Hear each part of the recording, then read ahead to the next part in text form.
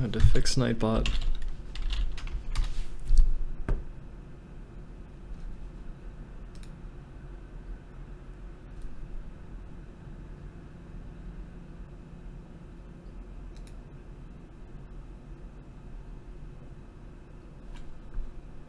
Okay. Okay.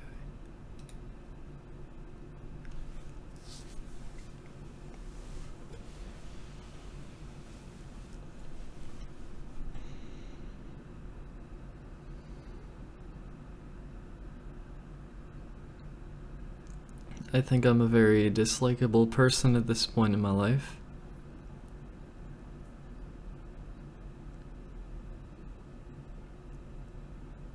But I also think that venting about it doesn't seem to serve much of a function.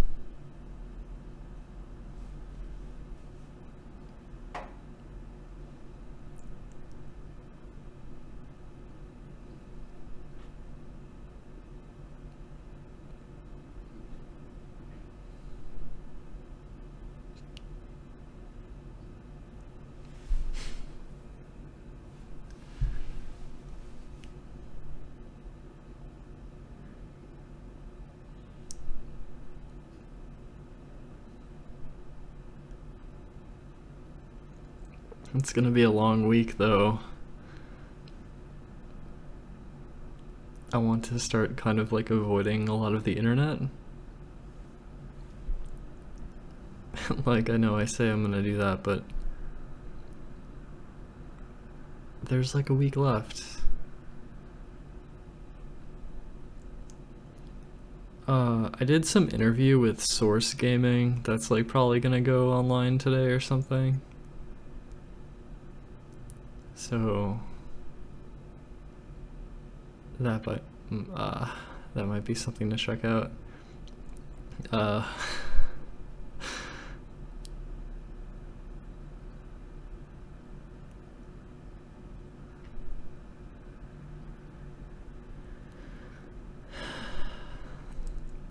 Okay, I suppose I have some work ahead of me because I have to go through my old YouTube channel and like re-upload a bunch of videos.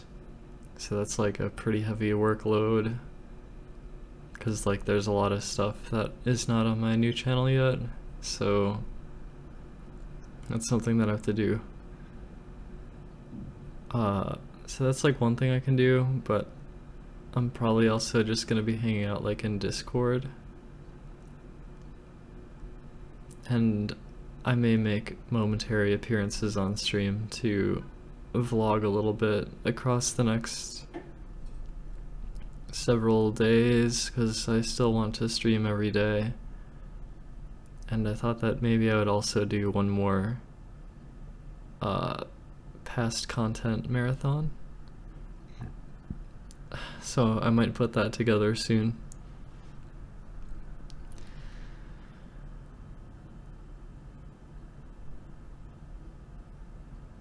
I wasn't on Source Gaming's podcast, it was just a text interview. I didn't feel that comfortable or confident doing anything but text.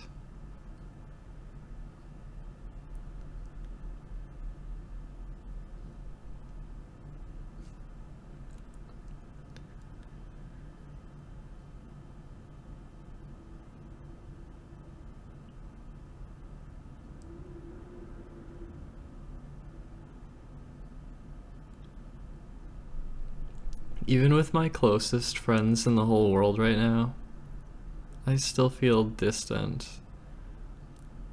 I do wish that I was better at like connecting with people.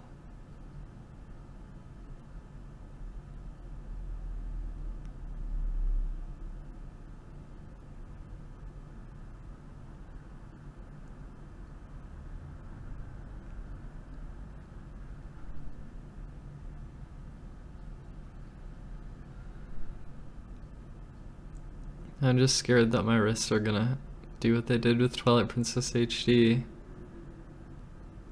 And that like 2 weeks into playing Breath of the Wild, I'll just get pain the moment I start playing and then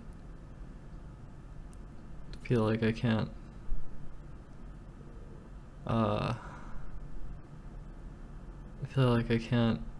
play it.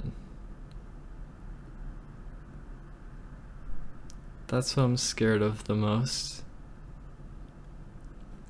There are other things I'm scared of. The digestive pain is like intermittently a problem.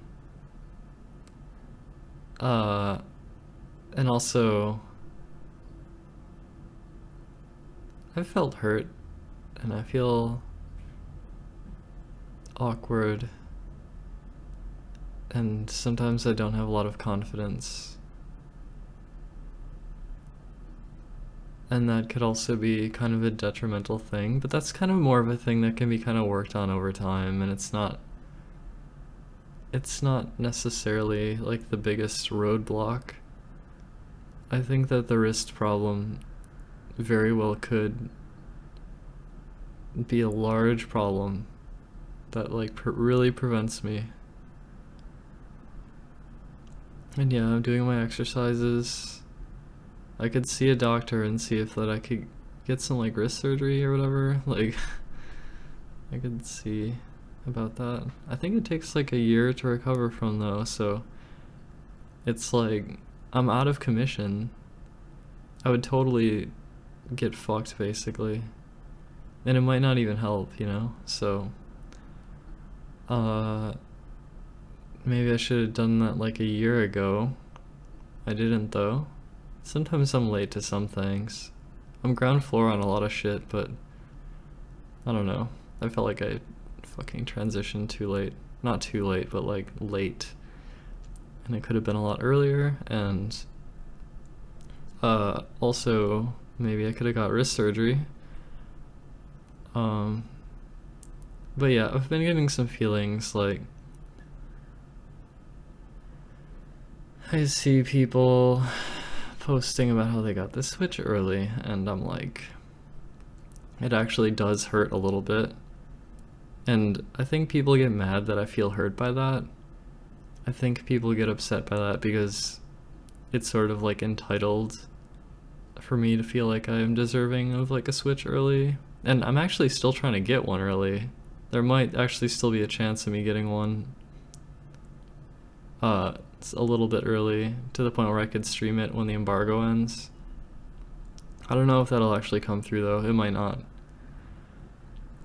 It's okay if it doesn't, I guess, because I'm like, there's already like super ambassadors or whatever who can like stream the game like days early, and like there's already spoilers and shit, so I'm like trying to actually like avoid some stuff now, I think.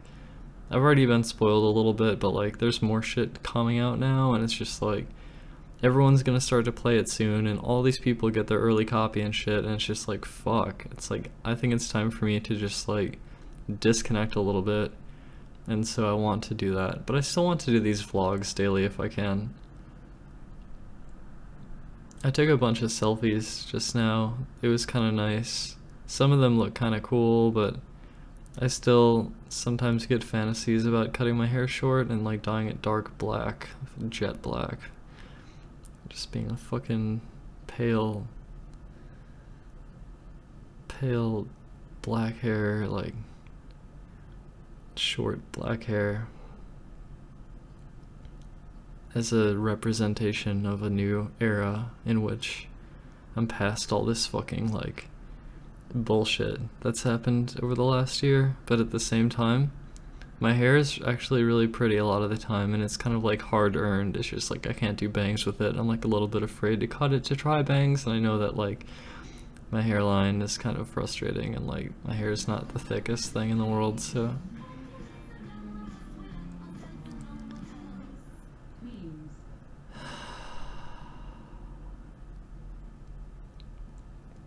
yeah, I am in it for the long run.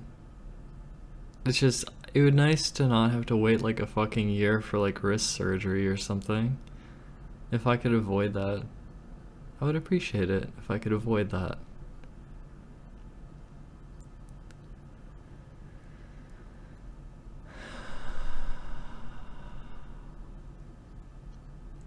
And like I can't help the way I feel about like the early switch thing. Like that's just how I feel.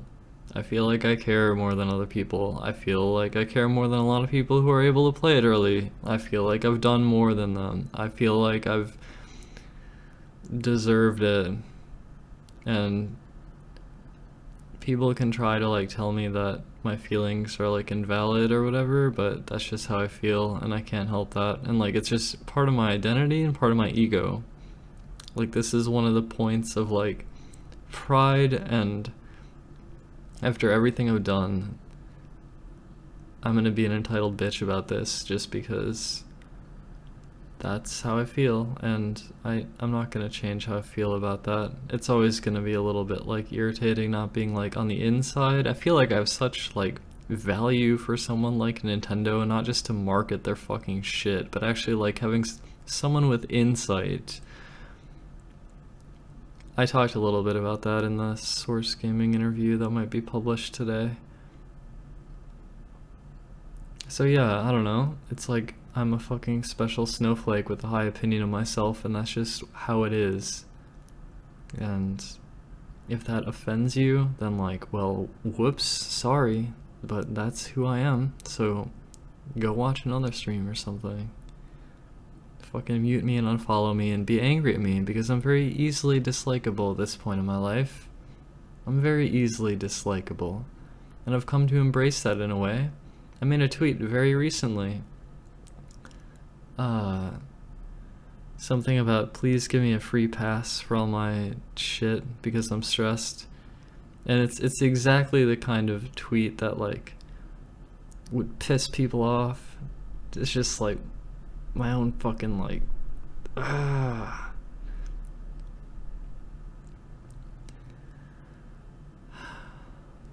yeah, I've heard embargo lifts March 2nd, so if I do manage to get an early switch, then I could stream it on the 2nd, so it should be pretty cool, but I might not be able to do that.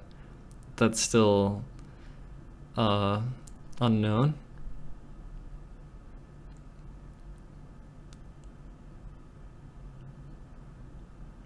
Just because of all I've accomplished in the past. It's because of like a lot of things going way back, just like my entire life history. Like that's the thing, it's like my ego's wrapped up in it. So when I see people like flaunting their early switches or whatever, it just like hurts me a bit. It actually hurts. That's just how I feel.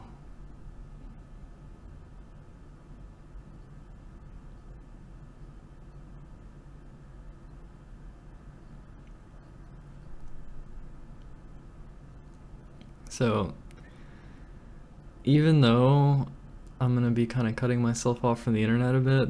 My life is getting very busy very fast. And maybe there will be enough shit in the day to preoccupy me until the Switch comes out. Oh, one thing too. I know I've been sort of venting about my negative feelings regarding like other people getting shit early and shit. Hey, thanks. So I've been like venting that shit, but I'm also extremely thankful that my Master Edition pre-order from Amazon did not get cancelled, because some people's did. Fucking MC Gamer. Apparently MC Gamer's Master Edition is cancelled. It's like, holy fuck, I would be so livid. Not only just not getting the Switch early, but having my fucking pre-order cancelled because Amazon fucked up. Oh my god, I would be so angry. I would be like fucking livid. But luckily, that seems to not have happened, so I guess I'm thankful for that at least.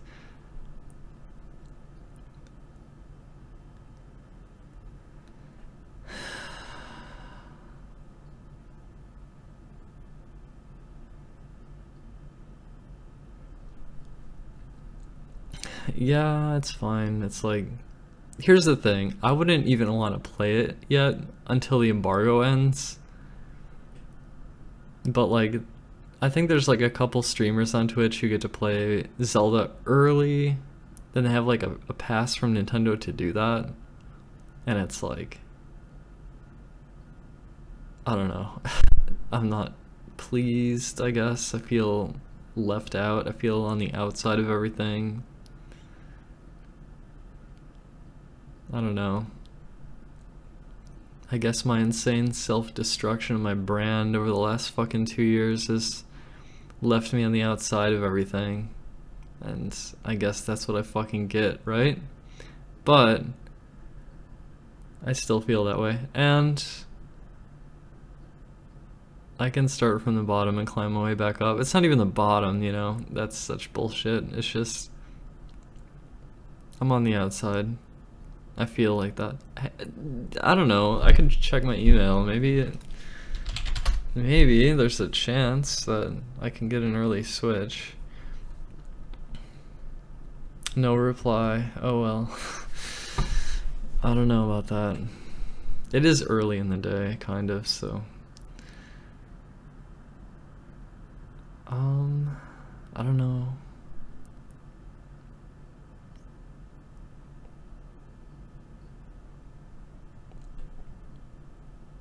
Yeah, like that shit. Like, people who get like some early support from Nintendo to like upload shit early, it's like my ego's so wrapped up in this shit. I don't know. I just feel like I care the most that there would be no one better than me for something like that. That I should be like first in line for something like that. I'm super fucking entitled about it. I shouldn't even be talking about it anymore. There's no point in even talking about it because it just pisses people off that I feel this way.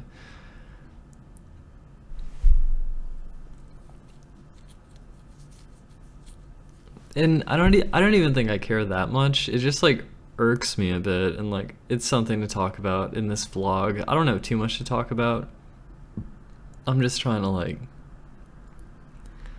not have a super depressive mindset, because over the last couple days my fucking mental health has been in the trash can, and like I've been having like really shitty thoughts a lot of the time, and my mood swings are like intense in a negative way, and it's just like, it's not good.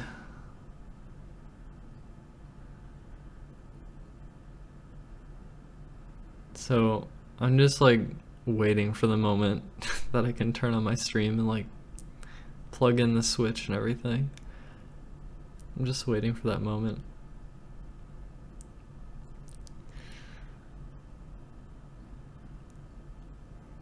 And I look at myself in the mirror and I'm like,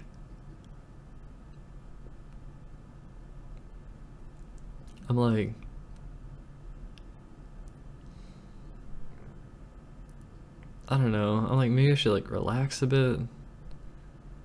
Or like, is my fucking playthrough of Breath of the Wild as important as I want it to be? Is it that important? Like, is it...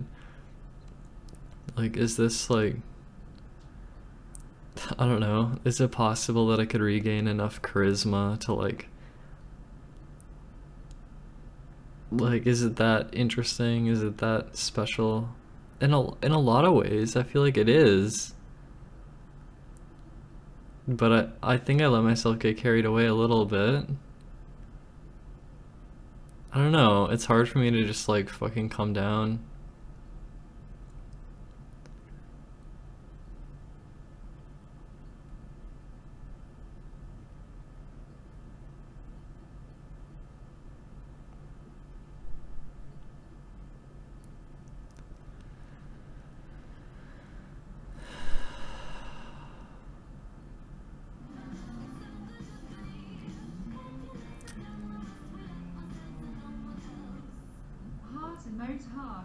Heart emote. Thanks, Pixel.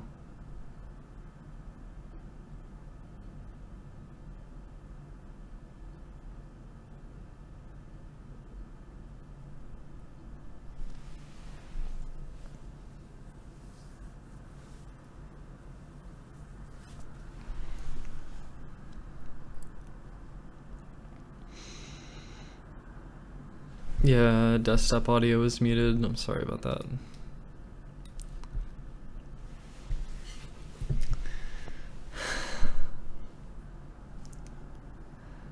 I think I have a desire within me to like take this fucking game's launch or like my life in general and like kind of like follow this fucking narrative of like, well, we already have like Act 1, the downfall of Narcissa, right? Thanks, Apollo Legends. And now it's like the rise, the return, the revenge. However, I don't know. Maybe I need to fucking like like let go a little bit and like allow moments to just happen naturally and not like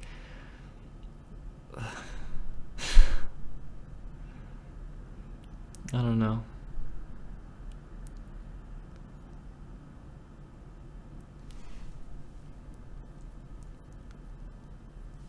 I just want to make sure that like when I say things out loud too, and this partially goes back to the confidence thing, but like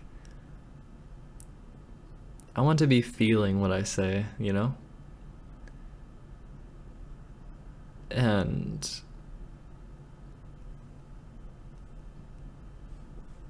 I need to feel it. I need to feel it. It has to be true, always true, honest. It's hard.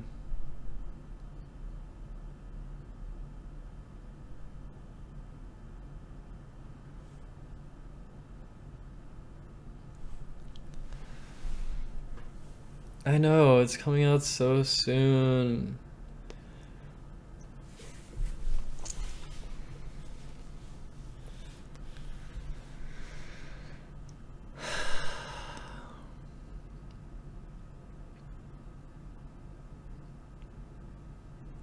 I sound more confident in those words. I feel a total lack of confidence right now. For the most part. I don't feel very confident right now.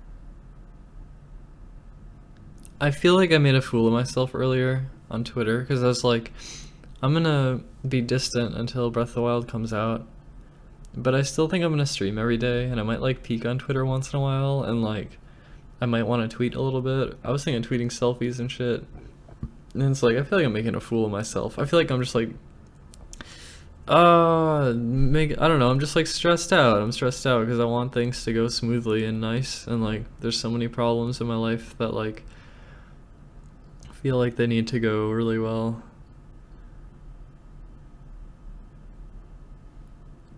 I don't know, Pat Hatter. Maybe not. Well, I often don't feel that confident. That advice doesn't help me though, Aaron. Like, thanks, but I just need wrists that work. I need some fucking wrists. I promise you. I think that I should also give myself space a lot of the time when it's hard to interact. That I should just give myself some space.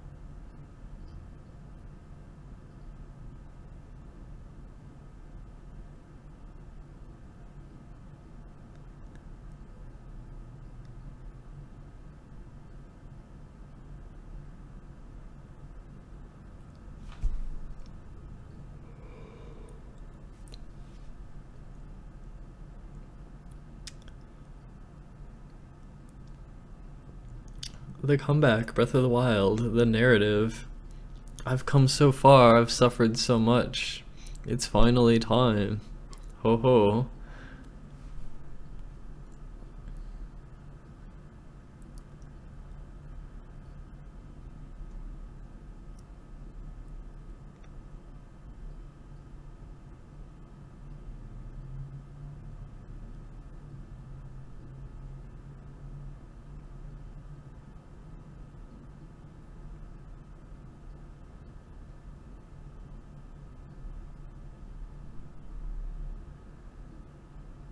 I know, Void Lily, I know.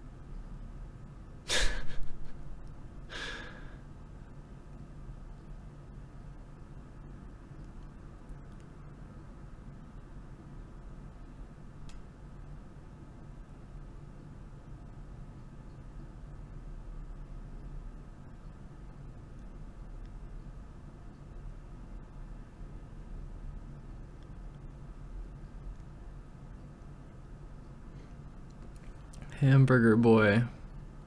How old are you? What do you do? And what are your dreams?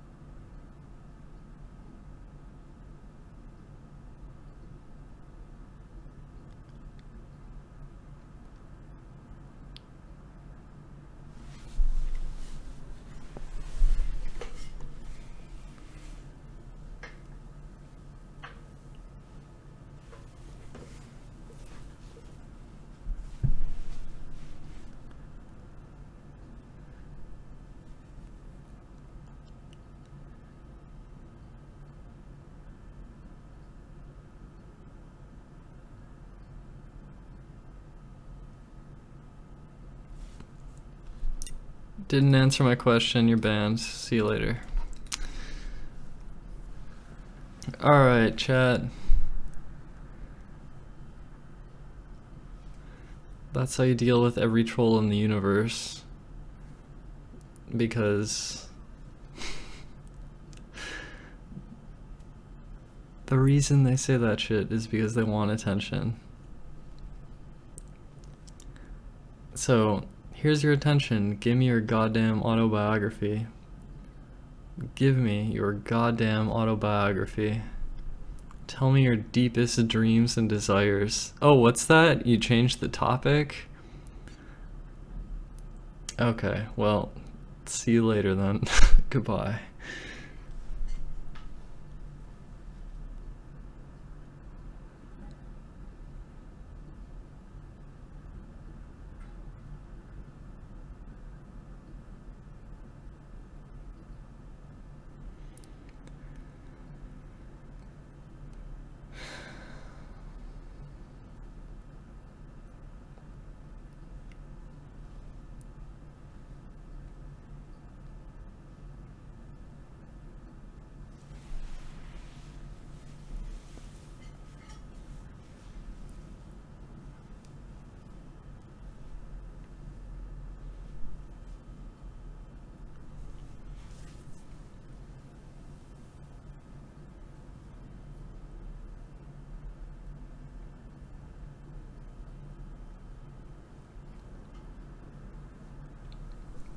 Do I have confidence? Sometimes.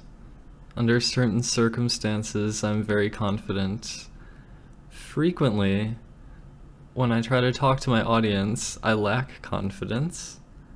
And I'm not really sure why that is exactly. It's been an ongoing problem for me, and it's something that I'm dealing with, I guess.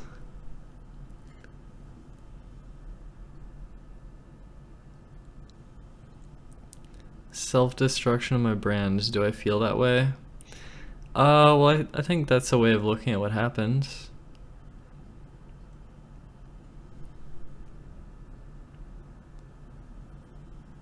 It seems that's how people look at it.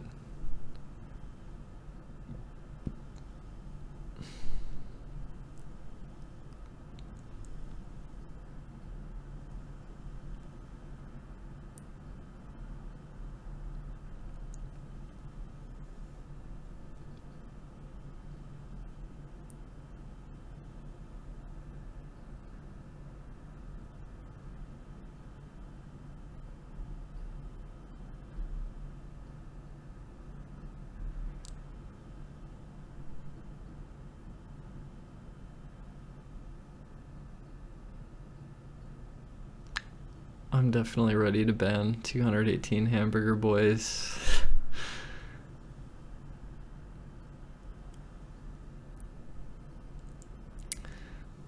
Oh God.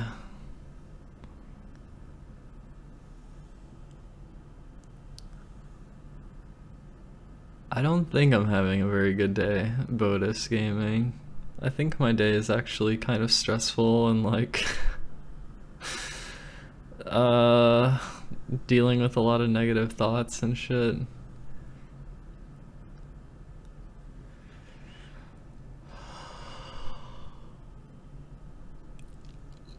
I felt like I sort of like,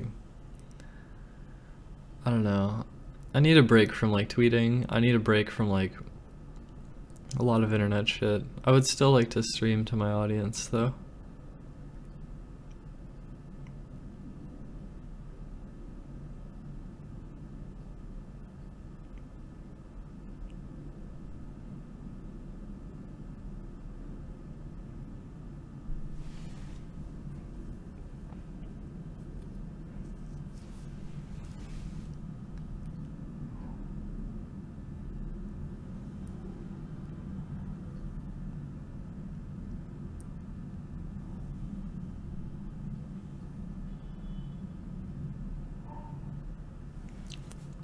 Alright, Aaron, you're banned too. I just don't want to read your messages in my chat. It's just not productive for me.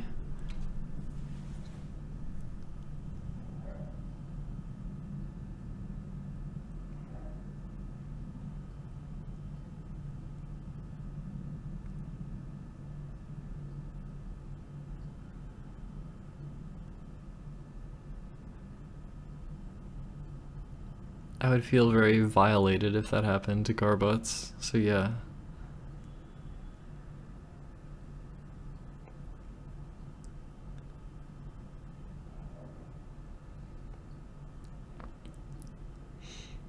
Yeah, no, but I just don't want to read Aaron's messages.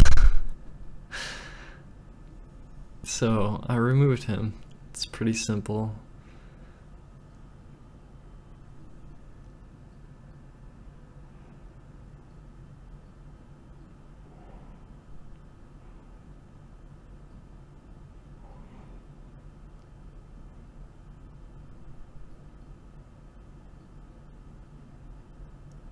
That could be taken in more than one way, Pixel.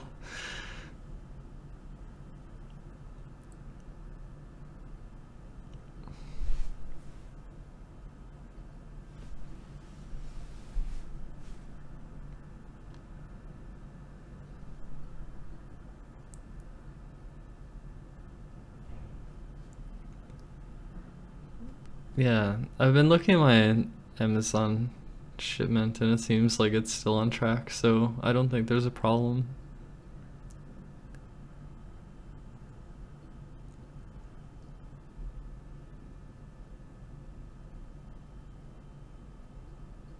Uh-oh. Uh-oh. You should check your orders page, Void Lily. Because that's what happened to MC Gamer, and it like actually canceled his, which is fucked up. Holy shit. I feel so sorry for everyone who had their shit canceled. It's so fucking insane.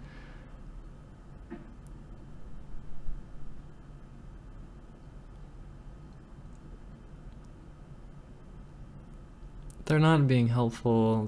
Maybe they're trying to be helpful. They're not actually being helpful though.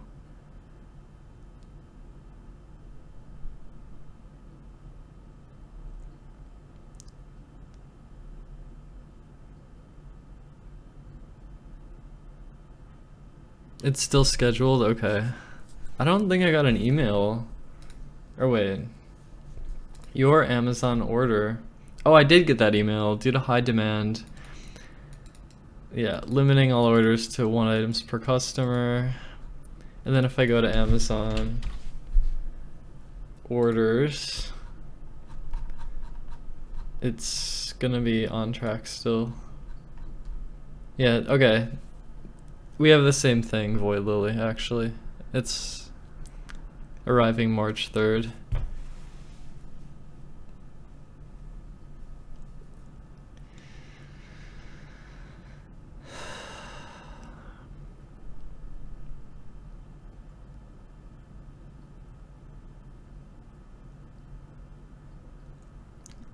That's kind of like a good analogy, Edik, actually. I think that analogy kind of makes sense to me. VR mode in Zelda, I have zero interest in that. Because obviously the game wasn't built for that. So I don't care. Yeah, I saw that. Apparently Phantom Hourglass is one of the top 3. It was sort of like personal reasons though. Oh, welcome, Sika. Or Sika.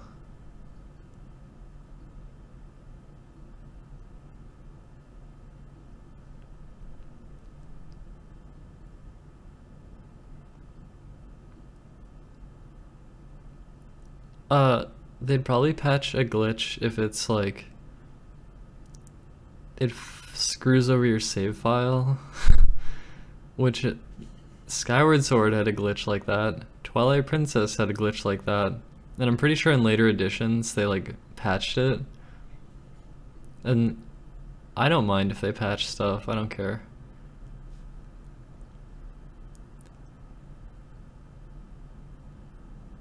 I actually do not care. Okay, so here's something I'm hoping for, which is actually kind of ridiculous, but hear me out, okay? So we know that these amiibo, they give you items, okay? And there's also Wolf Link. And you can use them once per day. And I don't know if it's once per day per per file or simply once per day, like period. But what if it's once per day period and it saves time in the speedrun for an amiibo speedrun? And then I would run an amiibo category and not grind runs because I can only do one run per day because of the limitation. And that way my hands don't get fucked over, but I'm still able to speedrun the game efficiently. How sick would that be? That would actually be awesome for me. I don't know if it'll happen, but I have a Nightbot telling everyone about my monkey ball achievements every hour because not enough people saw it. I feel like it's silly because, like, okay, if I would have got 999 play points in like 2014, then it would have got like 100,000 views on YouTube, fucking posted on our speedrun with like 300 upvotes or some bullshit. I don't know, it's just ridiculous. I did it now and like no one gives a fuck. And just end up kind of losing my audience and like all the attention is gone. Am I hyped for Breath of the Wild? Yeah.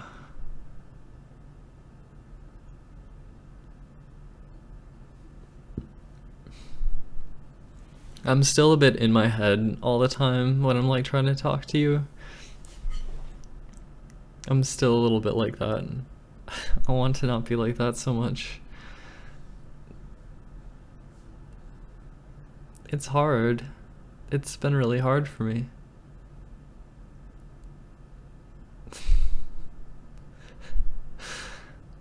I like changed my voice. Like the moment I came out, I started like talking differently. And then it kind of evolved. And that's been fine, but like I fucking suck at talking and I'm like, I don't know, I just think the way I went about things was really weird maybe. So it's like in the back of my mind a lot.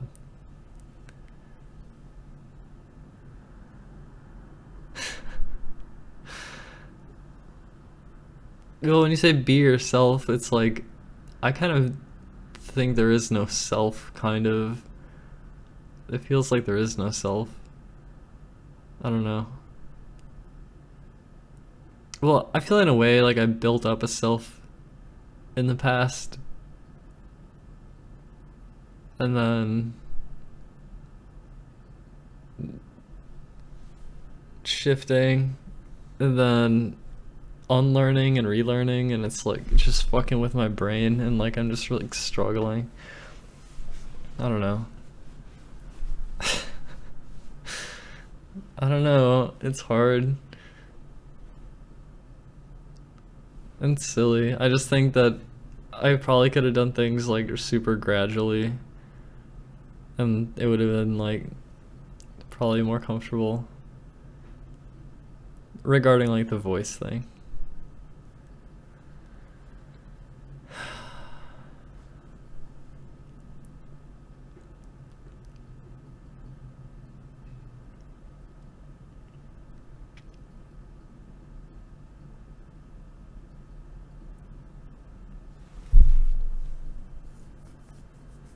It's just like once you consciously start changing your voice, then it's like it's hard to make it subconscious again, kind of. Like I guess if I was drunk it would be easier, and it's been true, like when I've gotten drunk in the past it's been really easy to kind of let go and just like keep talking. It's like fine when I do that, I sound fine, there's not a fucking problem. It's just like I'm always fucking in my head about it, it's a little bit wound up. I'm so sorry I'm like this. Like this is like one of the problems. Like this is one of the reasons I'm not super confident when I talk. I'm just like always in my own head. And it's hard. I don't know.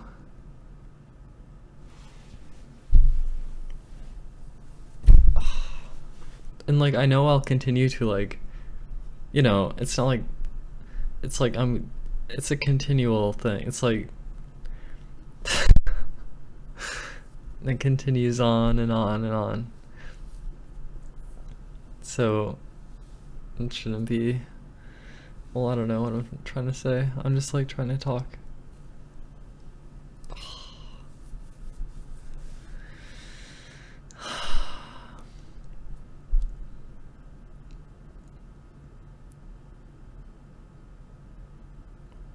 Well, you're very kind. Sometimes it's okay. Sometimes I just like, I feel pent up.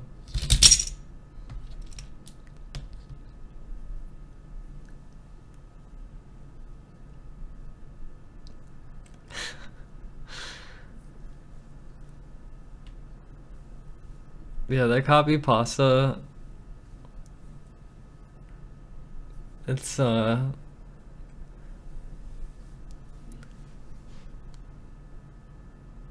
that's something I wrote one night. It's not so serious, but it's sort of just kind of funny. And it's also like self-serving in that ego way that like kind of appeals to me. So I just like wrote that. And then I thought maybe one day I would go into Clint's chat and just paste it at some like opportune moment to get, it would be almost like a fucking marketing thing. It'd be like, it would get everyone in the chat talking about me, and then like they would all start like, you know, they'd be aware that like I'm playing Breath of the Wild and shit. It'd be like a fucking like it'd be almost like a marketing thing. Yeah. Just using Clint's chat as like a marketing platform. Hey, thank you, Crows. Thank you. Thank you very much.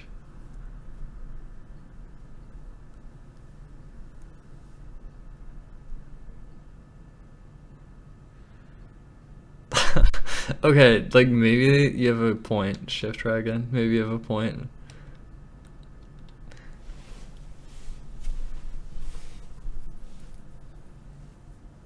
Ugh. No, they didn't cancel my pre-order. I still got it. Well, what's kind of strange though is like if I read off of a script, it's actually like not that hard to talk. But when I try to like just say what I feel, I actually struggle a lot. And I'm kind of struggling this entire stream, just letting you know. Like just letting you know, this entire stream I've been kind of like the whole time. Like the whole fucking time I'm like a little bit like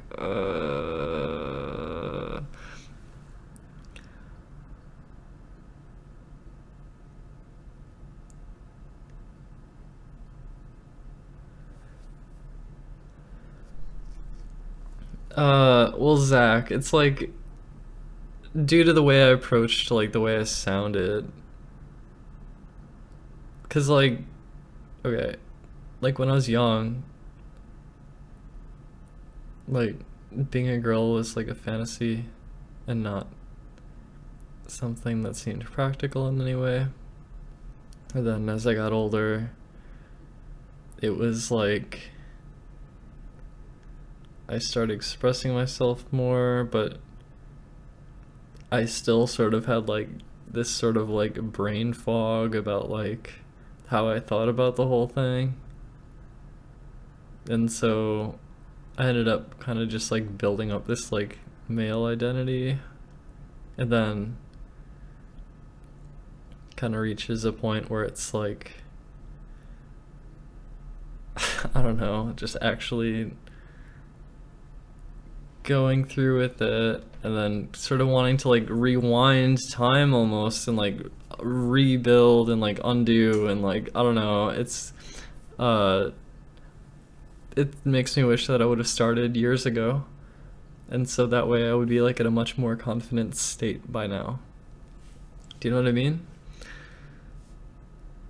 I may have like misspoke there a bit, or that might have been confusing. I just mean like in 2012, maybe if I would have had a more open conversation about the whole thing, then maybe I would have been like on the right track earlier, and that way, I mean, I don't know, in 2012 I had a good year, in 2013 I had a good year, in 2014 the first half of 2014 was good. So it's like I had good times even though I waited.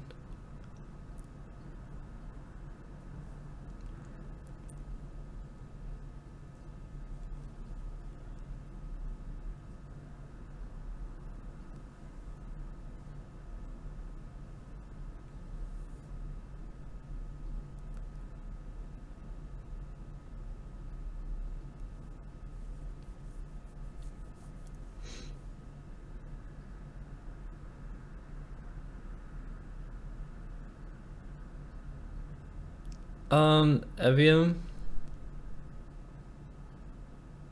There was a point where I was like getting laser hair removal on my face. And like I still wasn't 100% sure like what was going on. I was getting laser hair removal. And like I wasn't sure what to do exactly. Like it was a really hard time.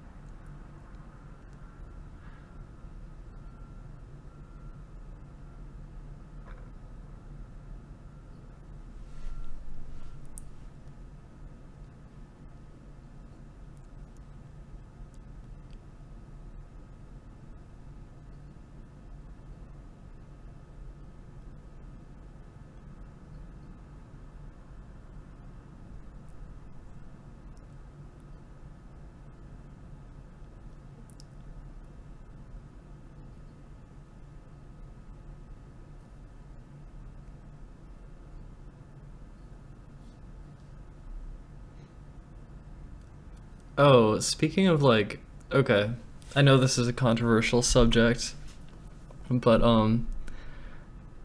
I personally support the usage of puberty blockers for young trans kids who may want to avoid puberty and then transition. I support that. I know it's a controversial subject, but I think that that's very beneficial.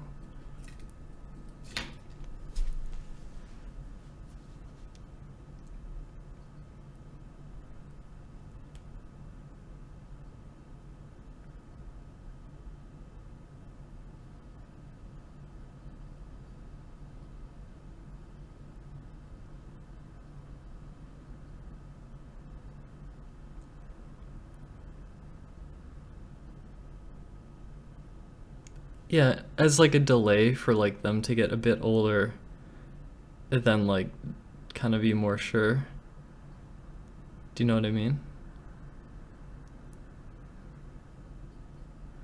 I don't, well, the feelings, I want to say feelings were happening around like 13, but I don't know actually exactly when. But it was so like there was no conversation about this stuff at all. It was very just like these sort of vague feelings. And I don't know, I kind of did well enough not really addressing them for a long time, kind of. So, and on the other hand though, like I wish I could have like started this whole process a long time ago. So, I don't know.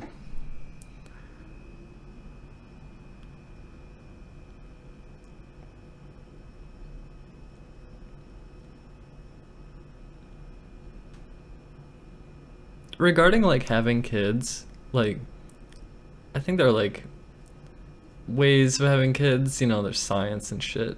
Like I don't think we have to worry too much about like infertility issues and stuff. I just think, I don't know, in general. Like, I'm not super educated on this. It just doesn't seem like a huge concern to me. I don't know.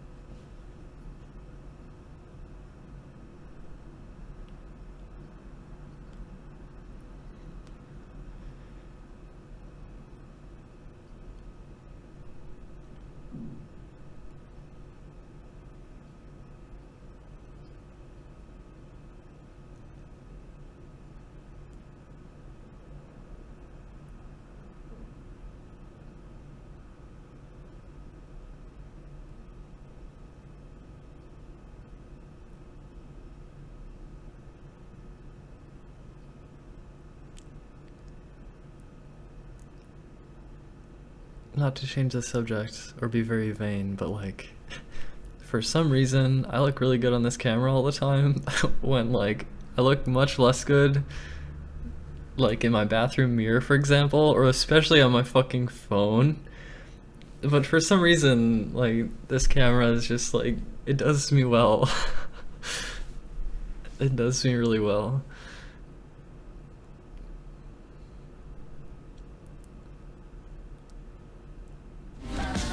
Hey, Zapper, thanks.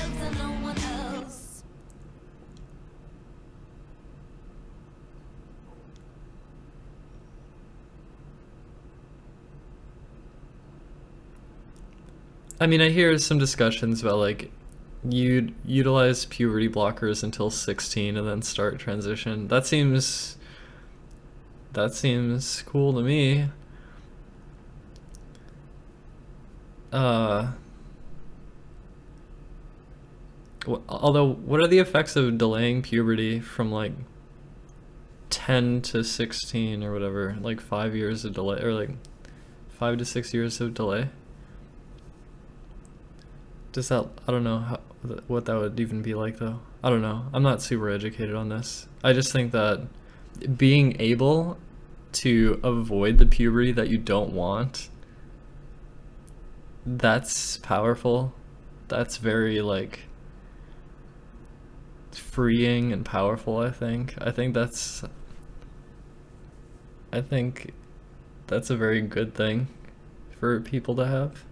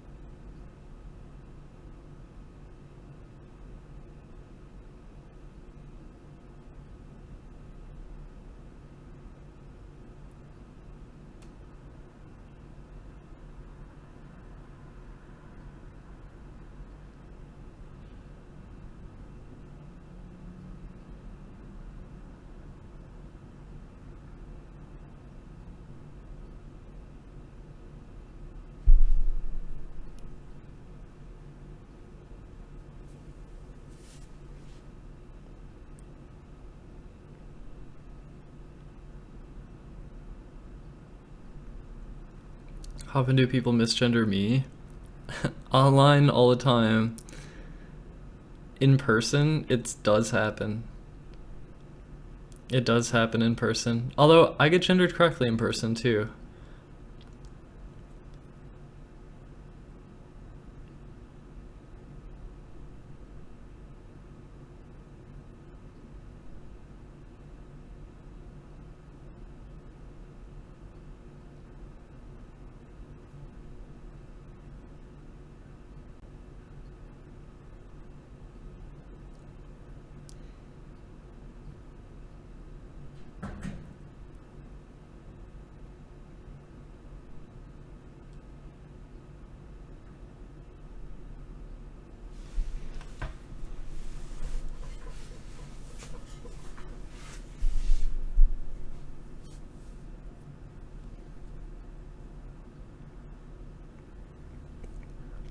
Oh, Haxeros. It was just in context of using his chat as like a marketing opportunity by making some fucking copy pasta beef.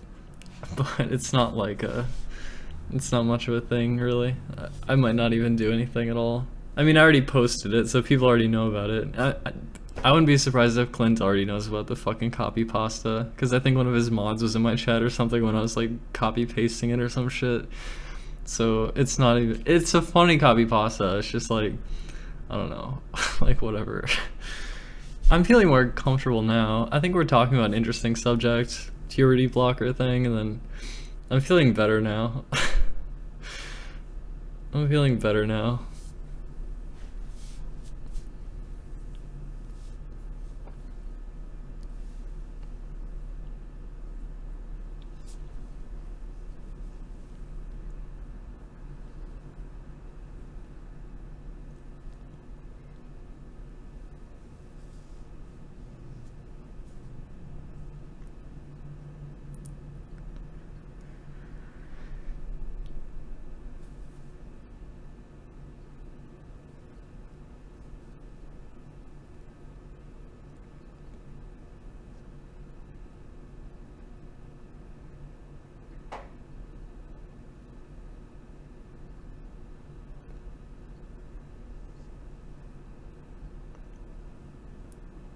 Yeah, keyed for mouth.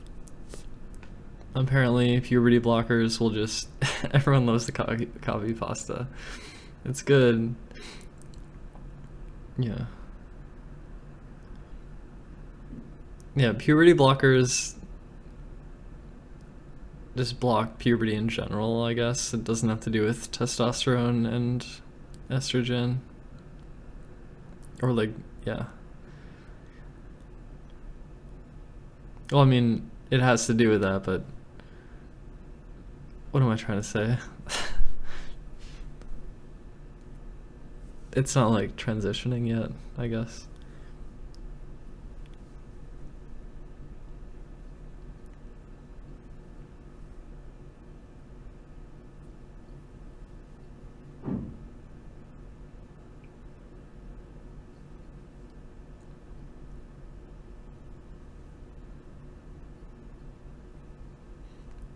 Well, bonus gaming, if the kid is like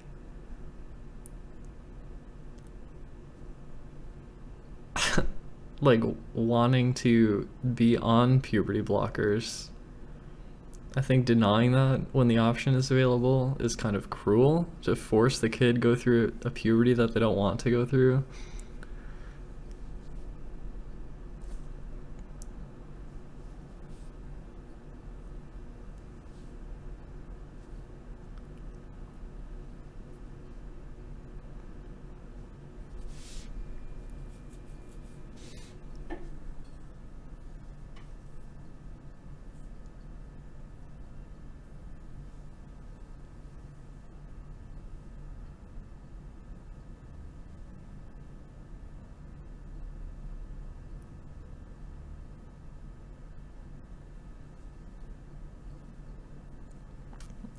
But how do you define naturally curdly? Because it's very arbitrary.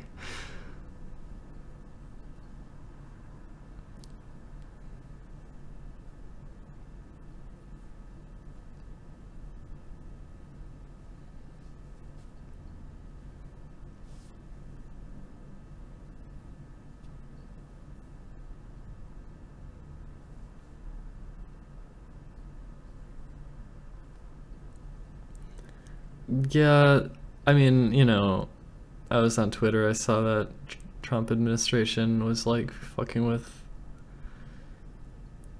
uh trans bathroom stuff, leaving it up to the states to determine a system or something. And then there's some complication with like title, what is it not? I don't even know. I don't know this shit that well. I'm not well versed in this. I just I don't know.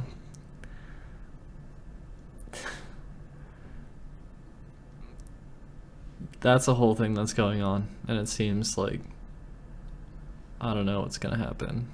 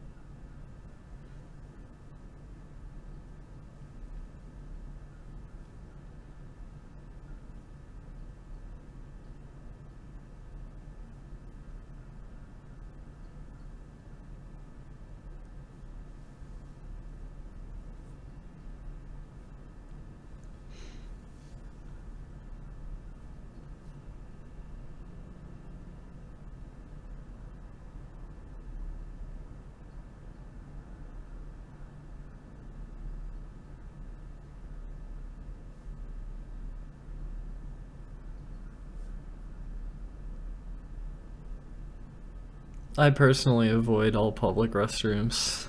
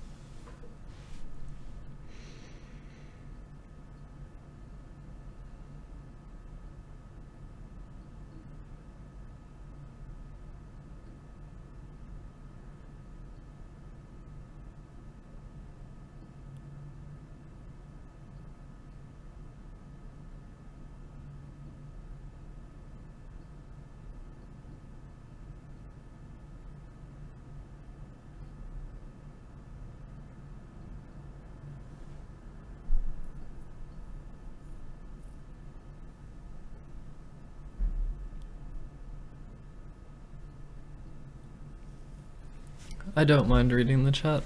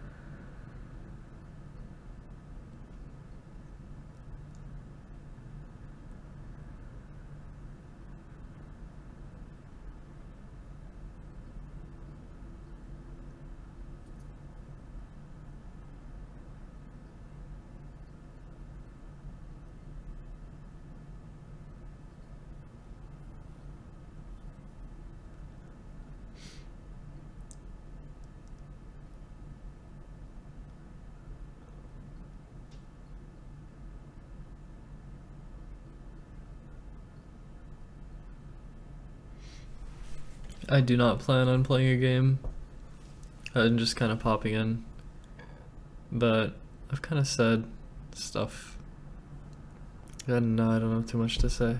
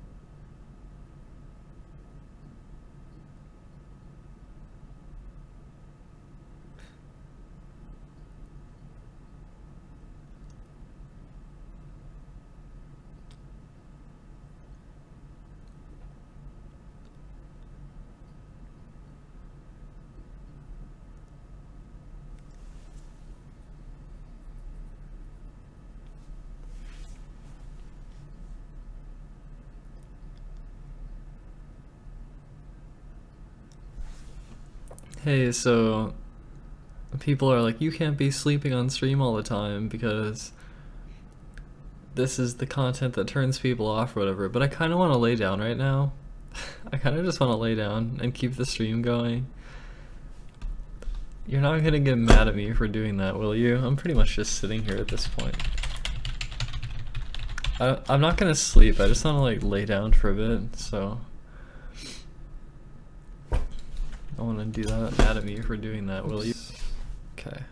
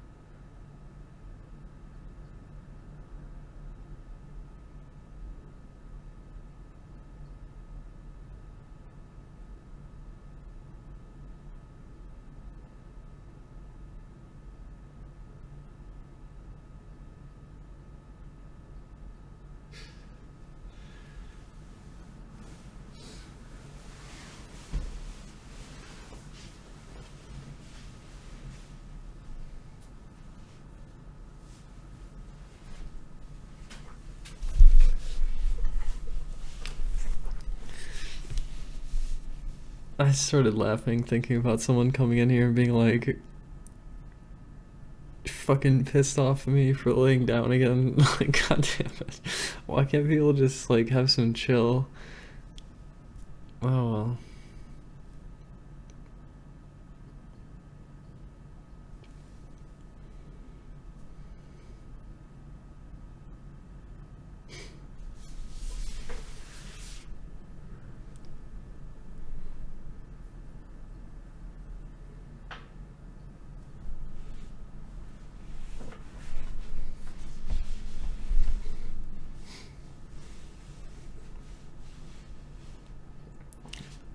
Yeah, I don't know. It's nice to be able to read the chat and interact. I just didn't know too much to say and like, I don't know. Bathroom arguments.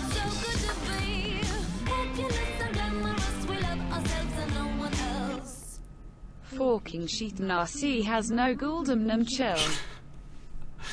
Thank you, D-girl. Do I condition my hair? I do. I've been doing it like every day, but I've heard that it's also good to do it like once every 2 days or 3 days. Yeah, the sensor.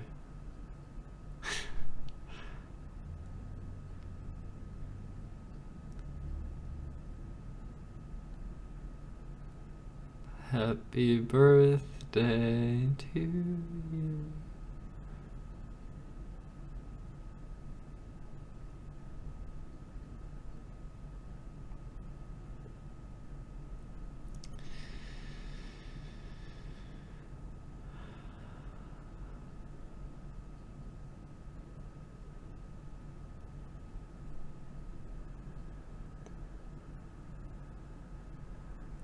More emotes. More emotes for subscribers. I have like 4 slots or something, so yeah. I don't know what to use for the emotes though. I don't know what to use.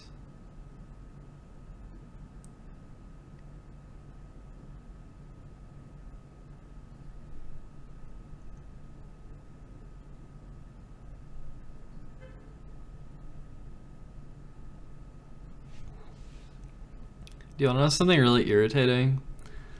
I realized that like not only do I have the wrist damage, but like apparently I have pain like here or something, because like when I use my right hand to brush my hair, this going back like kind of far, like this action, like it's like painful. If I use my left hand it's fine, but like using my right hand to do this, like, I don't know, sometimes it gets really painful. And then with my left hand, my left wrist, if I like bend it all the way, it can sometimes hurt. It's not hurting right now, like neither of those things actually hurt right now, but I just notice things sometimes, like my hands have like different problems depending on what I try to do with them.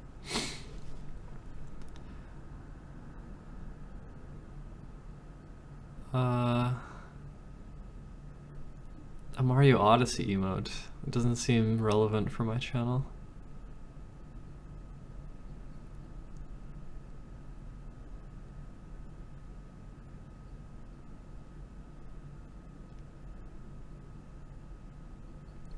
I'm actually pretty sad that like my viewers, look, I'm not trying to like force people to watch something they don't want to watch, but I was kind of sad that not that many people wanted to watch me play Smash.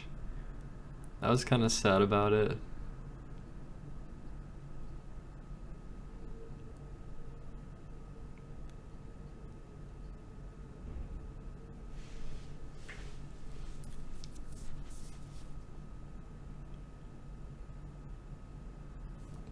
Yeah, the Four Glories Zelda, it's good.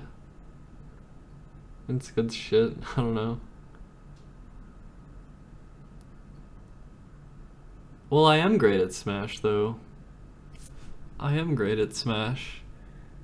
So, don't be hating. Do not be hating on my Smash abilities.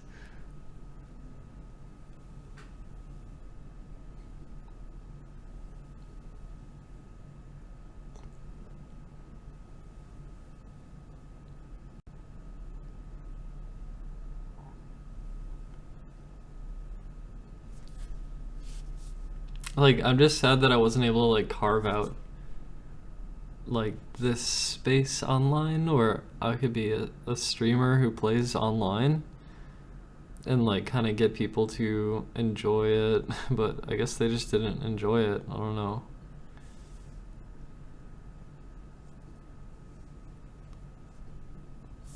I can promise you that if Smash for Switch comes out, I'm gonna play it. I'm gonna play it.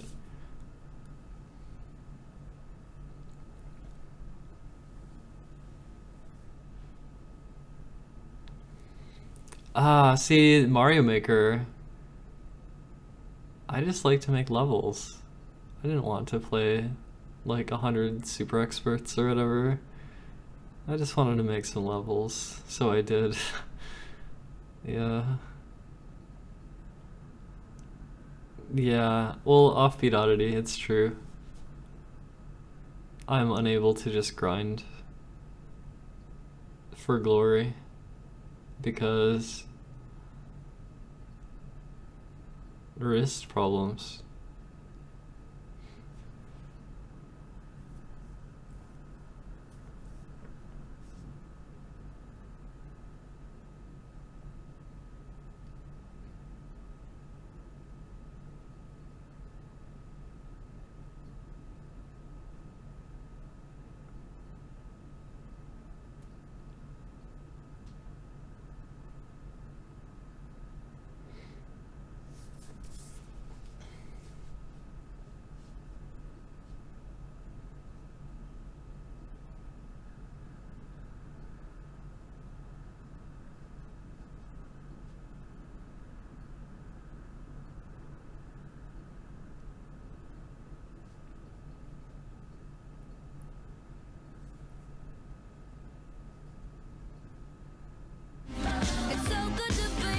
It's a decahedron, thank you.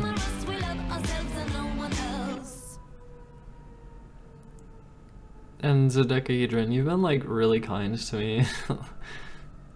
Like the entire time you've been around.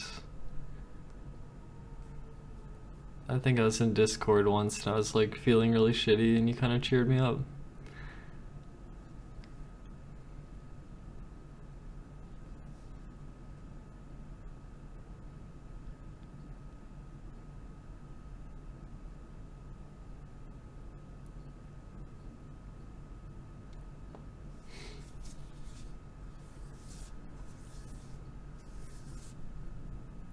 Look, if you think that like, okay, this is really frustrating for me. This is like really frustrating for me regarding Smash. Like,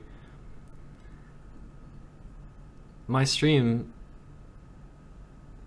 shouldn't be any like less enjoyable. Like, I'm running around just like stomping, like fucking going on huge win streaks. I'm like, I don't know. I'm like beating all these people. I'm like kind of like a character specialist, and I don't know. It's just sad I wasn't able to build an audience like that. I think it's disappointing. So when people are like, oh, but Zero would beat you and Nairo would beat you, it's like, okay, but we're talking about the Smash streams. I play like for glory, like exclusively, and like it's just like the arguments people make regarding like the stream not being successful don't really make sense to me. Do you know what I mean? Maybe it's hard for me to explain this very well. It's just irritating that, like, it's irritating to me that I wasn't able to get an audience doing that.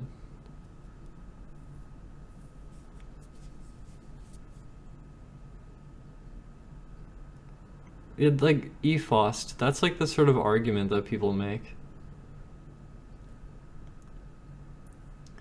Well, I can play several characters two-face heavy, and often I did. So it wasn't only Zelda, but Zelda is my best character by far, and not many people play Zelda, especially not as well as I do. So there's like additional value there. And it's true that I didn't commentate too much, but I don't know. I still think there's a lot of potential with like just making it exciting, going on win streaks, or just like playing good players, then like giving my thoughts. And I think I got better at it over time, but I don't know. It's just like it never came to like something very fruitful, and I think that is really disappointing. And when I see all this fucking melee elitism and everyone like shit talking the game and shit, it's just like actually kind of irksome. And I think a lot of people are really ignorant, and I'm more on the ground floor than a lot of people, and like I'm ahead of a lot of people when it comes to this shit. I have an ego about it. And so it irks me, yes, it does.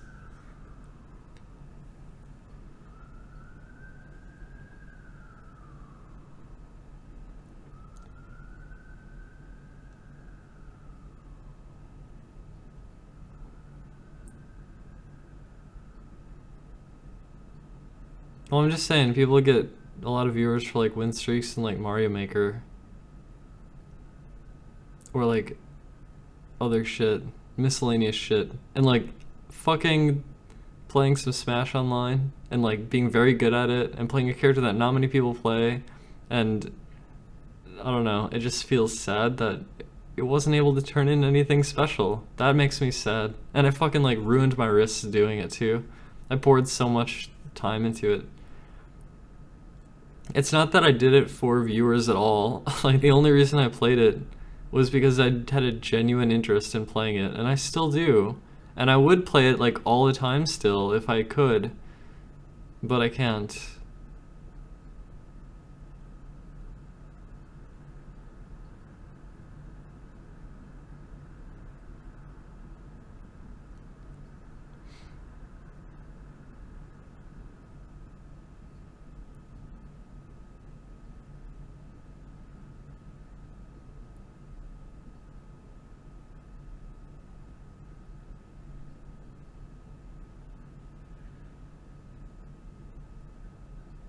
I think there might be a few, Zach. There might be like a couple.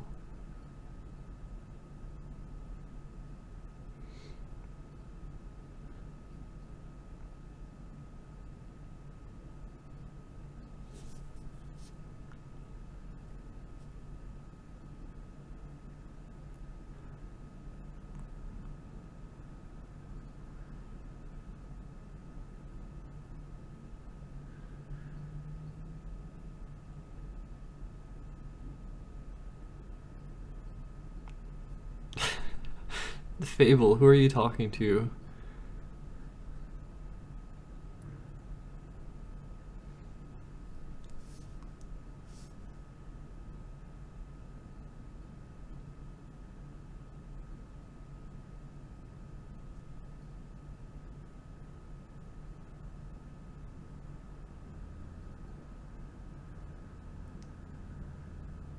Yeah, the box. Yeah. It would be kind of hard to adapt, but I guess I could. Maybe when Smash Switch rolls around, and if they have GameCube controller support, and the box plugs into the GameCube port, and it's actually really ergonomically superior, then maybe I'll do it.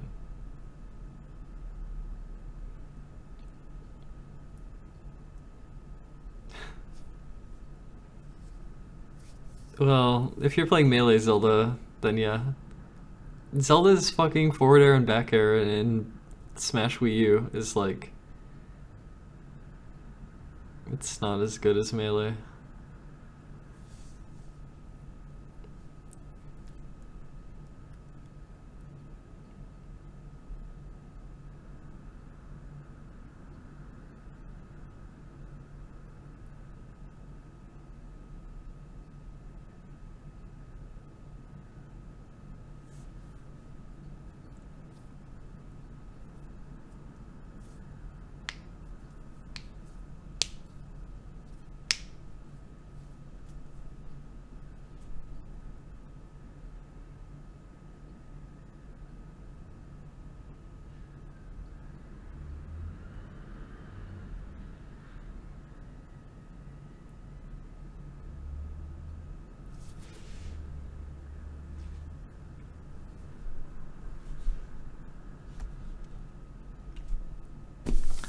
Well, I think after just years of speedrunning, and then eventually, well, years of Smash, years of speedrunning, then like a big Smash grind and like fucking GoldenEye and shit, like an Ocarina of Time grind and zombie hovering and like everything.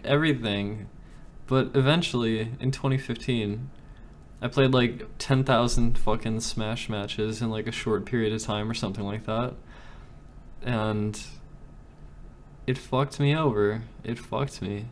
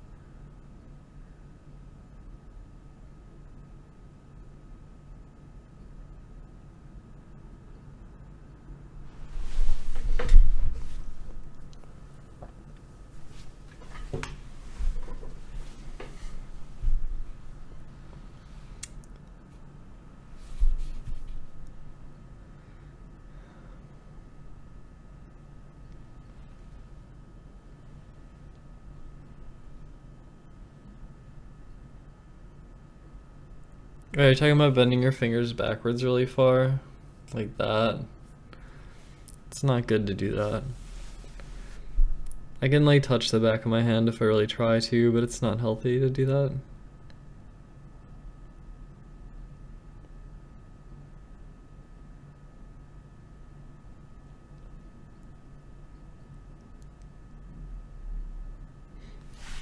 Yeah, Dev, like I think, I don't know. It just seems like the people who watch my stream just like can't really get into Smash because they probably never got into competitive Smash ever, and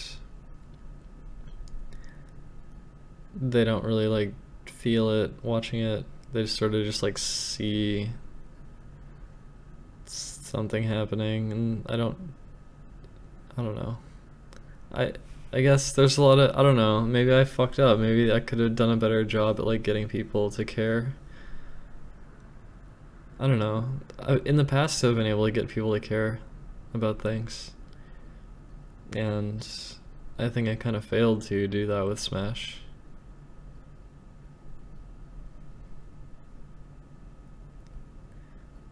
Yeah, Nightbot is on a timer.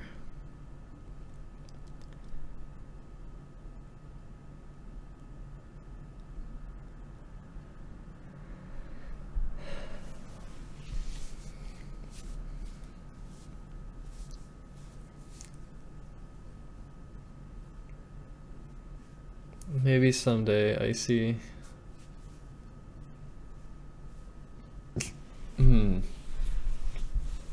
Well, kind of a lack of interest in playing Ocarina of Time and Wind Waker.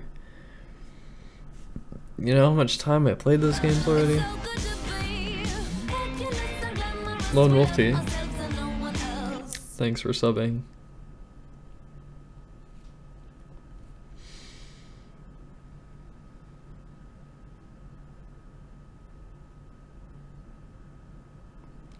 Do you think wrist surgery is $20,000? That's actually fucked. That's actually more than I expected. If it is that much, then that might actually be a problem. I don't know. I don't know. I'm praying that like wrist strengthening and stretches are like enough to the point that I can actually do what I want to do. Because if it's not, then wrist surgery is the next option, and then it might fucking, I don't know, put me in debt and then make me unable to like do anything for like a year or something, right? While it heals or something. Which means I just like lose a huge opportunity to have a good stream and shit. Maybe that opportunity is non-existent. Like maybe my hands are destined to fail and there's nothing I can do, and like I just have to like fucking cope with it somehow.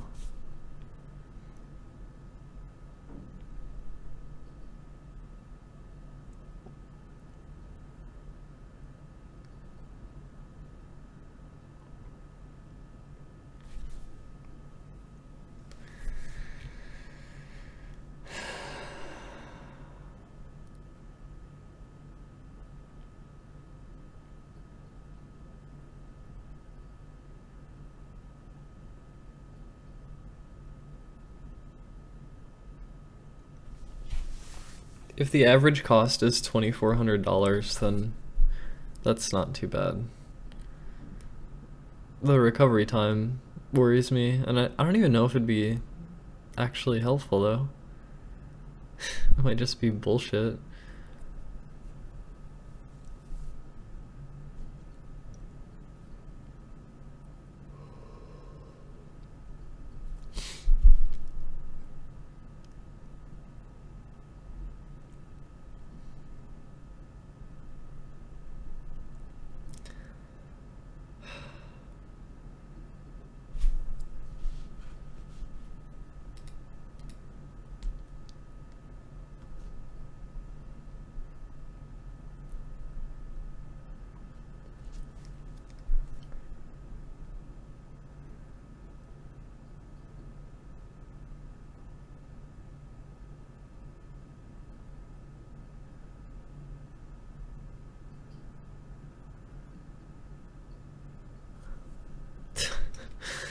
Honestly, I think I would shell out that like those thousands of dollars, get the surgery, be crippled for a year, and then try to play, and then it would just hurt or it wouldn't work or something.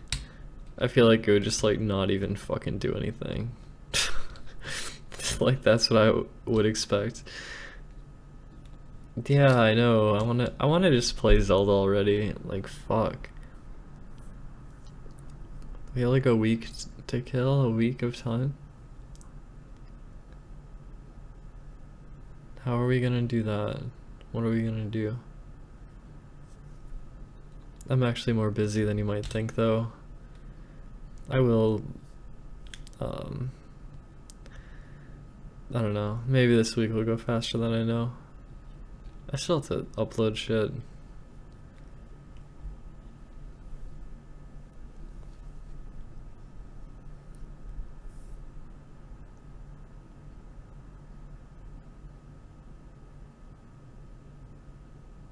Yeah, the Void Lily. I'm actually like still trying to get an early Switch, but I didn't hear back. I didn't hear anything back.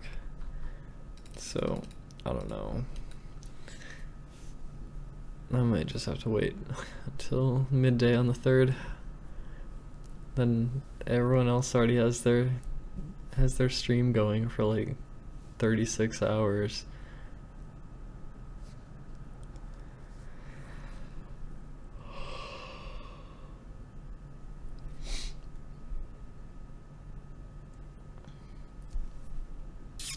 Yeah, I mean, I have like an ego about it. Like, I feel entitled to be able to stream Zelda early. I feel entitled. I feel hurt every time I go on Twitter and I see like,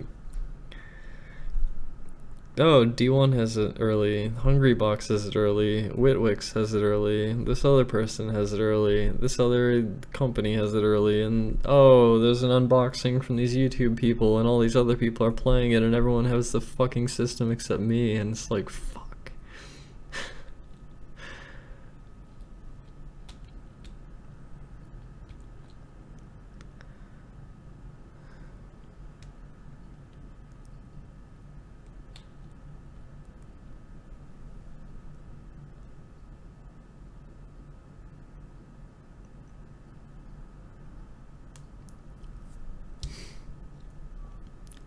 Also, I think anyone who does like a Switch giveaway, that's fucking sketchy to me. It's like they hoard the Switches with their mad fucking streamer bucks, and then they like try to get fucking social media interaction and benefit out of like giving away Switches. and it like shortens the stock of people who actually want to pre-order it. I don't know. I think all this fucking giveaways, I find it like gross, kind of. Yeah, fuck that shit. I'm not doing a giveaway. Actually, okay, wait, hold on though. If I do get a Switch early, then the initial one that I pre-ordered will be here, and then maybe I'll have two, or I could cancel the pre-order. I need to hear back from this fucking PR firm, which I doubt. I don't know. Fuck it. I probably won't be able to play it early.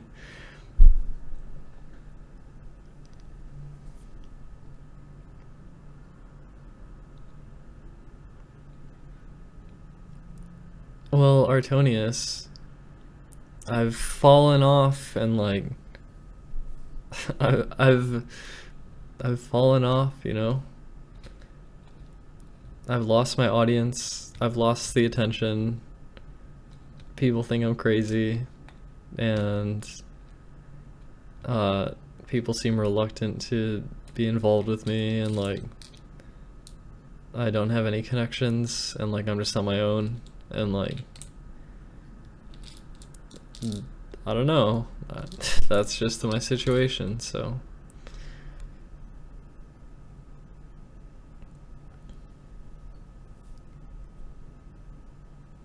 It's just irritating, because it means a lot to me. It's like this game releasing, like Breath of the Wild, it means a lot. It means like a lot to me. Like I care a lot. I've been following shit so long. Like I had full faith in the game before they even named it. Like I was like, oh my god, I'm so ground floor in this shit, and like after everything too with like Zelda and like Ocarina of Time, Wind Waker.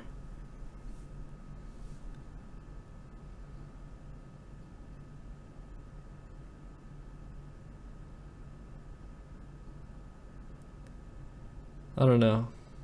It's painful.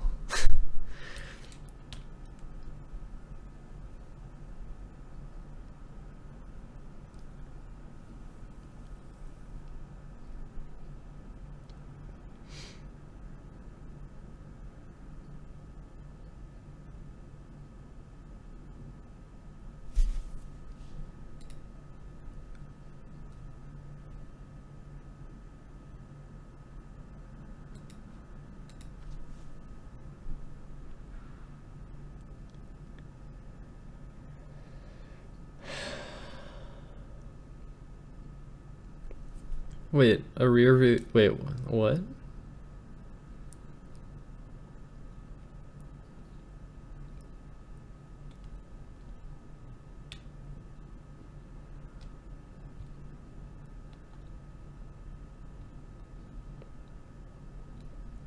Here's the thing, I don't even mind paying for the fucking Switch. It's just like I probably have to wait longer to stream it than all these other fucking people.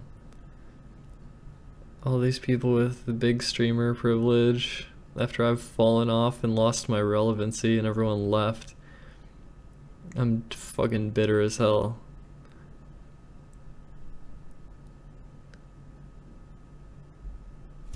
Oh, what is this? Oh yeah, this image. Yeah, that looks like trash. Thank God that's not the controller. I'd fucking like be really upset.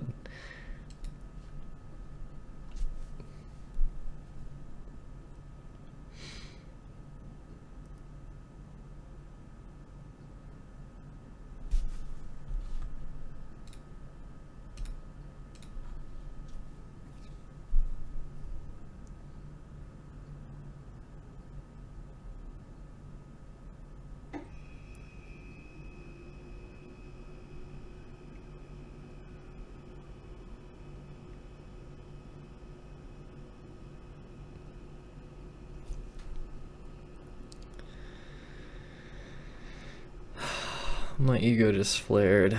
I don't want to start some fucking beef, but like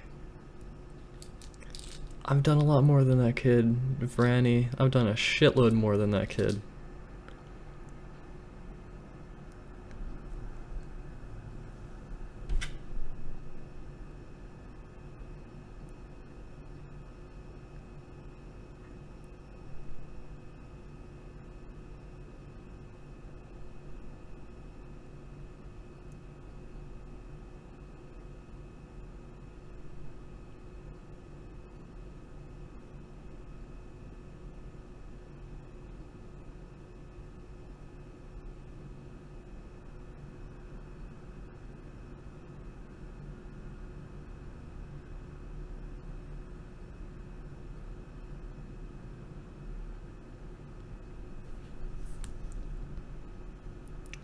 Nothing is wrong.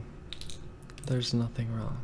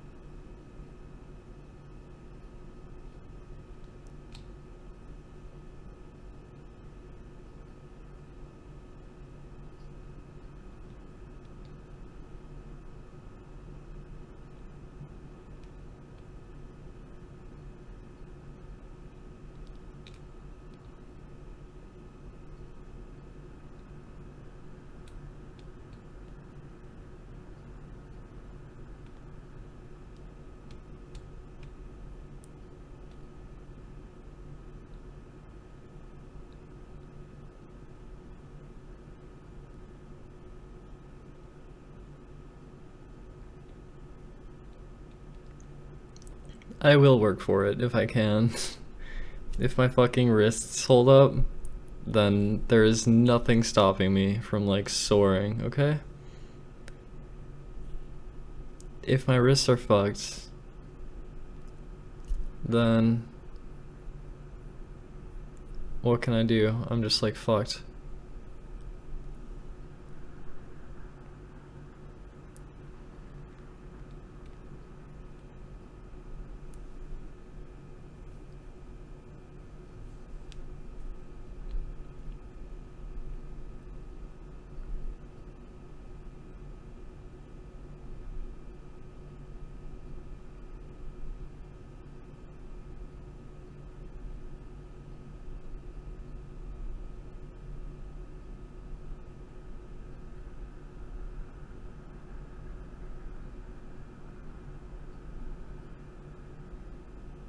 Humility.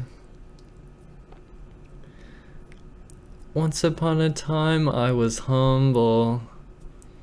Once upon a time. Once upon a time I was humble. Once upon a time I was humble. Once upon a time. Once upon a time I was humble, but not anymore. Not anymore. Not anymore. No more humbleness. No more fake fucking humbleness. I know my value. I know my value. I'm valuable. I'm important. I'm special. I'm the best. And fuck y'all.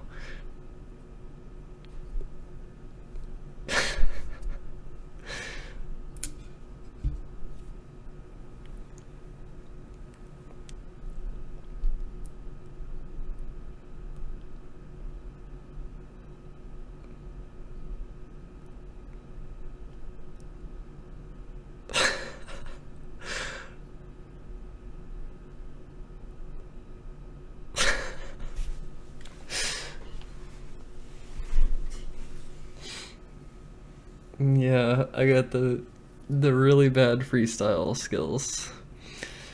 But it comes from the heart though. It comes from the heart.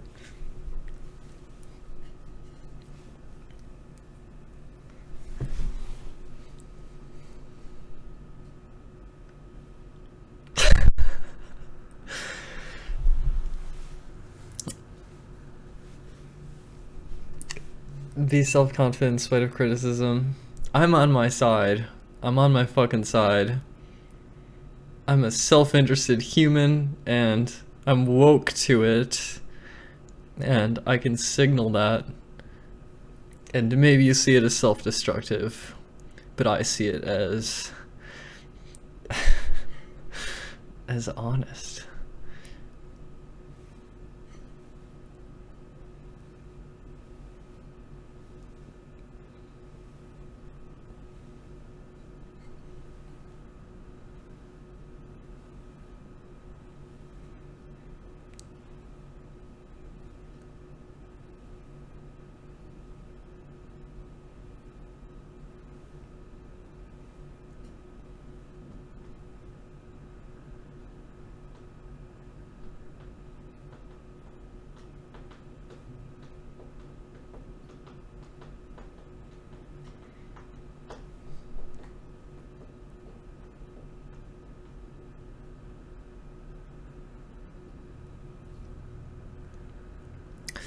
However, to be self-interested, one has to define what the self is, and that can kind of vary, so I don't know, depends how you look at things. I think I just kind of like being a bit provocative sometimes, and yeah,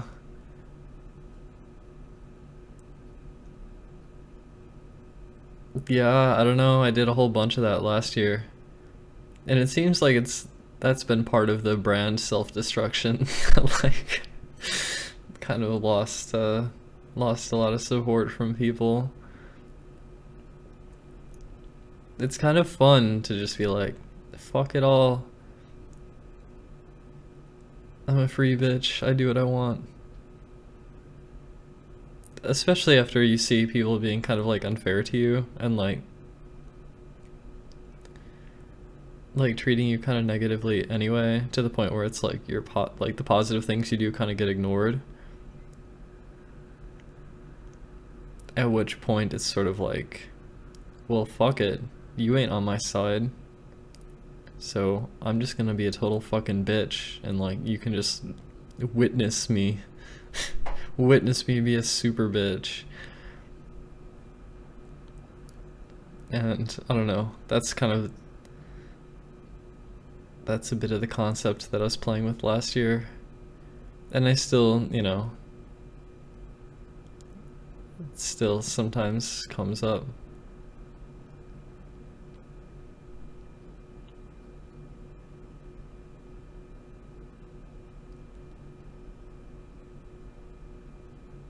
Assertively honest, that sounds nice.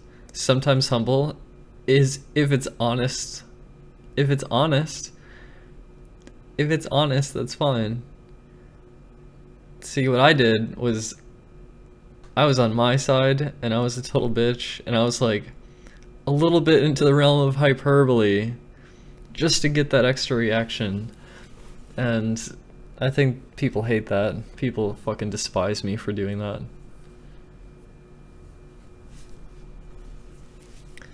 And it's like, yeah, I don't know, it's a fucking hard year.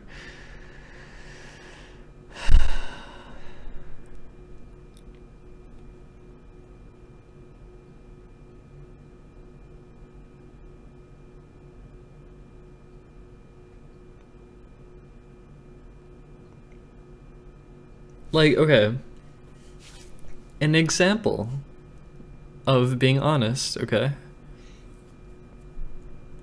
I do feel a little hurt when I saw various popular people getting a Switch early and Breath of the Wild early and shit, and me feeling like kind of on the outside and left out. It did hurt, and so I said that. And of course, you know, people get upset when I say that. But it was honest. At least that was honest. And it's like, if I know the things that I think or say, or like if I know my feelings, if I assert my feelings and they make people upset,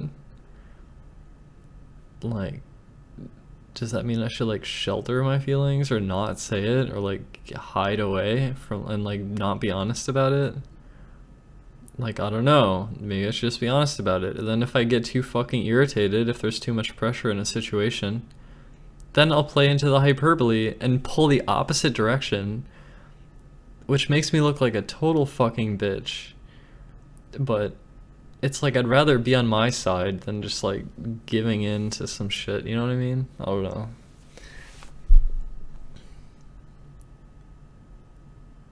Like, if I'm incredibly overly self-serving, that to the point where it doesn't actually like get anyone to like really resonate with what I'm saying, it's just sort of like disrupts it. Like, if I'm like a little over provocative, very self-serving, then that happens sometimes when it's like I'm fed up with other people's shit. I feel everything else is like rising around me and I'm like sinking, and like I need to like get out of that. So it's like I get into a mood and then I'm just like, fucking go in.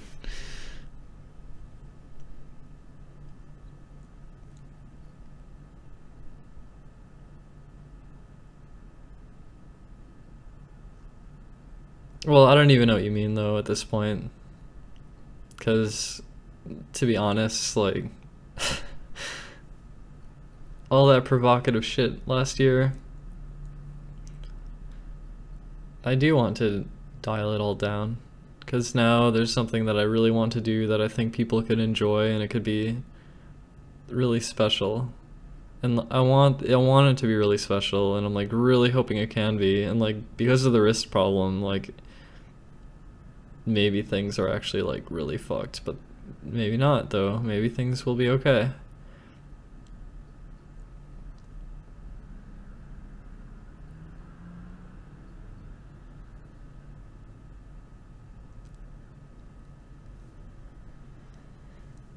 No, Artonius. It's not going to be shelved permanently. No.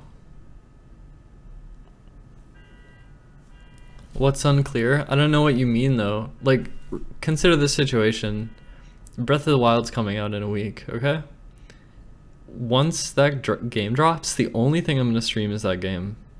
It's the only thing I'm streaming, period. And then we focus on the game. You know, it's not so much like being incredibly pissed off all the time or emotional all the time, I guess. Because I'll be like going through something, I'll be like doing something that people will want me to do, because that's what they've been like begging me to do forever. And it's like, okay, now I'm doing what people want me to do, and it's what I want to do. So why should it be shitty? It shouldn't be shitty. I don't see why it should be.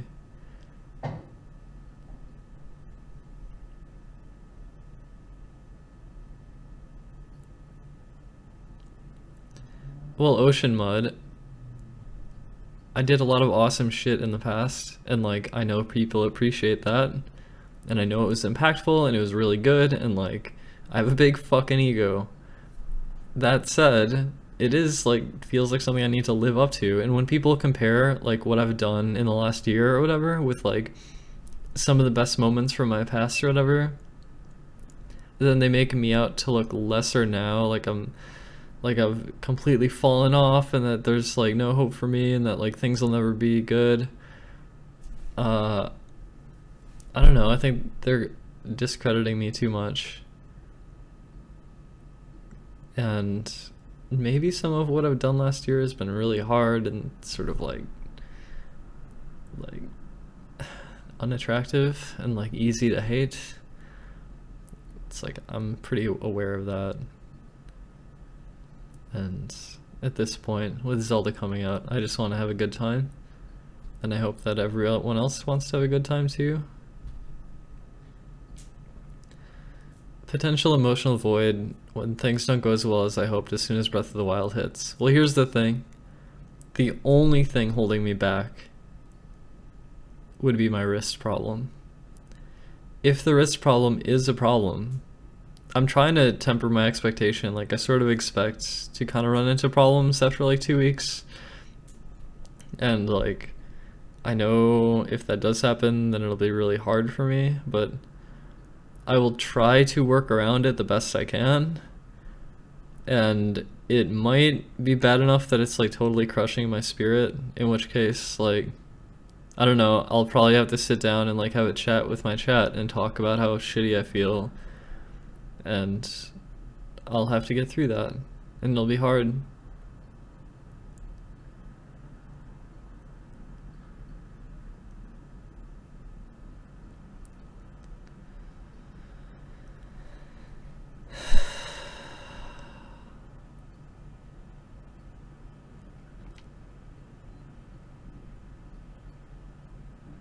Well, I kind of expect to run into wrist problems eventually.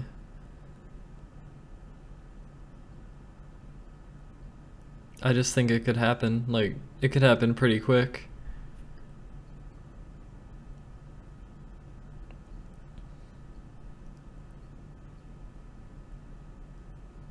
I'm sorry, Froned. I hope your day improves.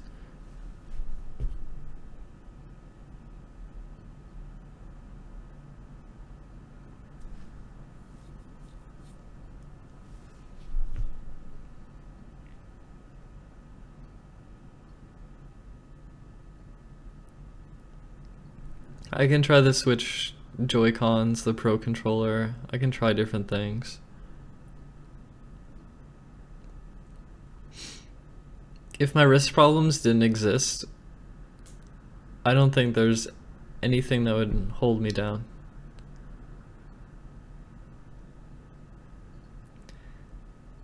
Being quickly successful. I don't think I don't think I'm destined to succeed quickly, but I am destined to succeed.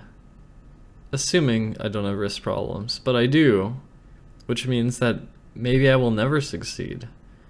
In which case, I feel like my spirit's been kind of trampled on. So that's like hard to cope with.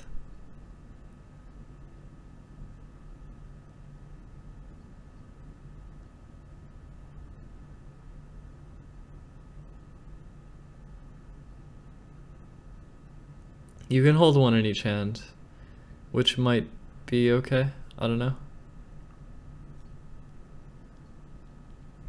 Well, world record as a construct, as a concept, we could talk forever about speedrun categories, but I'll just like sort of bypass your question. But I will say though, I guess I will say this. I have complete faith in my gaming abilities. I have no doubt that I have everything that it takes. I have a doubt that my wrists can hold up though. I really have doubts in that. Painkillers will only mask the problem and make it worse. And I talked to my doctor about the wrist problems and he gave me stretches to do and I do them. But I also don't think that they do that much. Then I feel like I'm just gonna run into problems again. And now I'm trying to do wrist strengthening and hopes that that will help solve the problem, but I'm really desperate. I've tried so many things. I've tried the power ball, the wrist squeezer, wrist braces, different exercises, different sets of exercises. And I've had this problem for a long time. It feels like permanent damage, and I feel like I'm never returning from the permanent damage. I feel like it's just like this inevitable fucking pain that's gonna start hitting me when I play too much, and it's just gonna get in the way and stop me from meeting my dreams. And for that to be my life is just really sad. I don't know what to do about it. I don't know what to do about it except be incredibly fucking sad. Like, I don't know.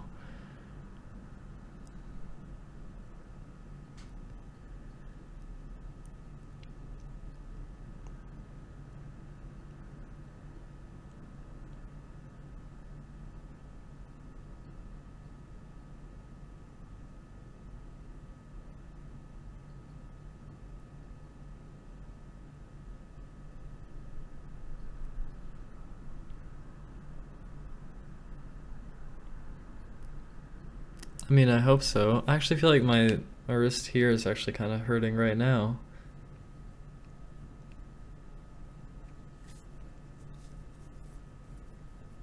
Sometimes I do these like, I try to massage it a bit.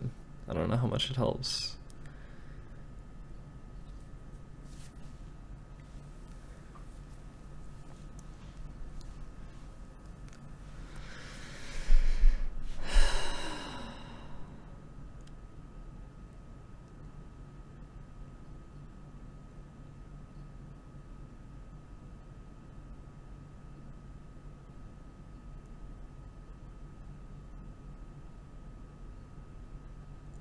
I'm about the journey, which means like actually playing the game.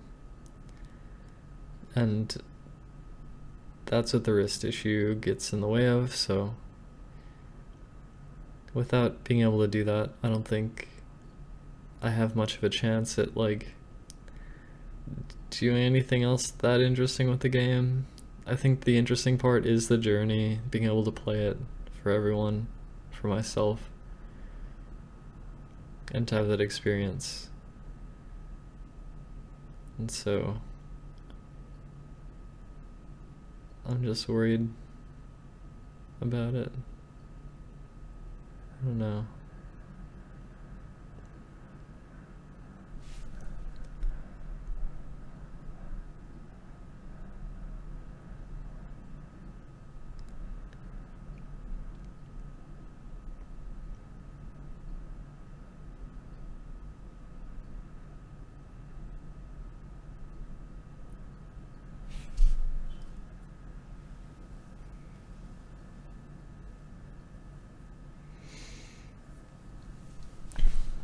Also, I just want to put this out here that I think if I never ran into any wrist problems, the internet would not hate me at all, because I'd be able to play games all the time and I would be able to produce things that people would be more interested in. So I think that the wrist issue actually is like severely hurting my career.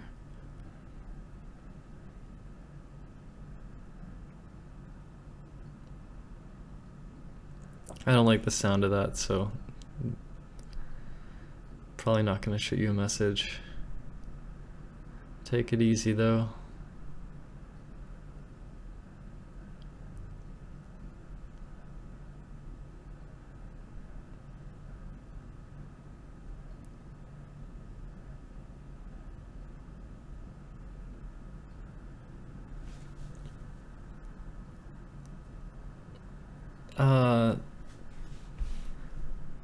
The correct anti-inflammatory medication. Actually, maybe I'm not that well versed in anti-inflammatory meds and what the potential of them could be.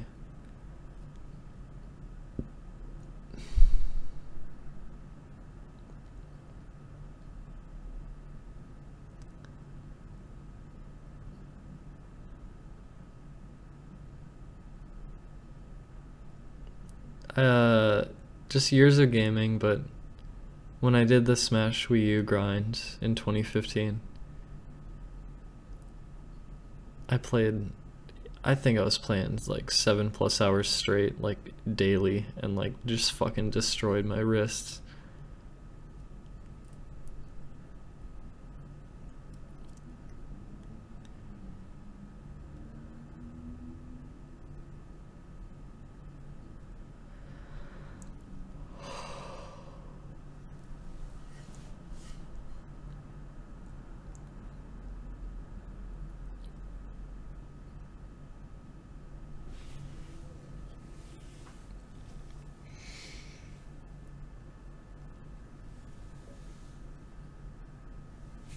If anyone has information about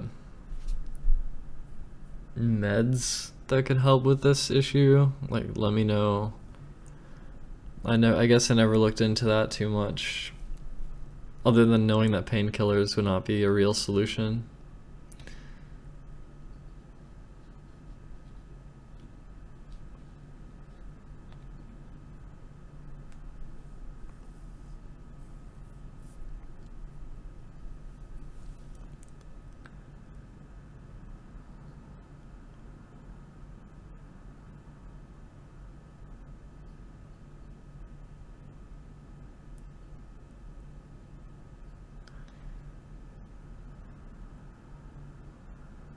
Advil. Well, I don't think that's really...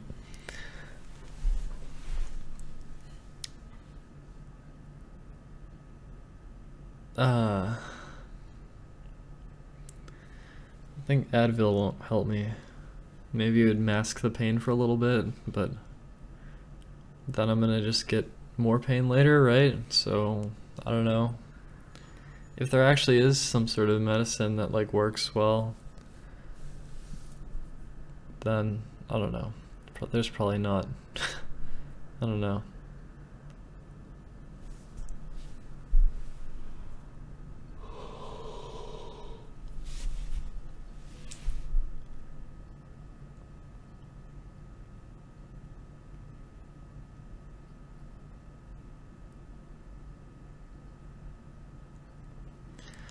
I could see my doctor again about it.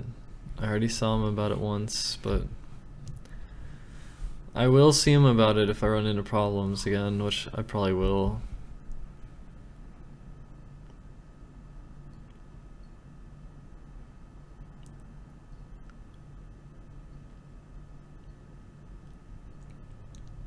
Yeah, Dev. What drugs? And also, can I buy them over the counter, or is this like prescription shit?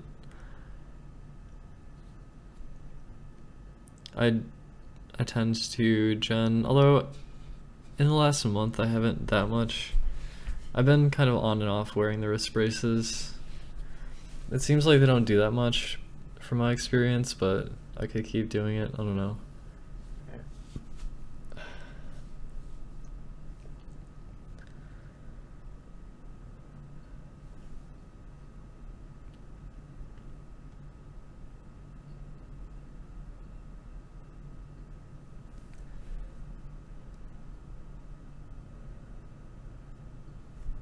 I tried marijuana with high CBD, and maybe it helped a little, but it also made me fucking paranoid as hell, because that's what weed does to me.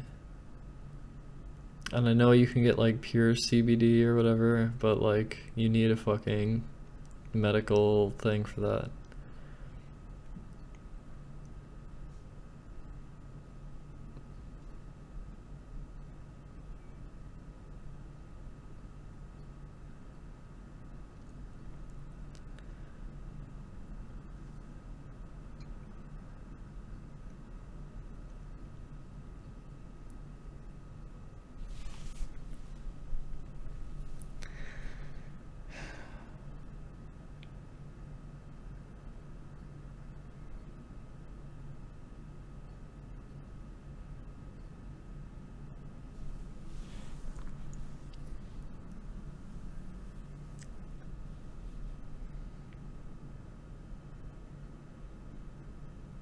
I don't even know if I could see my doctor by the time the game comes out, because there's like, you know, they're always so busy. I don't know.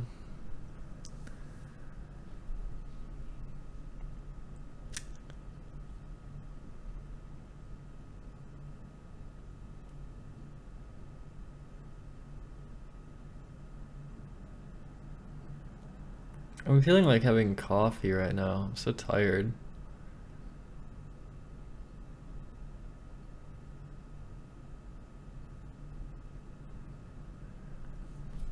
I didn't expect to wake up so early.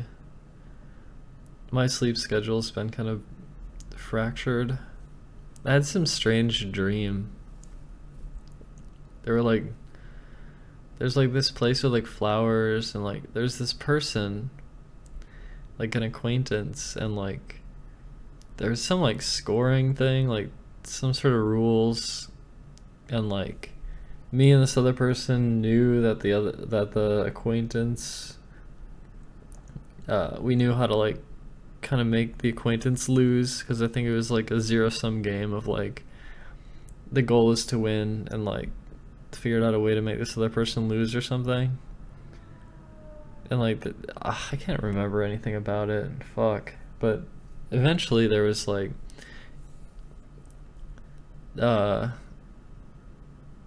the plan seemed to work or something. Things kind of worked. And then I remember one point there was like these like thick fucking like spike thorns like in my body or something, and I'd like pull them out or something. But and that was like painful in the dream, but not really in real life at all. But like anyway, at some point I woke up, and like it wasn't like a panic dream, but my heart was pounding really fast though. It wasn't scary. It wasn't like intense. It was just kind of vivid. And I woke up and my heart was pounding really hard, and I was surprised because like I thought it wasn't a very scary dream. And then I woke up kind of early, and I've been awake since then. So yeah.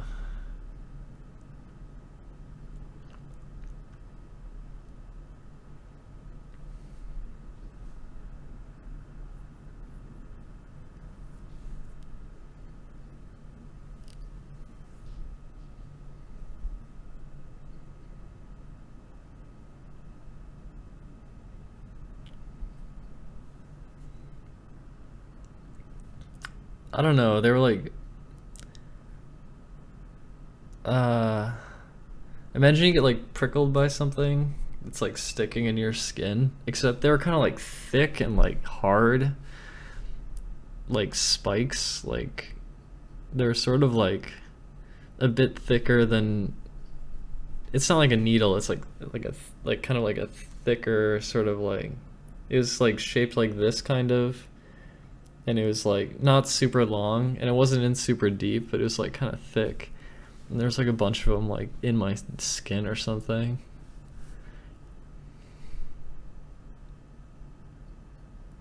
Yeah, like a wedge, yeah.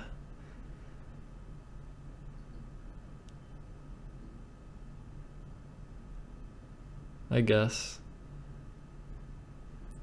like a wedge, I don't know. But it was a dream that I had.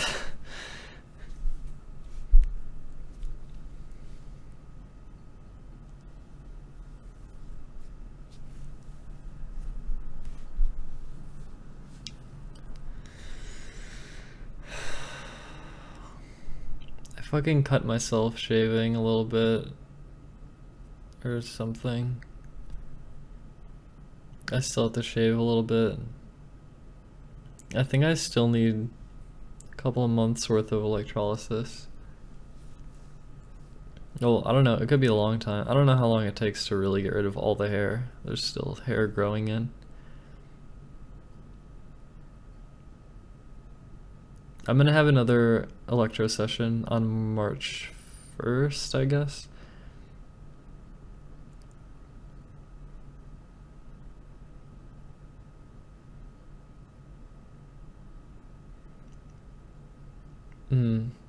I see. Yeah, I know. It does take forever.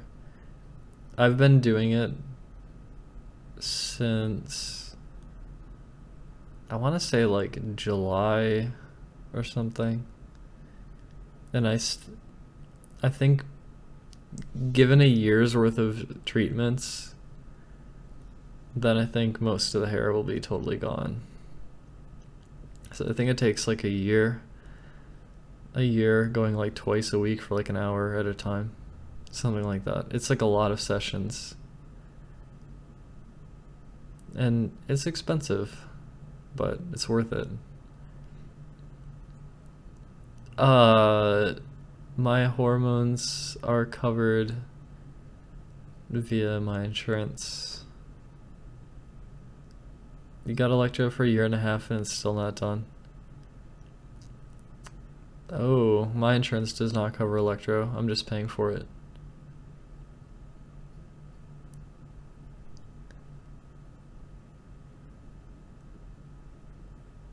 And this is only for my face and neck. Like, I still have body hair and stuff, but I've actually been using a bit of this stuff. V hair removal a little bit. It's not permanent or anything. It's just like an alternative to shaving, and it's kind of cumbersome still, so I don't know. It's not perfect. I don't have that much body hair though, to be honest. Like, I don't have that much. I know some people are like really hairy, but I don't have too much body hair. But I do have body hair. I have like a medium amount of body hair, but I like shave it, or like sometimes I shave it. It doesn't come in very thick. Like, eventually my legs would get kind of thick hair, but I can like remove it like temporarily, like once in a while, enough that it doesn't like get too thick, I guess. Yeah, the face and neck, that was like really important for me to just like get rid of all the hair. And if I could do it everywhere in my body, I would. And like, maybe if I'm like done with my face, maybe I would just keep going and like keep requesting more places to remove hair from, which could last like, I don't know how, years, probably years of treatments, probably. It's almost like a therapy session for me. I just like feel really good afterward. So I don't know, the face and neck were like the important parts. Yeah, is that permanent and up later? Or is like electrolysis the only actual permanent thing? Because, you know, laser hair removal isn't really permanent. You just have to it it lasts like, I don't know, so what, like 2 years or less? So electrolysis all the way, I guess. My nails, I'm gonna paint them again.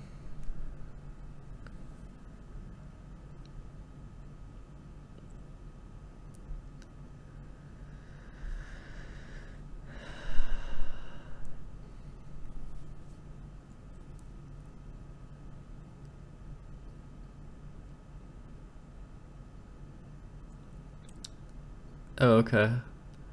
Well, I don't know. I feel like electrolysis for the win. As long as it's not secretly giving me skin cancer or something, then I'm very, very down to getting zapped repeatedly. Well, it's a bit different.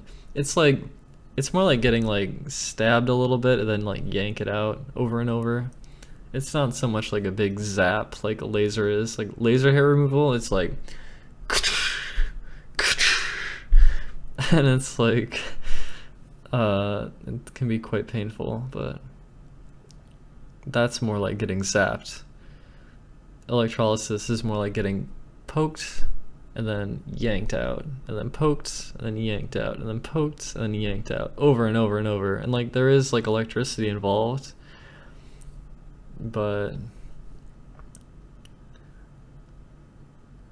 yeah, electrolysis, I get, okay, there are certain parts of my face that are very painful.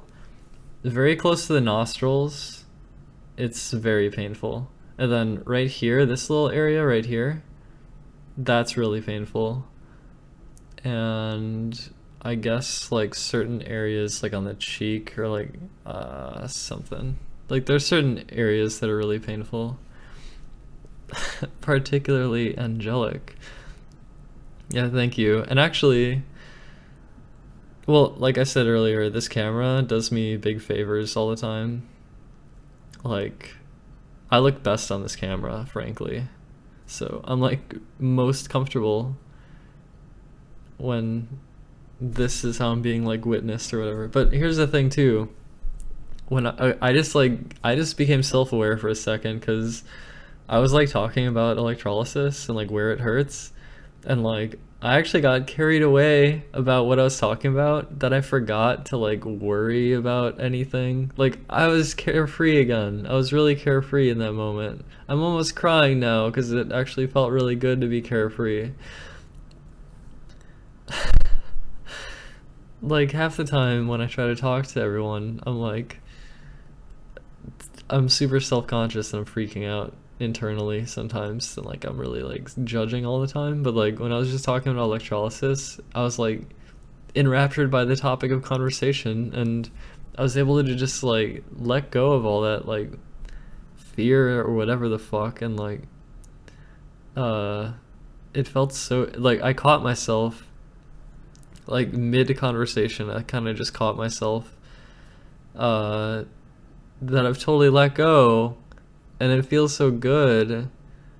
I wish I could be like that all the time, but I don't know. I'm like always like self-aware and judging myself all the time.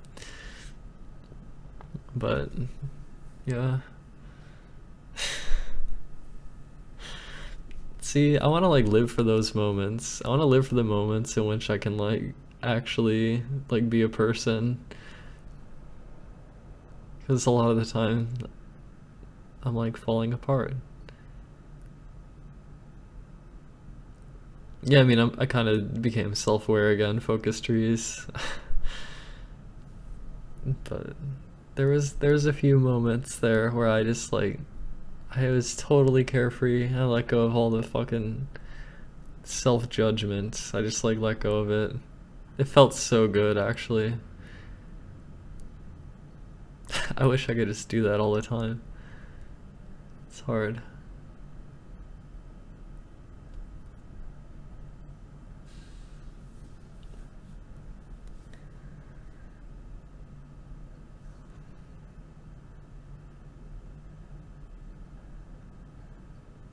Yeah, I'm like very hard on myself.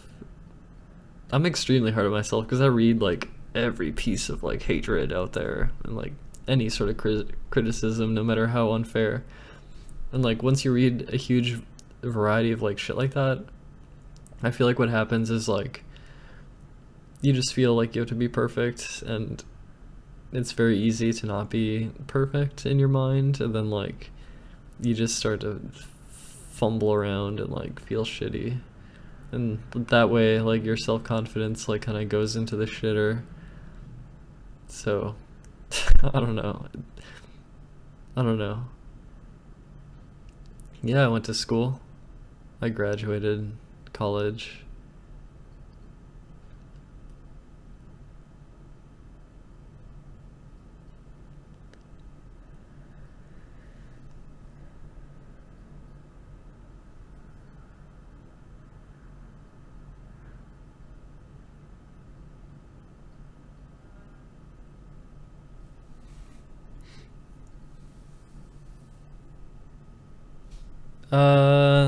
I studied interactive arts and media, and also graphic design, and yeah, I think it actually did prepare me well for what I do now, even though it's a little bit of a tangent, a little bit. I'm not sure. I know that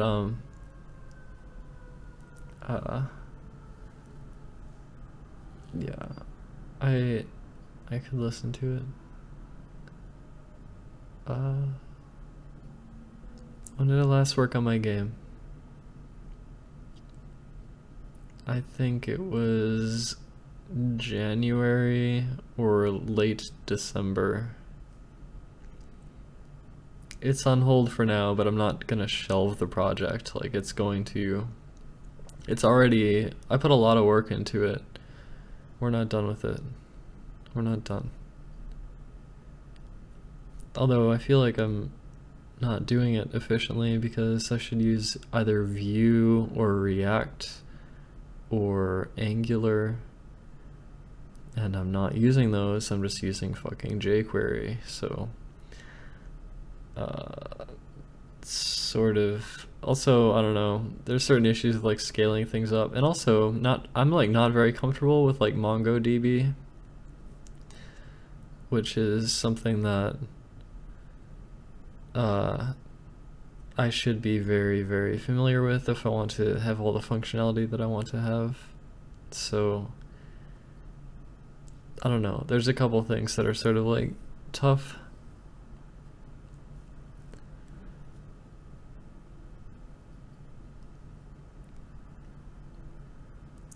I don't know.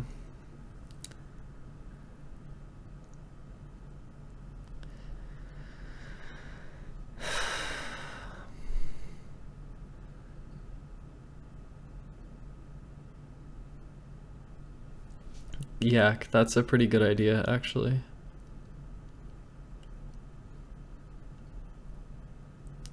Just have a conversation.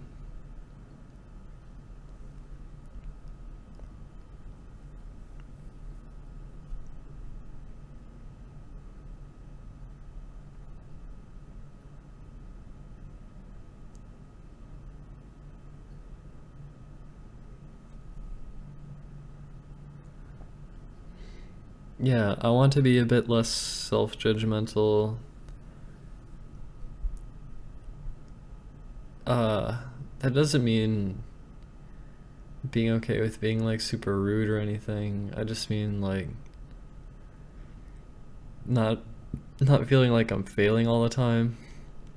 Not feeling like I don't have a voice and that I can't communicate. Those are like important things for me.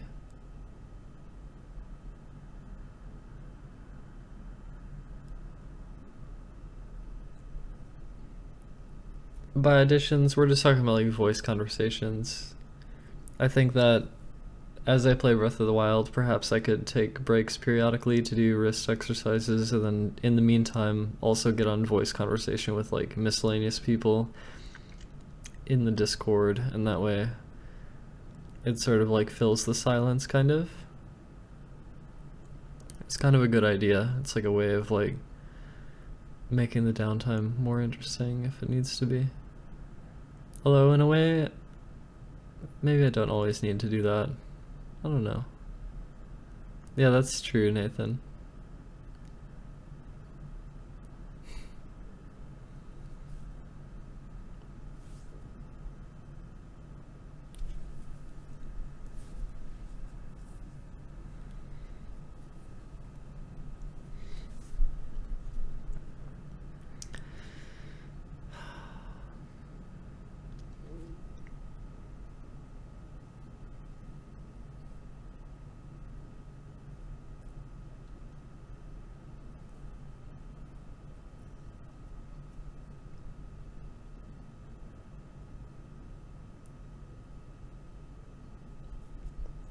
Do I like math?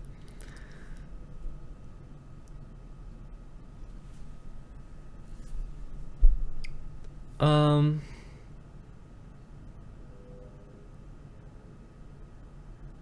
never went far into like deeper math topics in school. But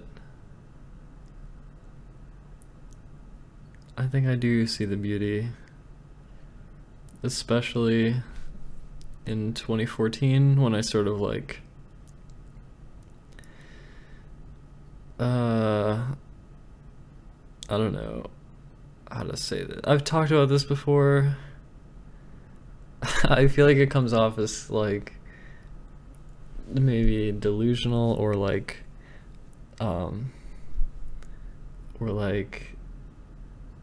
it's foolish or something, but like in 2014 I had like this sort of like ego death spiritual experience thing, and like everything kind of felt like this like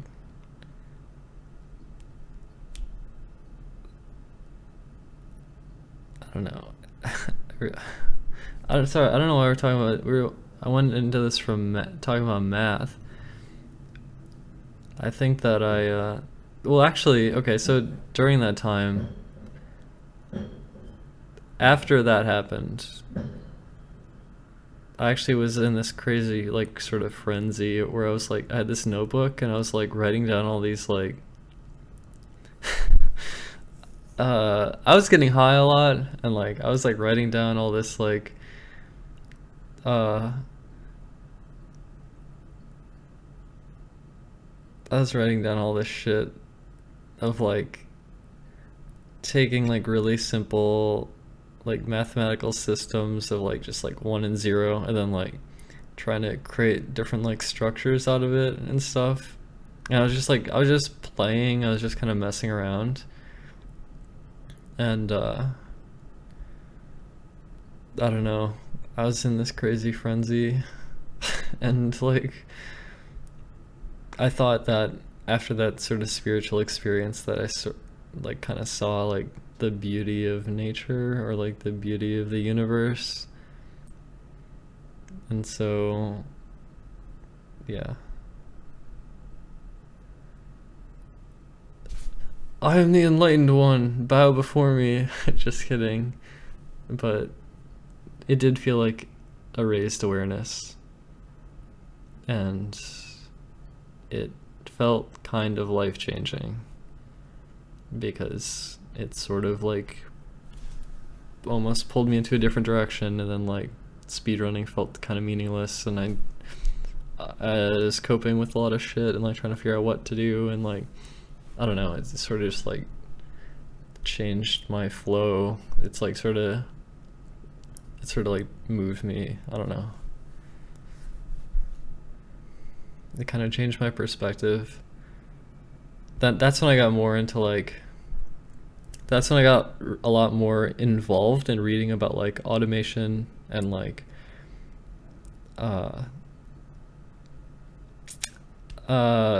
like transhuman shit, and like going on our futurology every day. And like I got really obsessed. I was like reading all these like articles about like physics discoveries and shit.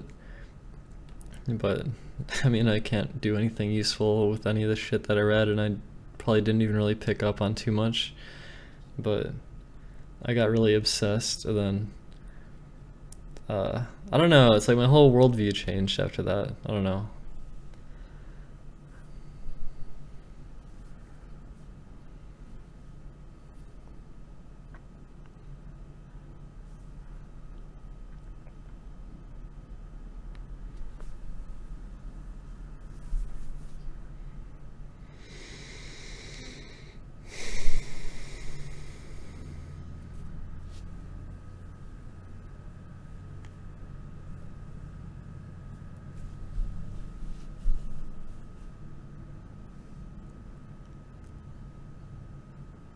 I've never done DMT, no.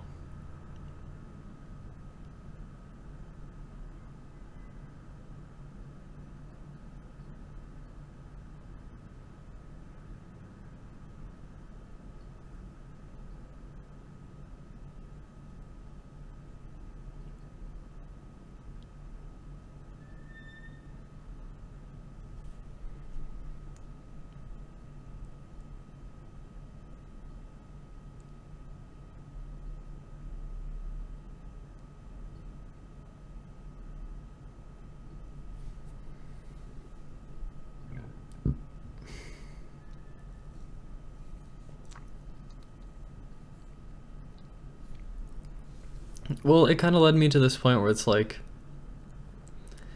I felt like I had this realization that the entire world could change a lot, and that like a lot more was possible than I had thought before, I guess. It sort of just led me into that sort of realm of thinking that like, I don't know, it sort of like pulled me out of like being obsessive about video game world and becoming more obsessive about like reality and like what's the potential of like reality.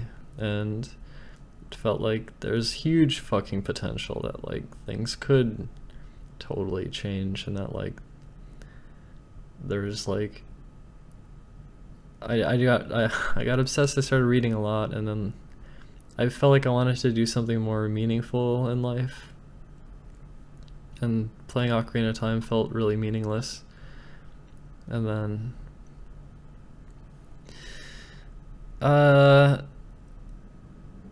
don't know, I started reading about machine learning a lot, and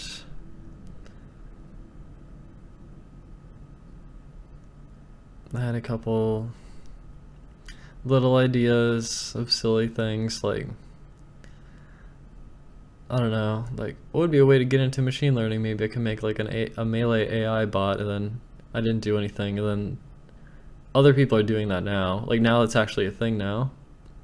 But I was just trying to think, well, how could I do something meaningful with this? Like how could I do something meaningful? Not just with like machine learning, but it's like in general. And so like it feels like in a way I like looked around and like I couldn't really, in a lot of ways there wasn't like one thing, so I just became really scattered.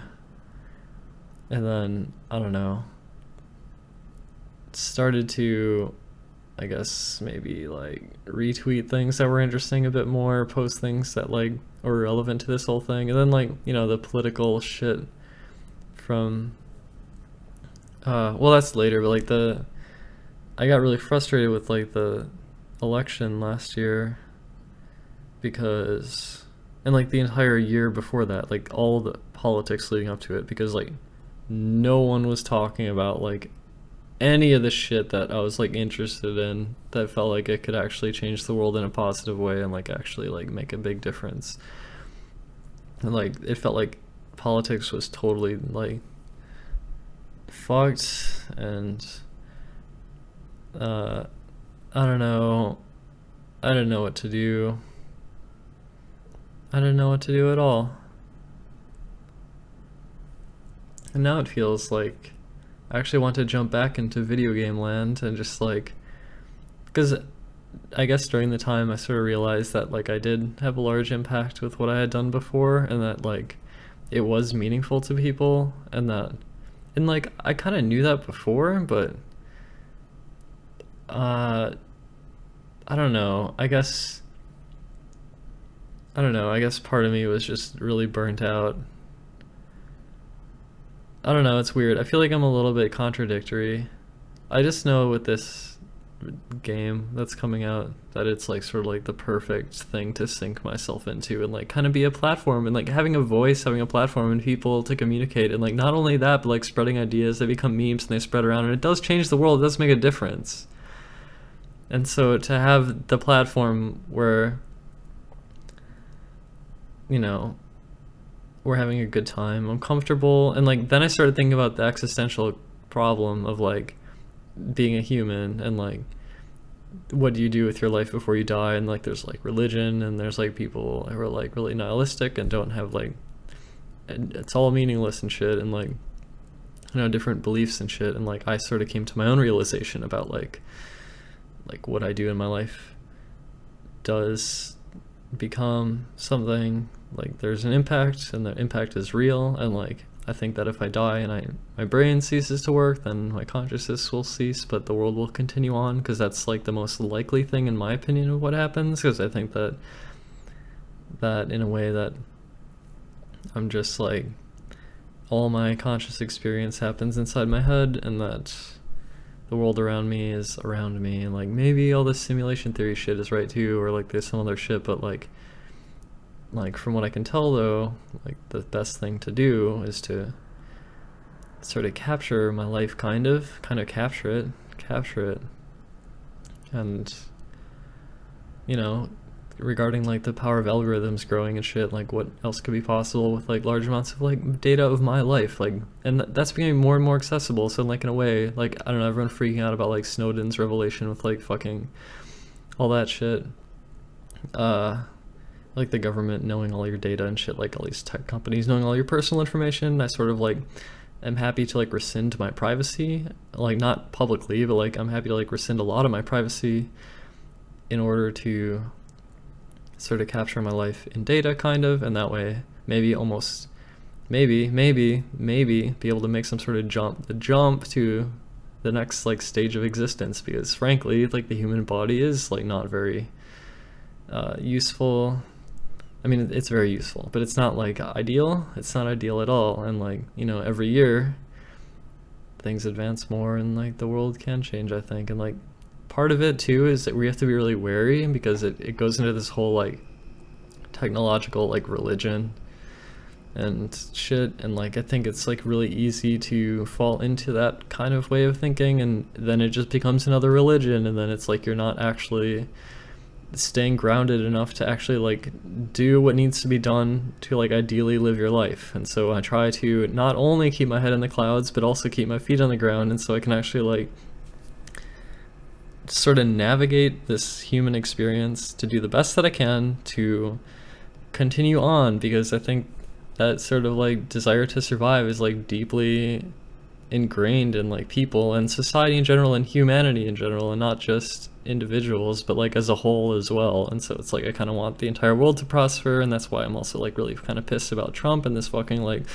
access pipeline shit and fucking oil and shit and coal. Are you kidding me? It's like it in a way though, in a way with like fucking solar panels and shit getting really cheap and more efficient, it seems that it's almost inevitable even under capitalism that clean energy will become a lot more efficient and actually useful and start obsoleting these other things. So maybe I still remain an optimist, even though there's a lot of challenges ahead, that we can actually get our shit together and actually start like taking care of everyone, because I think abundance is possible, and I think the living standards of everyone can get better, and we can reduce disease and shit. And I'm like looking ahead of that though. I'm looking ahead of that with the whole like data narrative and like capturing my life and like trying to almost like transcend my fucking human body and like work towards that. And that's why like streaming is so important to me, because I'm like capturing my life and it's like a documentation of like myself. And so I don't know, I don't want kids, I just want to survive. And so I don't know, did like a lot of fucking thinking on this shit to get to this point, and now it's sort of like trying to shift back to fucking streaming video games, because that seems to be the absolute best like fucking platform to like thrive in. so I can actually like just be a person and exist, and like not only be a person and have my life documented, but also be able to talk about some of this shit and have that spread to other people, which could actually maybe be impactful enough to actually change the world. So it's sort of like I have all of this shit working towards exactly what I want to work towards, and I put so much fucking like effort and thought into like getting to this point, and like when I see people think I'm like out of my goddamn mind or like I need fucking help or whatever, it's like fuck you. Like I've fucking like put so much fucking like energy into this, and I just want to like be able to fucking execute it. And then of course I run into fucking wrist problems, which might totally fucking hold me back, and like I have digestive problems. It feels like I'm already kind of falling apart, and it's like I'm just like really sometimes it feels like maybe all these fucking huge dreams and giant narratives and like total shit might just be too much fantasy, and I'm not actually able to get to that point, and like it's just not even worth living, and like it's just like I get really depressed then. So I'm trying to like get through this. That's my fucking like philosophy on life.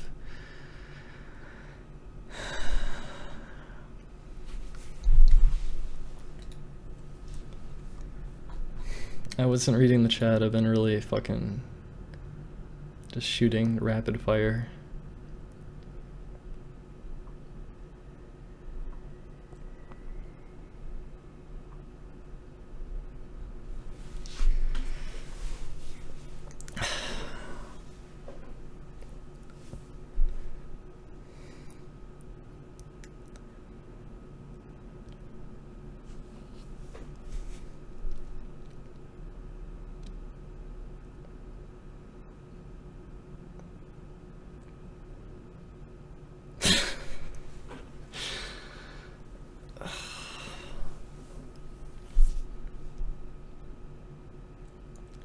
Well, my cool, like literally though, that's like pretty much what I want to do.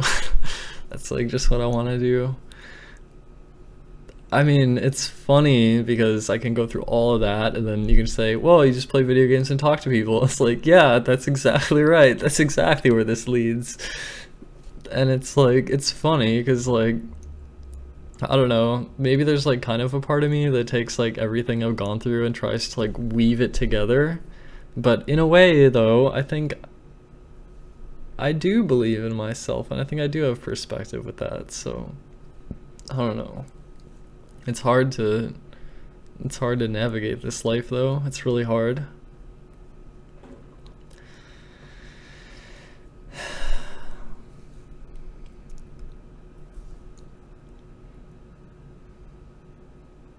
I don't know. I think it's important to me to be my best self and to live the most fruitful life I can, not just for me, but for everyone, I guess. And in a way that I think all the selfish narrative is just, I think after I've thought of all this shit, and it's not like my ideas, you know, it's a lot of this shit is other people's sort of insight that I sort of absorbed or like took a different perspective on or whatever, but after going through all that and like finally arriving here, and here I am now, it's almost like I have like a huge fucking ego. I have a big fucking ego, and like I'll just like fucking like let people know I have such a huge ego, and maybe they'll pay attention to me if I do that, and then it almost works.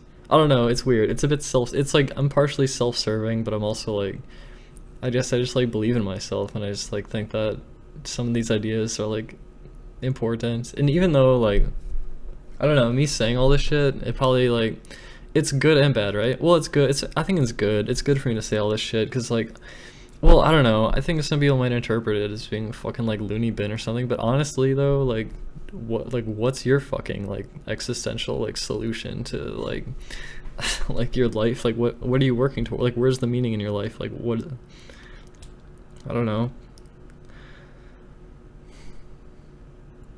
I'm not trying to turn it into a fucking ego contest. It's just I think that I'm pretty damn satisfied with like where I've gone to with like my line of thinking to this point. And it's like I refuse to like be treated like shit after it. I don't know, it's just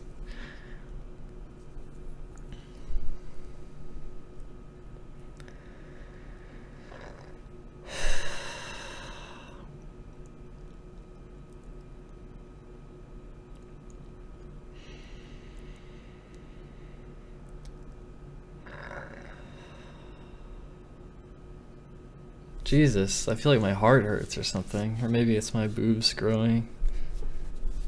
Speaking of...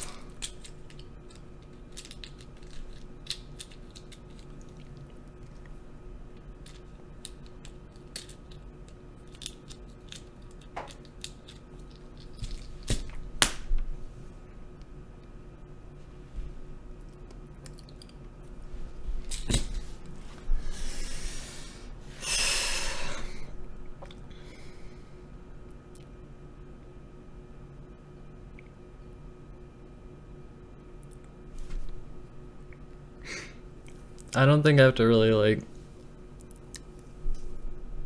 I don't think maybe what I said was like very... I don't know. I think a lot of people might take what I just said. If they were listening to what I just said, maybe they take it as like...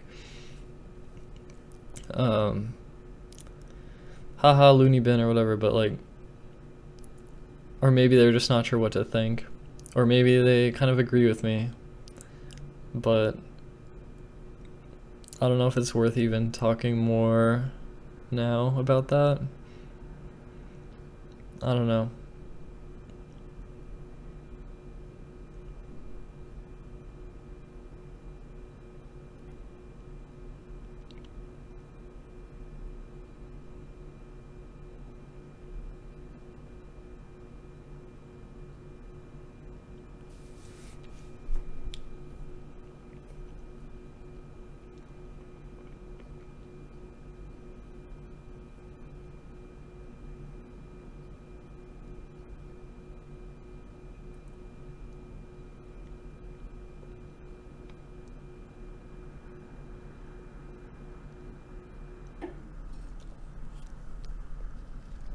I'm just trying to navigate this life. I'm just trying to navigate this life.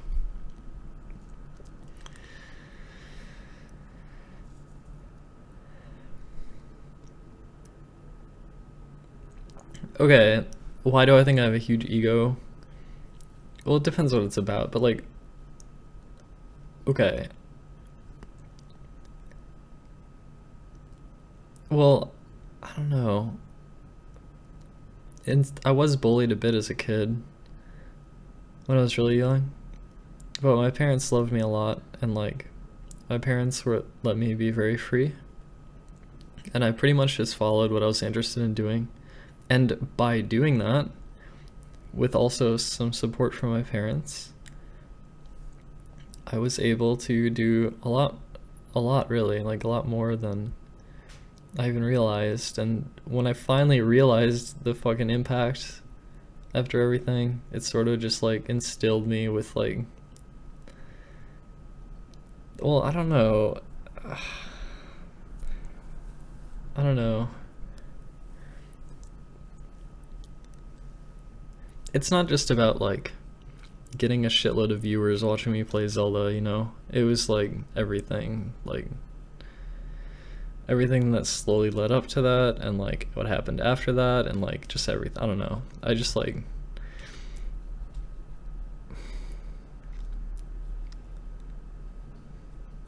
I feel like I have a love-hate relationship with myself though.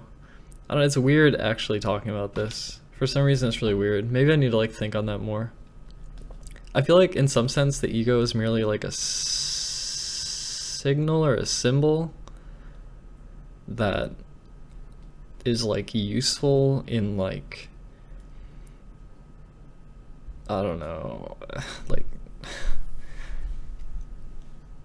I don't know, it's weird to think about.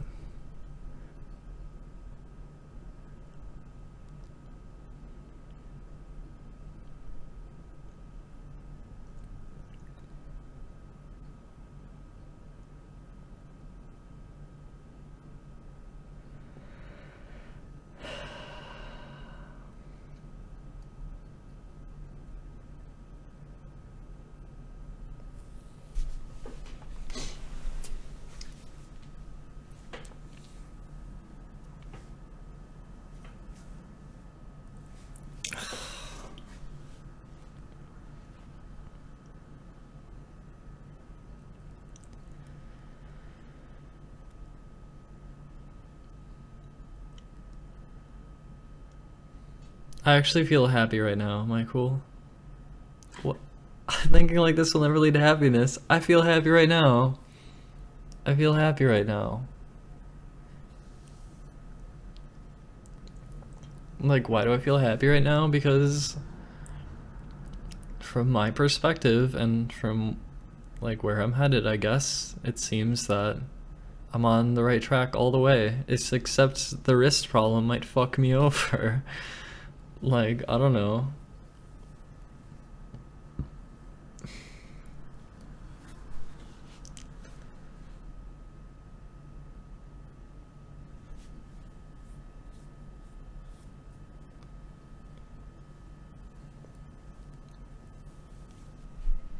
These topics aren't the happiest, so you felt depression. I think that confronting, like, your direction in life and like the meaning in your life, and like confronting the fact that you're going to die someday, well, probably, right? The fact that without some sort of intervention that your body will decay and you will die of old age or a disease, right? And so you have a limited amount of time, and that you only have so much time to work with. And what can you do with that time, and like where's the meaning in that? And like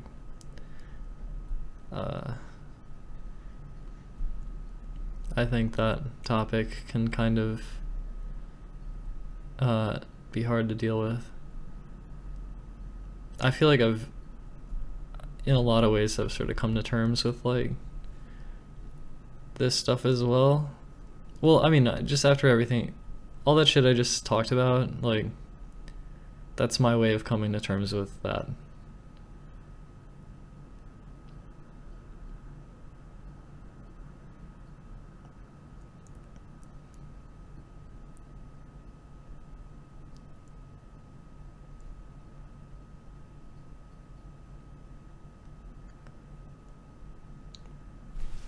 Okay, but I'm not saying that, oh, my body will decay one day, GG.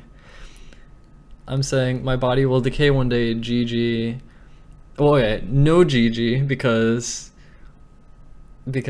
I'm more than just my body. I have an impact on this world, and I can do things that persist past my death, and I want to do everything that I can, and maybe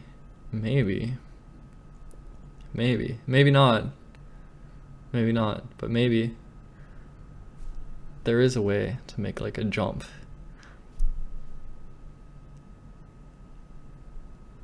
Maybe.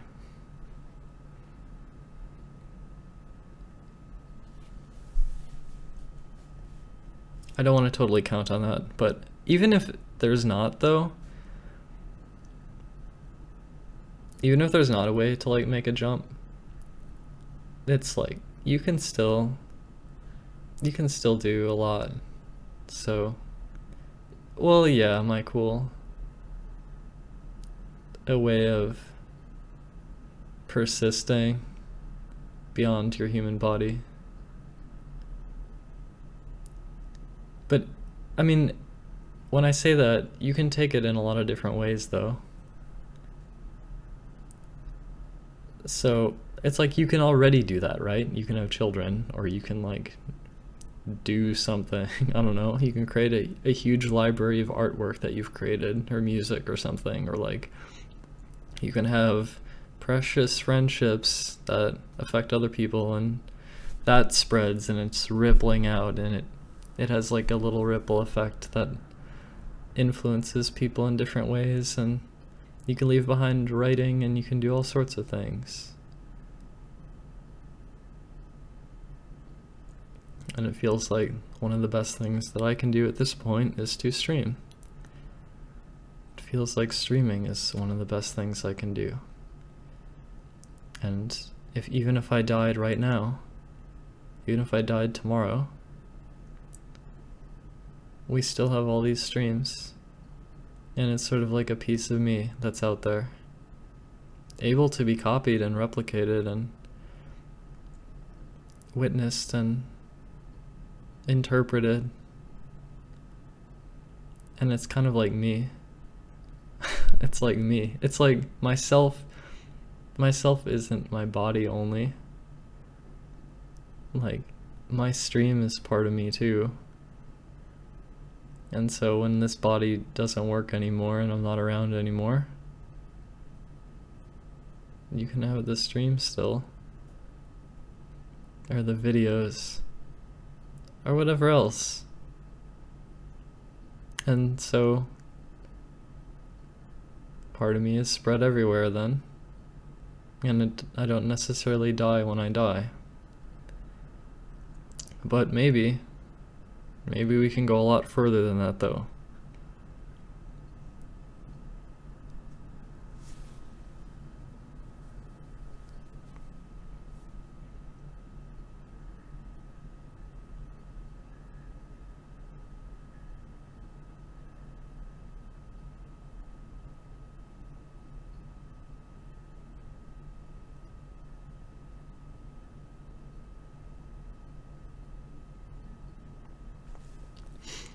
I think my woke status is delusional.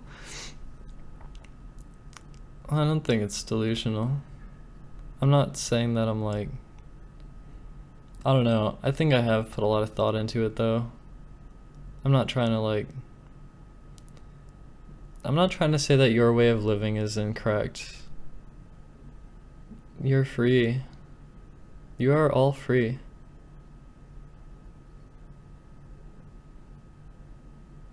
I just think that it's interesting thinking about it in terms of like data and algorithms and I don't know. I've brought this example up several times where if you left behind a large quantity of like voice clips of your voice, so you have a huge amount of like audio of your voice, then you could probably take all that audio and in my voice make me say things that I've never said before make me use my voice to have things that I've never said before using algorithms, because you have enough data already to know how I say things. So you can almost construct me out of me. Do you know what I mean?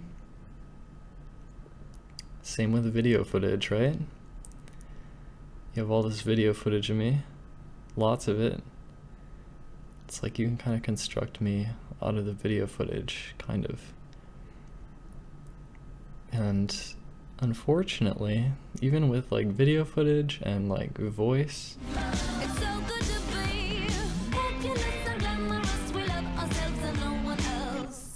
even with these things, you know, not having like the actual like brain activity means that I think there's a lot lacking from it. But I would not be surprised if at some point people's brain activity starts getting like recorded and shit, and like, I don't know, there's already like brain to computer interfaces are advancing. And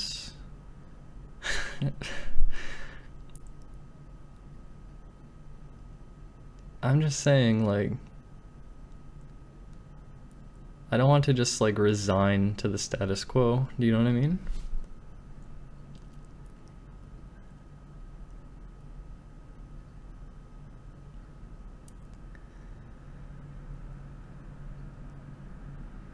I'm just saying that, like, I think a lot of people kind of do resign to the status quo, and they're sort of like, oh, the meaning of life, that's simple, it's to raise a family and have children. And like, I think that's fine, but I also think there is a lot of potential, and I believe in it. And I don't want to be too religious about it because I don't want to get like outside of like what, like I want to take a good direction where it's kind of like preparing.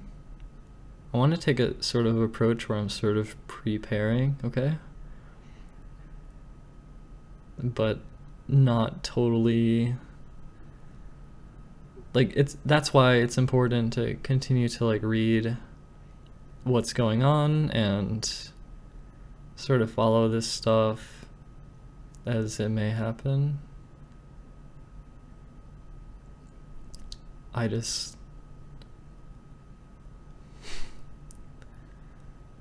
don't know. I just want to do my best.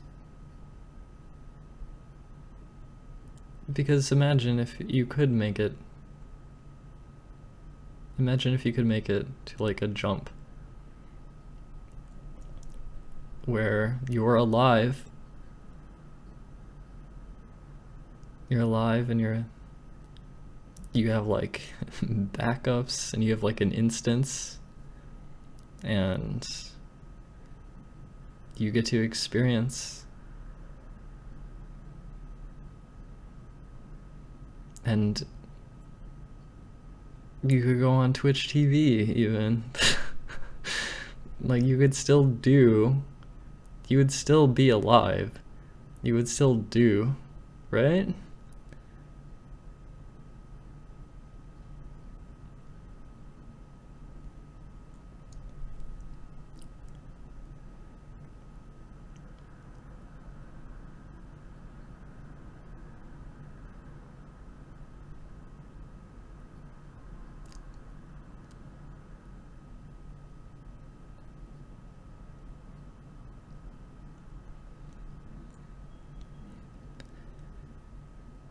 Why am I worrying about that? Because it's kind of fascinating, isn't it? Isn't that fascinating to you? It's not even legacy. I just mean like as an evolution of like the species. In a way, it's not just me, you know? This isn't just about me. This isn't just about me. This is sort of like, it's not something I should worry. Of course it's something I should be worried about. Why? Because you only get this one life. You only get your one life. Why would I not take it as seriously as possible?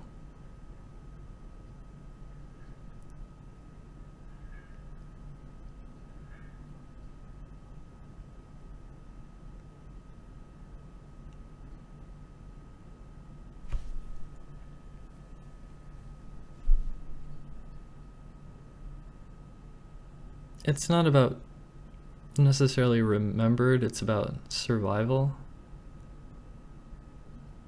It's about survival.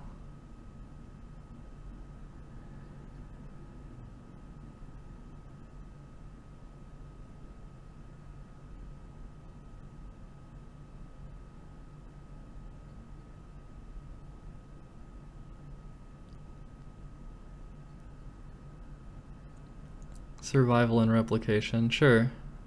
Sure. We're talking about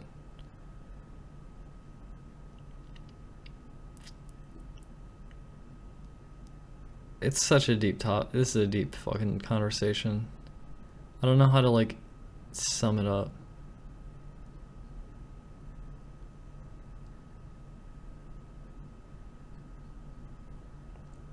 It's not about survival. It makes you sound like an animal. We are animals.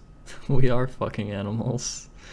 Okay, you're saying we're human, we're all beautiful because we are elevated from other animals. And in a way, with our brains, I guess, we are kind of. But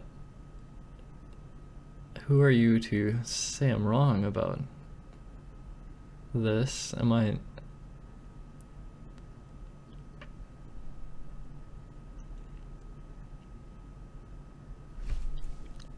Like, if I'm living my life incorrectly, then convince me. Convince me I'm wrong then.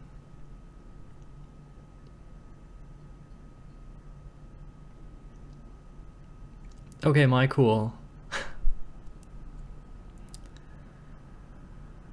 Okay, I agree with you, my cool, except maybe that's our purpose as humans to worry about this. Well, partially. Because it is like evolution.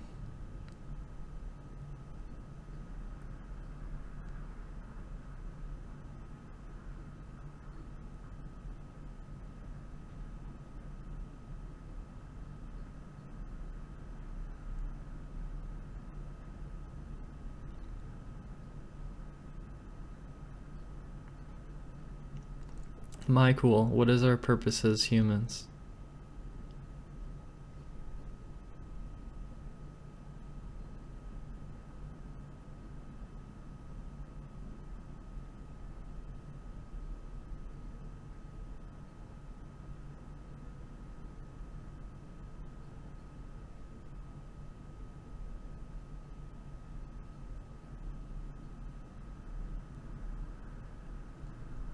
We all have different purposes. Okay.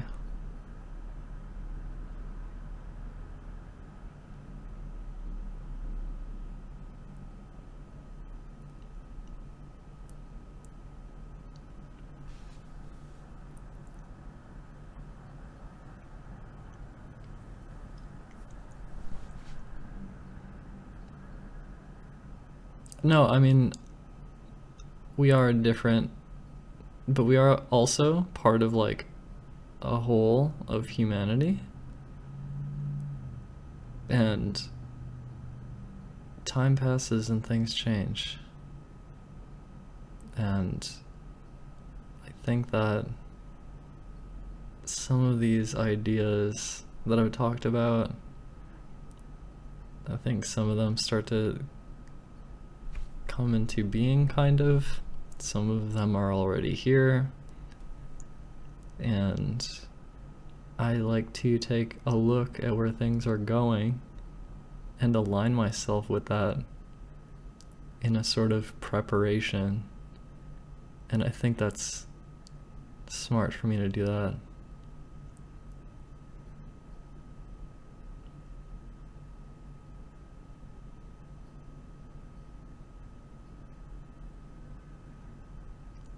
My degree is in interactive arts and media.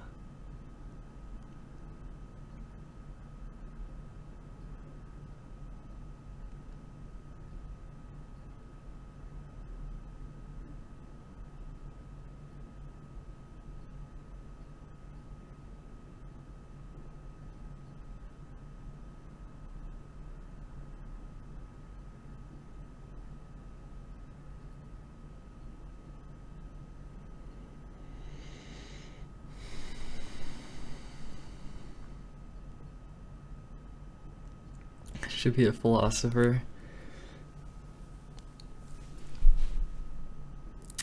What are my views on the existence of God?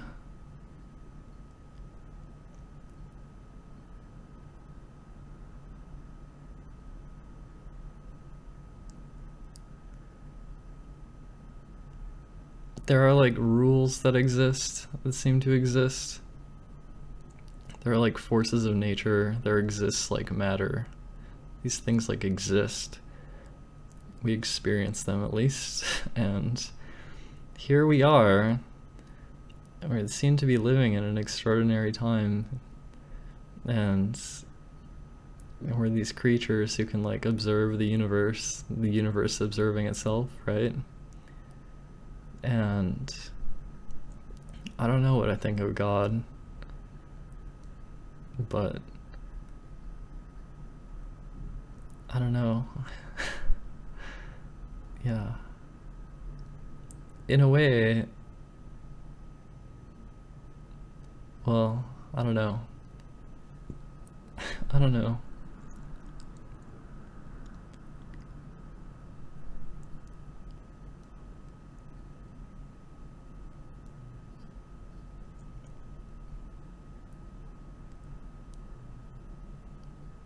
That's true, Lawler.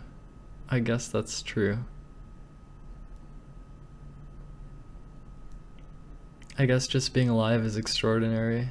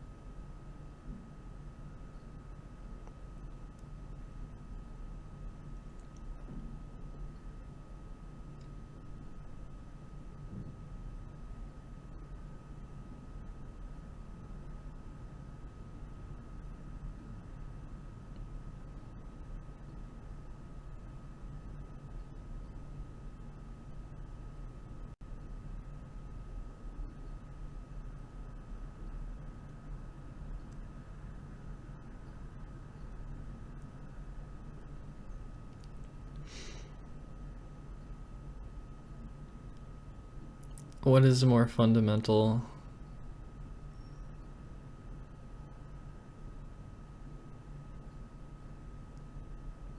Consciousness or matter?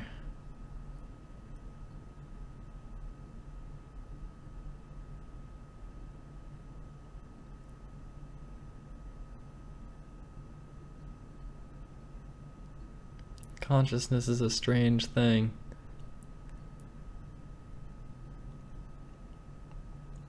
Seems that your consciousness, yeah, is part of reality. Like it seems that, well, I don't know, it seems like, you know, your consciousness, your experience, like the thing that makes you feel and think and everything, it seems to be happening within your fucking head, right?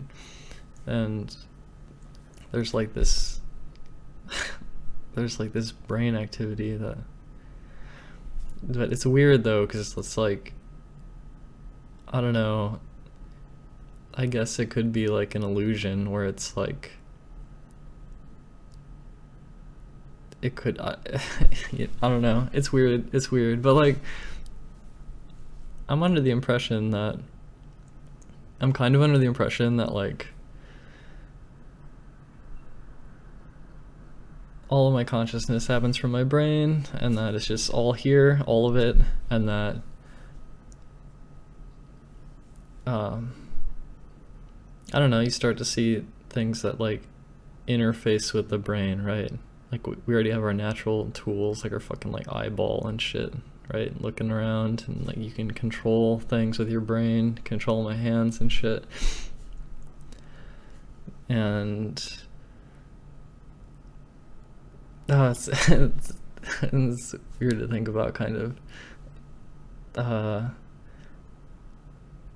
But I could be wrong in that it's like, I don't know. There could be the whole simulation thing, I guess, where it's like, it could be like your experience of the world. There's like, I don't know, some other like layer of like like, I don't know, like, I don't know. I don't know, but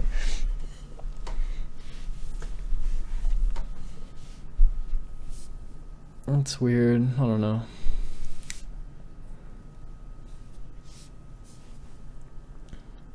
Sorry, I'm not being very insightful right now.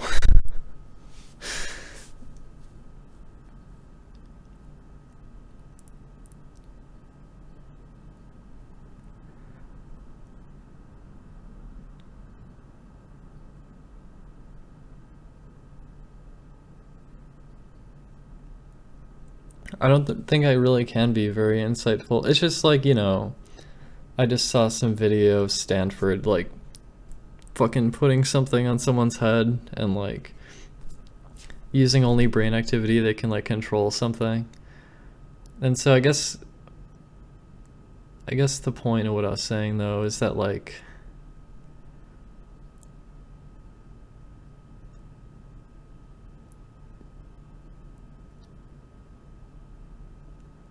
Oh, what am I trying to say?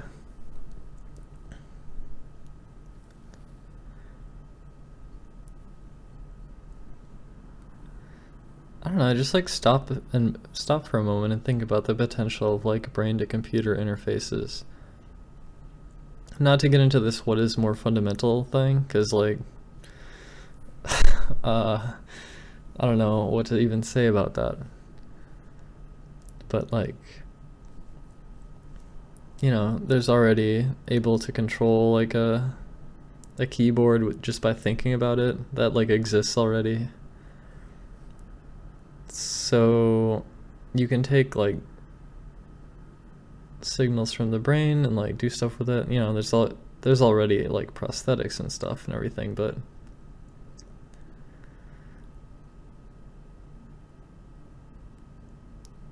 it feels like only a matter of time before like neuroscience evolves more and like there's recording a lot of brain activity and like understanding more about the whole structure of like what's going on kind of. And I know it's like super complicated. I'm not saying that it'll just be like really simple to solve or whatever. I'm just saying that like there can probably start to be things that happen, such as the brain to computer interface with like the keyboard thing, where it's like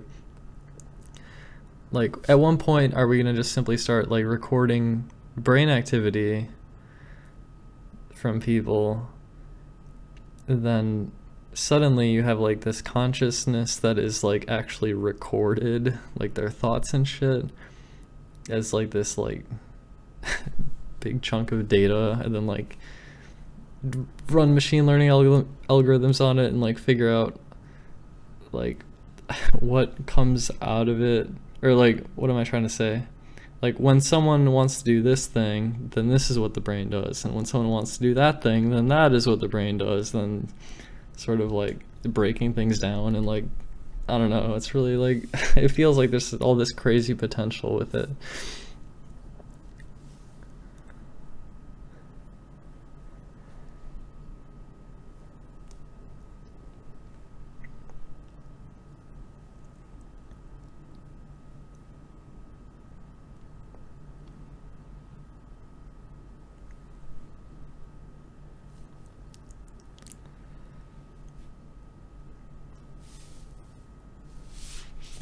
I also think about it a bit because like with the wrist problems that I have, it's not like there's something in my head that's preventing me from like playing games. Like I can kind of tell my hands what to do, right?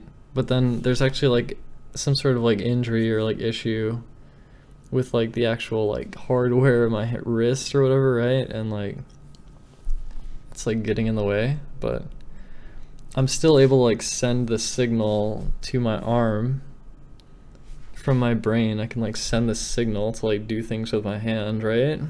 And so you can like intercept the signal, interpret it, and then like that's data, and then you can do shit with the data. It just, yeah, I don't know, it's just really interesting. I don't know how far, like it feels like there's like unlimited potential.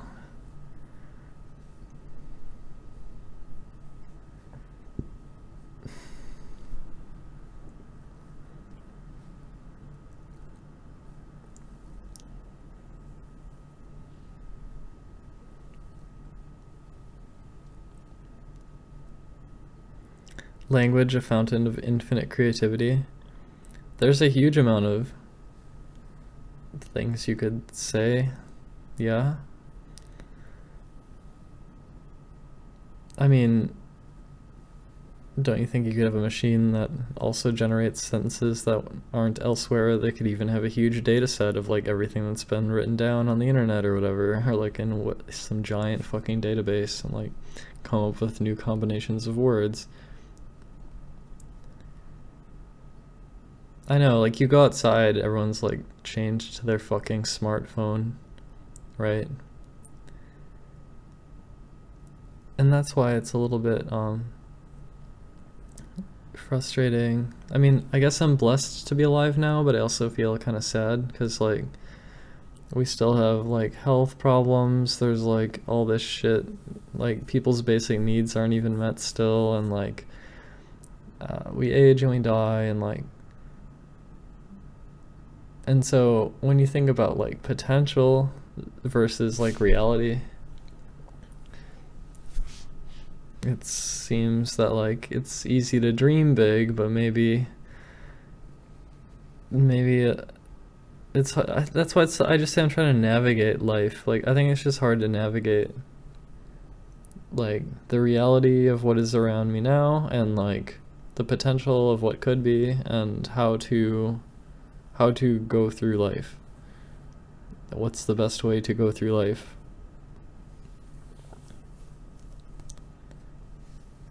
Not that life is merely when I say best way, I just mean like what do I mean by best when I say that? What the hell did I mean by best? I guess I mean like I want to not try to avoid the issue of like my mortality, but confront it entirely. And also see what's possible now and what could be possible later and what's likely to happen. And then sort of like align myself with all of that.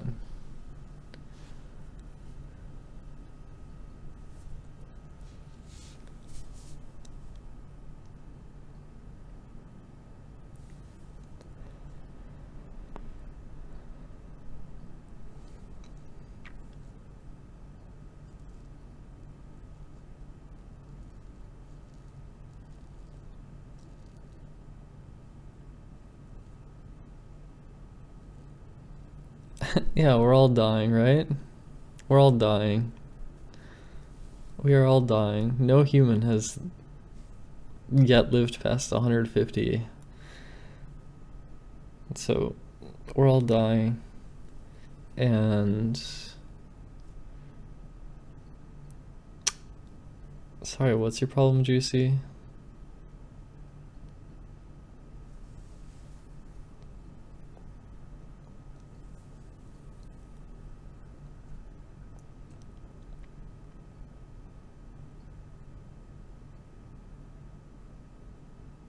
Eats 2 chocolate bars a day.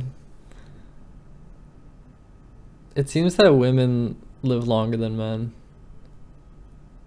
I wonder why that is.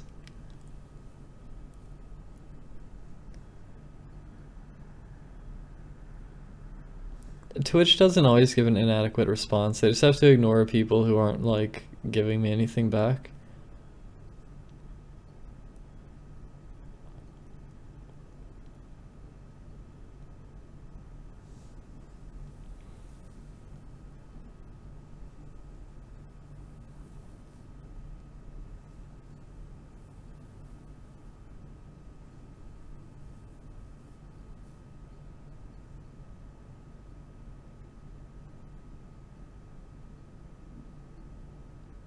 That's interesting.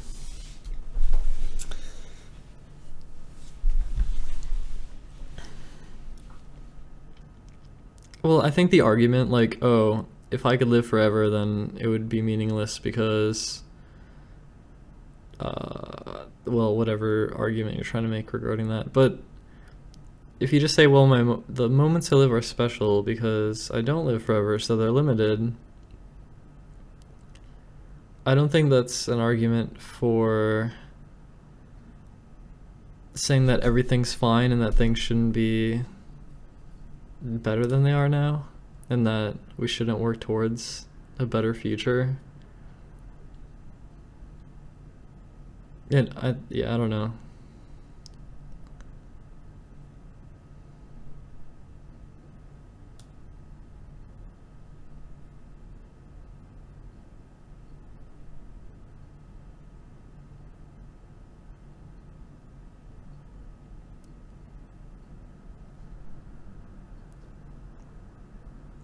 Who legitimately disagree? Do you have a disagreement?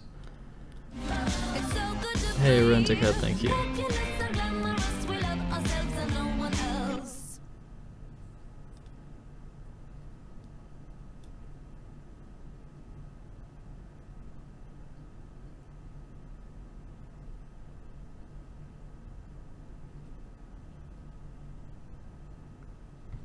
What are you worried about? Happy accidents?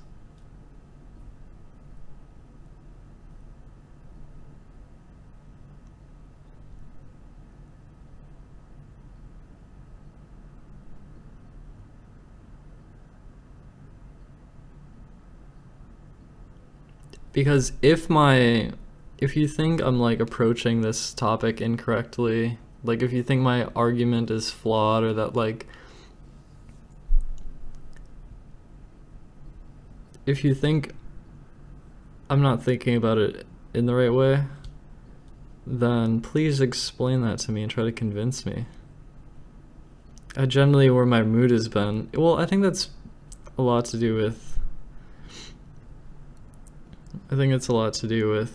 the wrist issue, because it feels like I can't really get to where I want to get to when I can't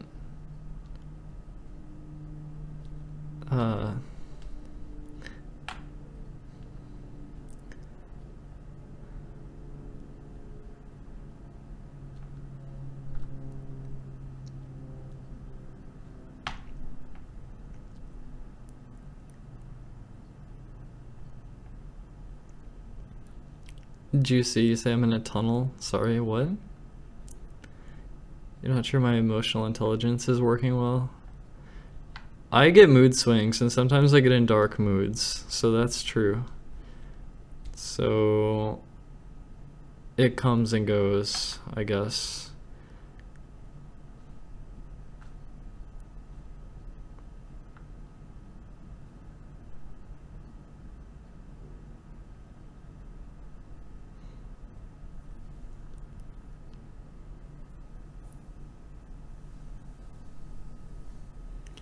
Well, a lot of this stuff has nothing to do with gaming at all, Lawler.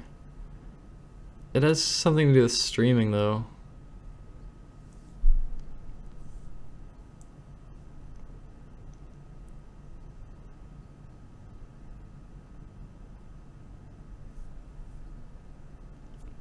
Juicy, I don't know what you're trying to say.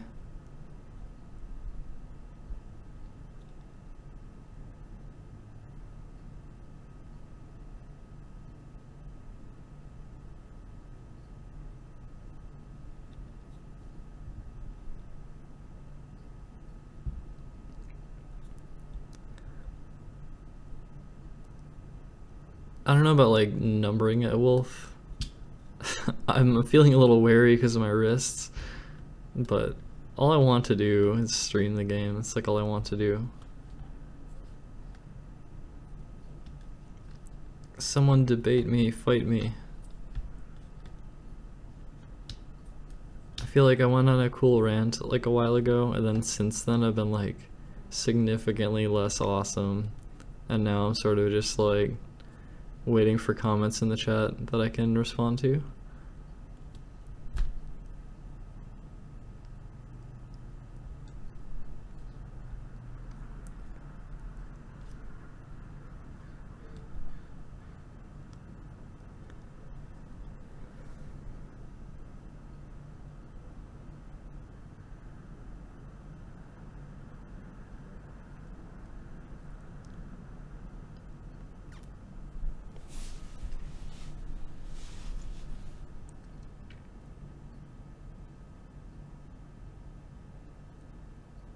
Yeah, I wanted to like turn off R9K mode maybe, because apparently people have been having problems with that, but I care about the opinions of others too much. Well, there's something to that regarding this stream, is because I don't often talk about this stuff. I do sometimes, and some of my regulars have probably heard me fucking talk about this shit like frequently in the past if they've been listening to my like vlog streams. So like maybe for some people they get kind of tired of me saying this stuff actually, but I think talking about this stuff is like 1,000 times better than talking about like well, I don't know, for example, there was like this fucking like Nazi in my chat the other day who were talking about how like just like a white nationalist person. I don't know, it's just like I'm just saying that I think that there's value in the conversation that I'm having today. And so I do care about, I guess, kind of trying to keep the conversation going, or maybe, do you know what I mean?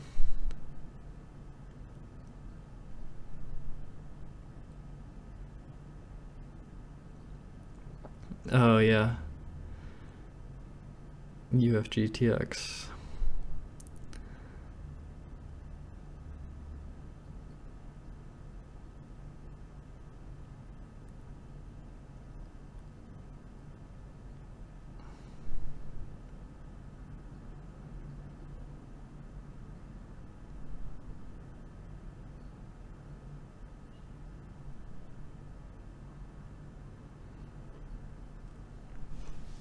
My view on relationships?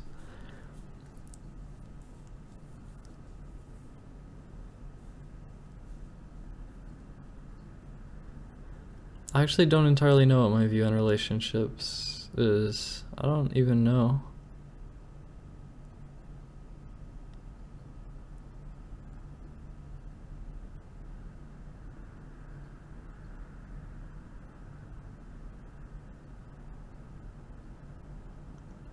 Where are you going with this, Spitegeist?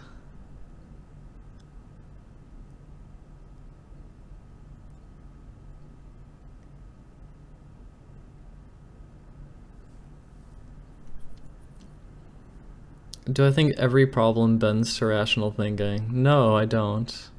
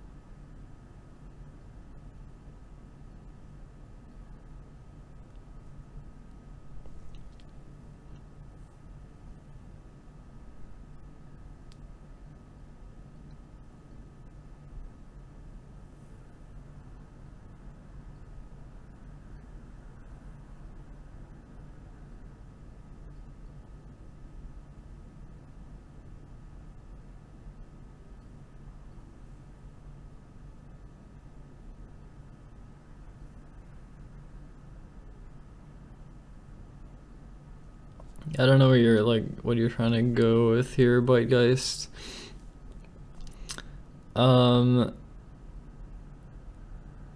Actual friendships. I think I wish I was closer to some people. But I also, in a way, I feel like most,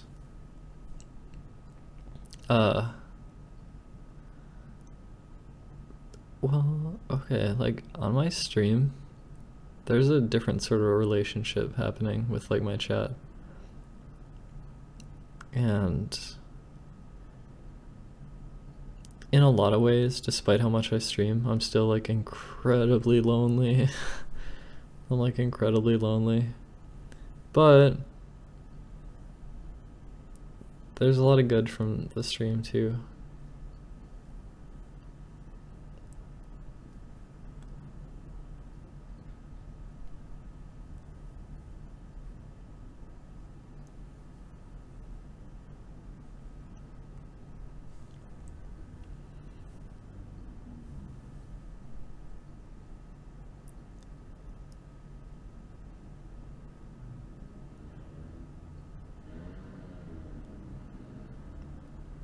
It depends, Juicy. It depends.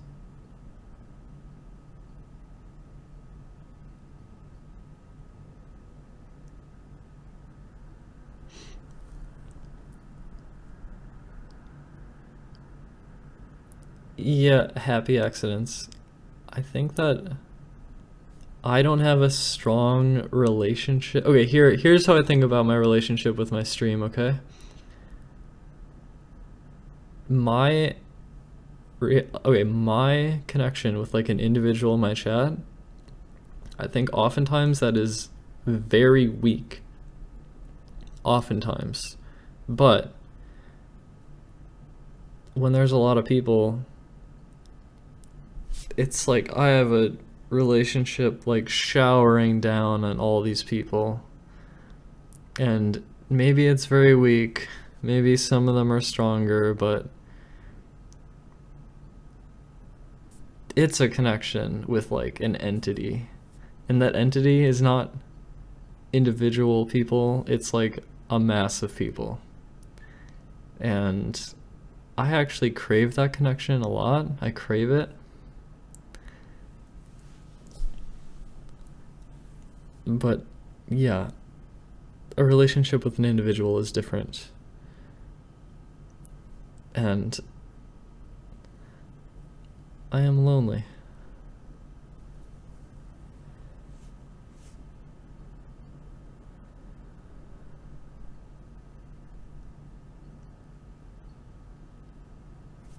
I feel extremely self-aware. I feel extremely self-aware.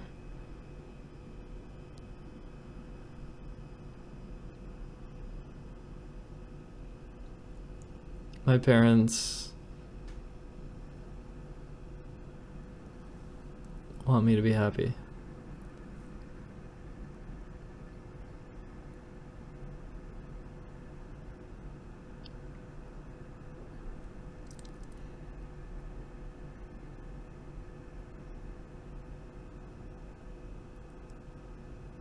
It is different than talking to a person one-on-one, happy accidents, but I wonder if you maybe underestimate what that connection can be.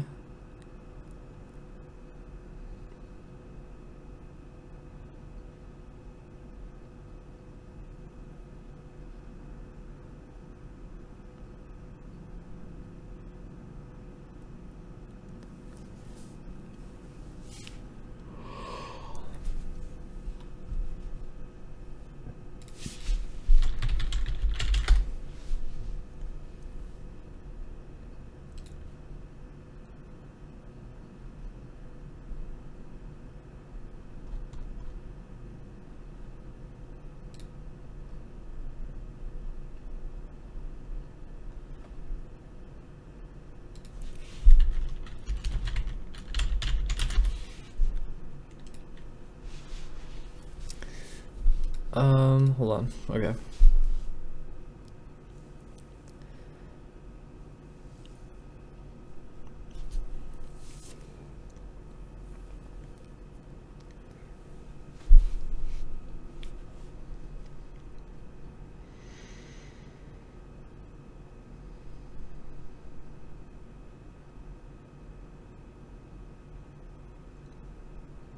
What scares me is, well, some people scare me. I don't have a trust in a lot of people. I think I used to trust strangers more. I trust strangers less now. I get paranoid thoughts about being untrustworthy of people. I'm afraid of death. Well, I guess I am afraid of death, even though I think my outlook on life allows me to not be afraid of death. Well, okay, I need to talk about that then. Okay, so I feel afraid of death because I feel like there's a lot of potential and I want to live and do the best I can. And if I died early, that would be really sad, I think, because then I would have only done what I've done and I wouldn't be able to kind of meet that potential. And so I think that I don't want to die, but if I did die, then I already have I'm proud of what I've done so far. So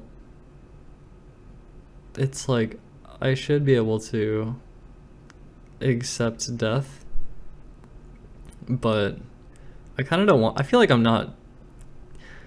Honestly, like I feel like not ready to accept death. I'm not ready because I want to meet a lot more potential than I've already met. Like, I'm not done yet. I think in a lot of ways my soul would be sad if I died. And what I mean by that is I have this like driving force in my life that kind of gets into the whole idea of like aligning myself with all this shit that I just talked about for like the last hour. So that driving force getting kind of like extinguished before I can like really start like pushing forward kind of feels like that would just be really sad. So in that sense, I'm not ready to accept death, and I want to not accept it, although I think my viewpoint on life allows me to accept it when the time comes.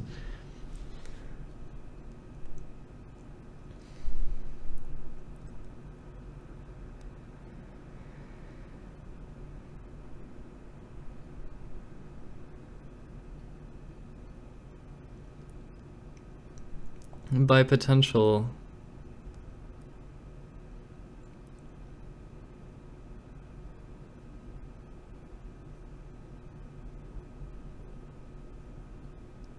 like, okay, I've only just started my transition. I've only just started that, and, well, it's been over a year, but like,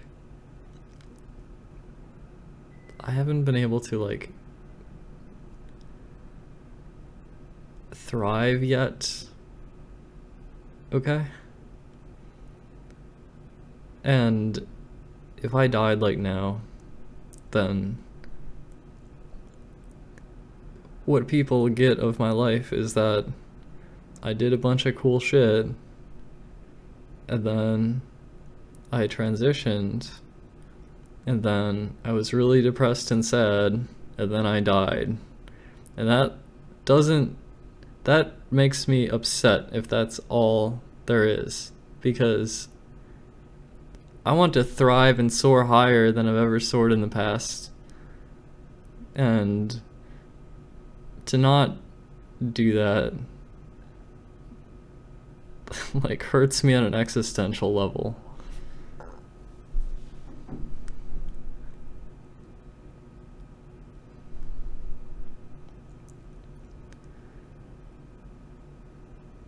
Thriving as in like enjoying life, getting that sort of connection again with my stream, being able, like, this is why Breath of the Wild is so important to me.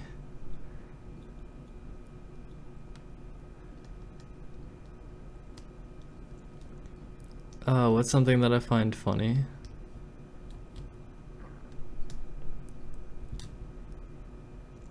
Okay, the last time I was thriving was like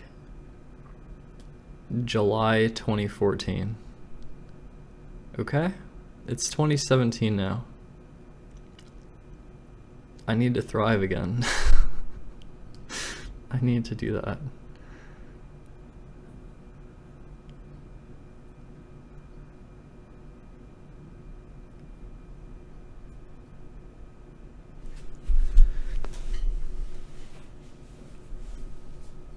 Okay, what makes me laugh? I'm trying to think of the last thing I thought was really funny.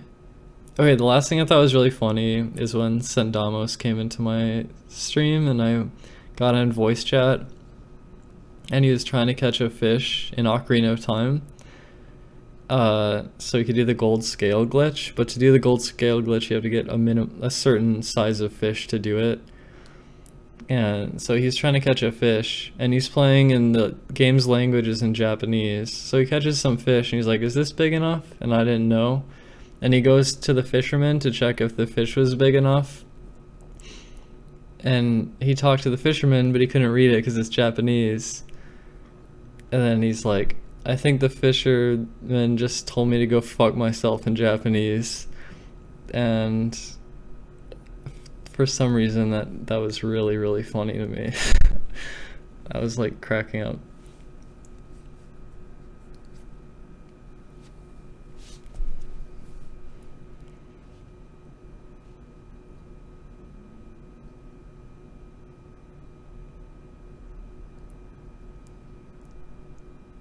That's the last thing that was funny.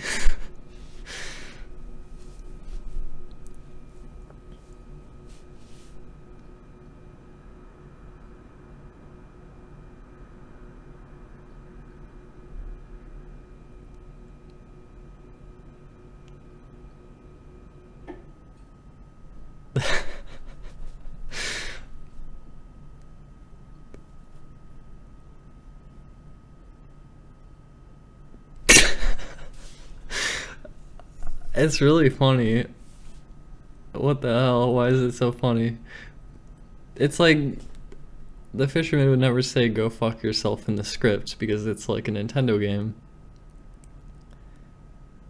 But it's effectively what he's saying.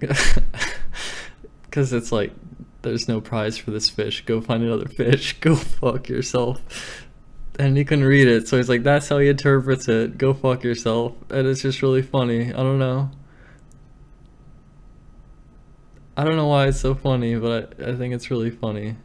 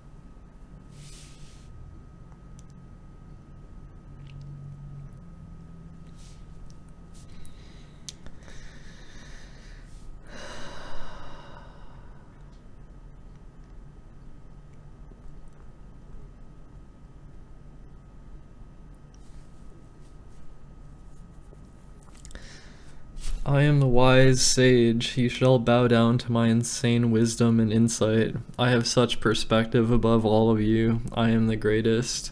Worship me. That's not what I'm trying to say when I talk about these things. I just am really fascinated in them, and I think it provides discussion that I find meaningful.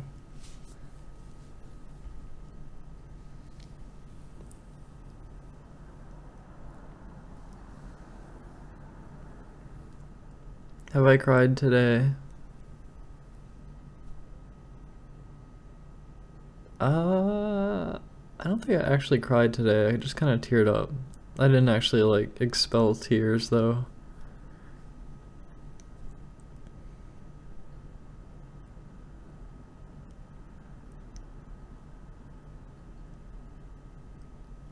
What have I learned from chat so far?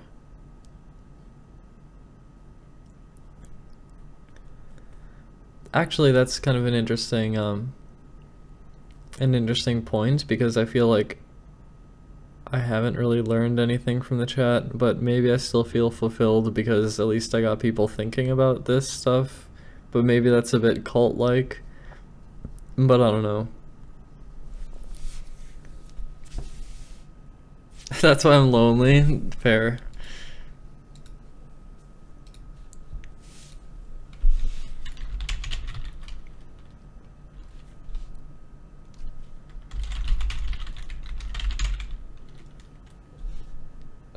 Hold on.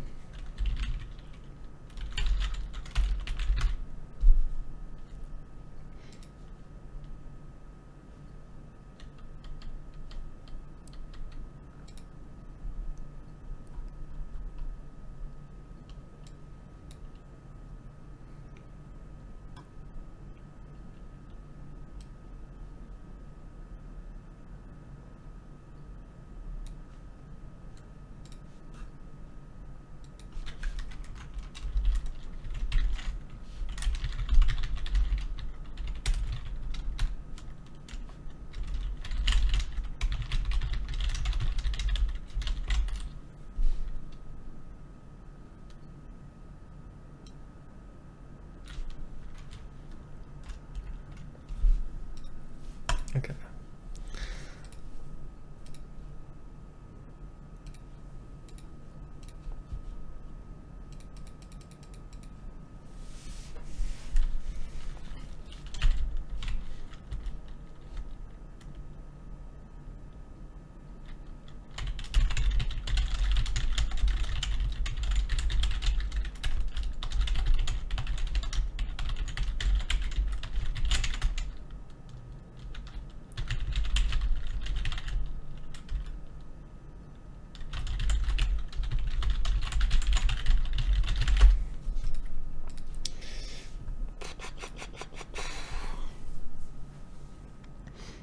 Sorry, I missed some of the chat.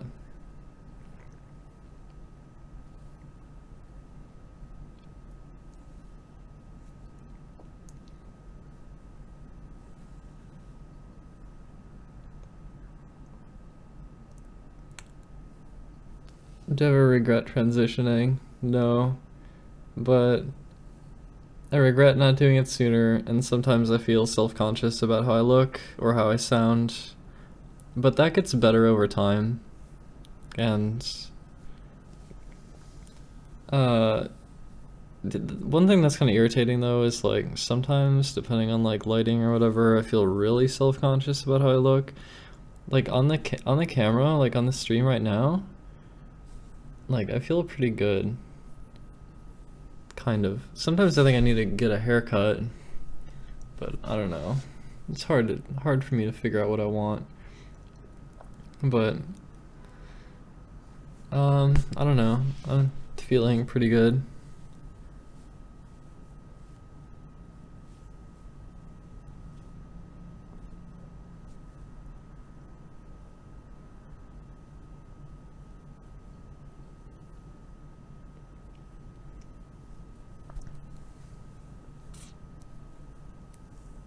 Like, I still got called he, like, recently in real life from someone who, like, just, like, kind of a stranger, not trying to be rude, just simply parsing me as male. And I think that in a lot of ways I will retain male features for the rest of my life, some of them. And I just kind of have to live with certain aspects of that. But I don't know. I feel like I can thrive on my stream and feel really beautiful and just enjoy my life, and I think I can.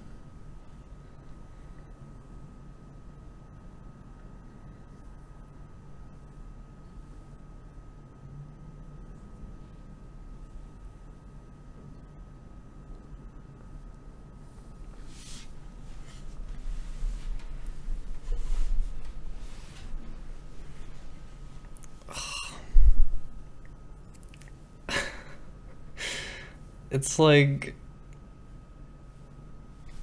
my hair sometimes drives me fucking crazy. It's like I don't know what I want to do with my hair.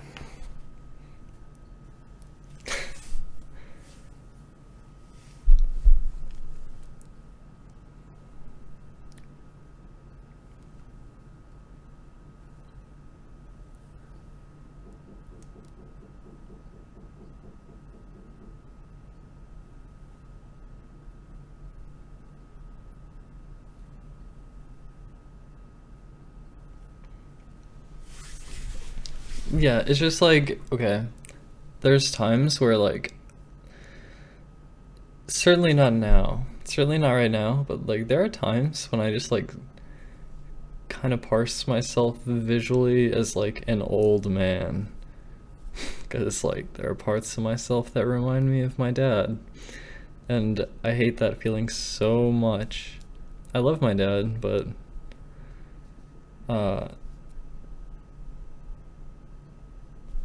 I don't want to look like an old man or like I want to like, I don't know, it's silly caring about looks so much. It's just I want to feel confident. I want to feel like I can have a presence, like a physical visual presence, and not feel like totally neurotic about it all the time.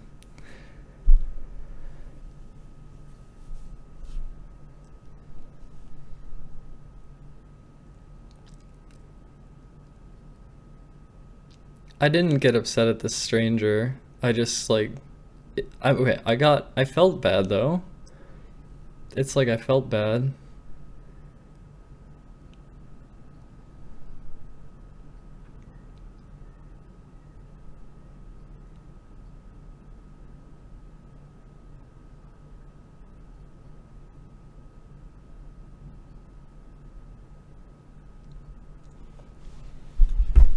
Oh, what do you mean, Bitegeist?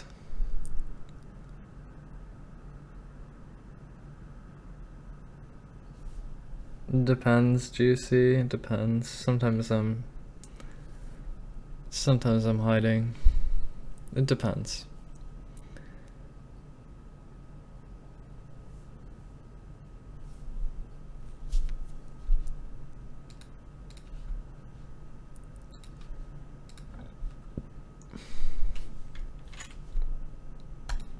Okay.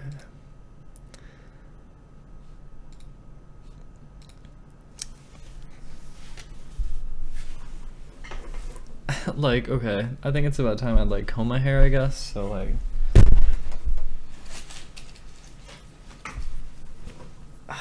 or sorry, brush it and see what happens. I think sometimes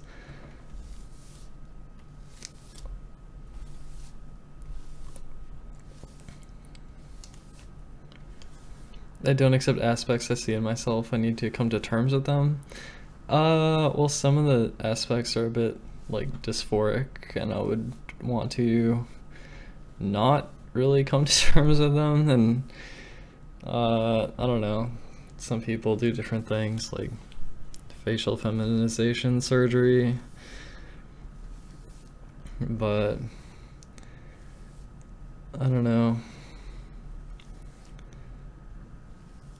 That's why I think that sometimes I get an urge to cut my hair, because I think that if I had short hair, I could like maybe try to work in bangs again, and then like there's something like, or I don't know, I get frustrated by my hair. I get frustrated by it. It's frustrating. I don't know why it's so frustrating. It's like, depending on how my hair is like laid out, it sort of like changes my like, I don't know.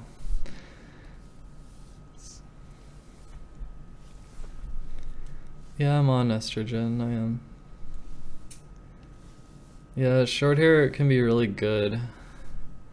I've been growing my hair for over a year, and you know, it's been a long journey to get my hair this long too.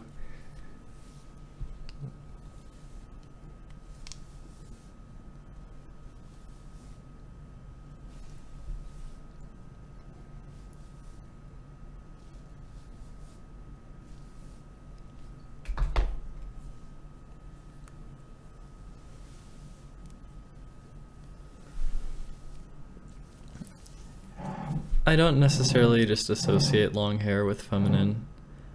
I just sort of like have been growing my hair out for a long time.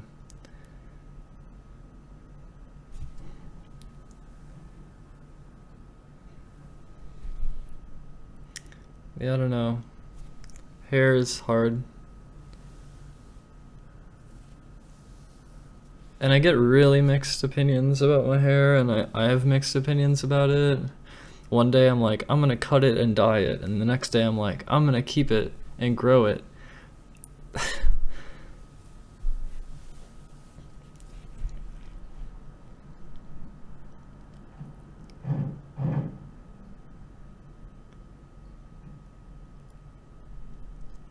Yeah, I use conditioner, yeah.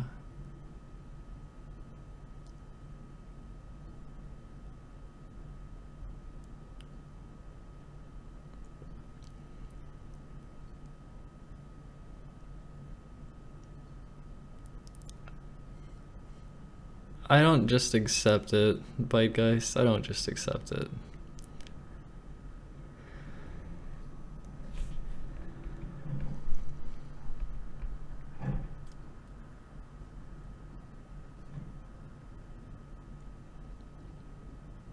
Like, okay. Like, I have some male features. That's not like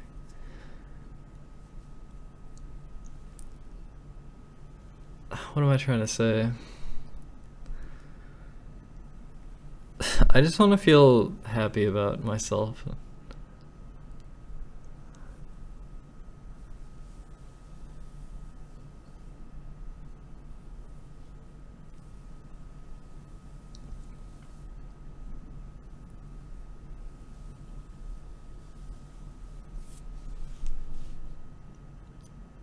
My looks don't entirely define me, but they serve, I don't know, it's like part of me.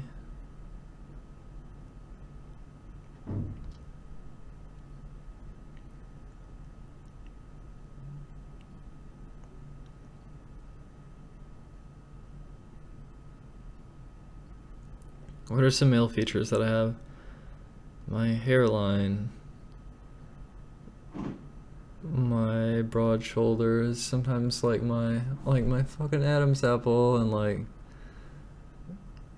you can't tell on this camera, but like, I swear my jaw is like somehow masculine. You can't tell on the camera. This camera is really nice to me.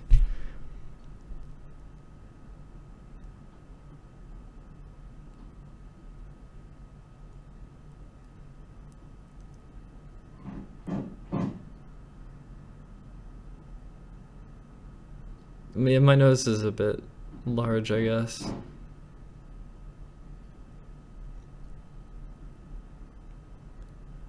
I like my eyes, I do. I don't mind my nose so much. I think maybe it's a little bit big, I don't know.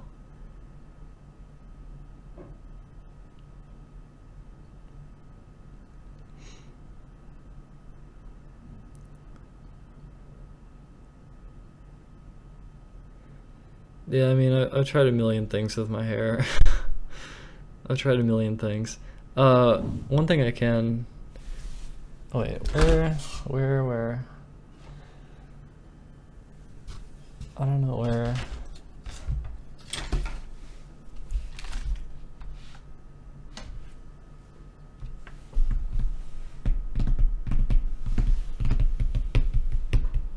I don't know where my... I want to tie my hair. I want to like a ponytail or something. I don't know what happened. Where are they?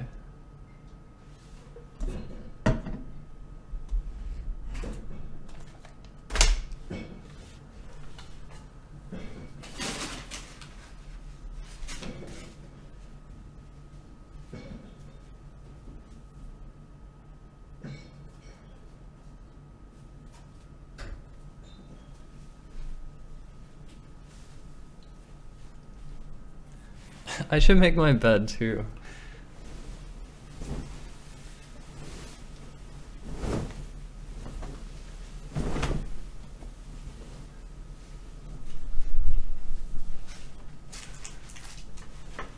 Bed made, good job me. I wear a little makeup. It's just like the right amount, I think. Just a little bit. Oh, see, here's the thing though, like, I don't know the best way to cope with like having my hair off to the side, because like I do have like a fucking, my hairline goes back really far and it's sort of like, I don't know. I'm self-conscious about some parts of myself. Like, what can I say? Like, what do I do about that? What can I do about it? I can't really do much about it. I can do a little, I don't know, there's things that can be done about it, I don't know. Has my libido changed? It certainly has. Certainly. The male libido has been silenced at last.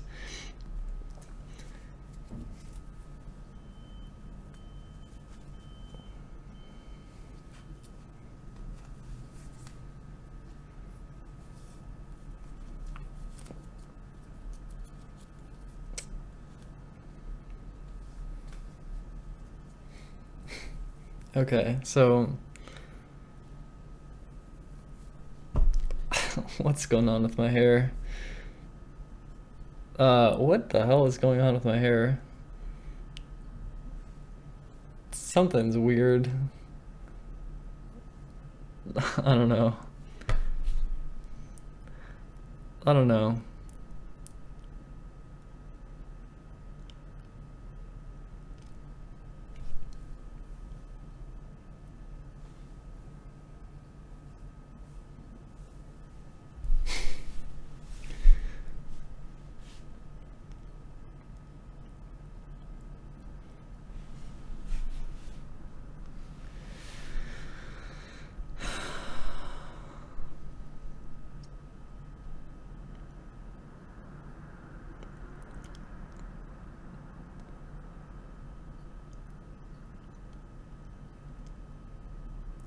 Stop touching it.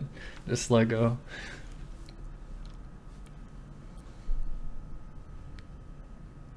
What's going on with this though? Like right here. Oh no. Whatever.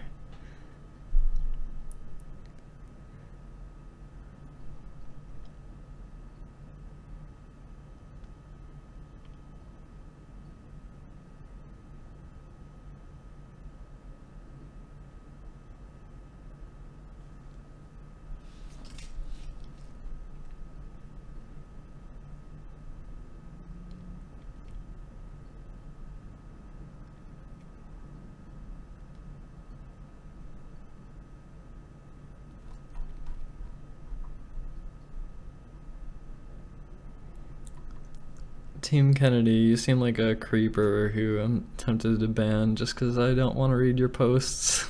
Just saying.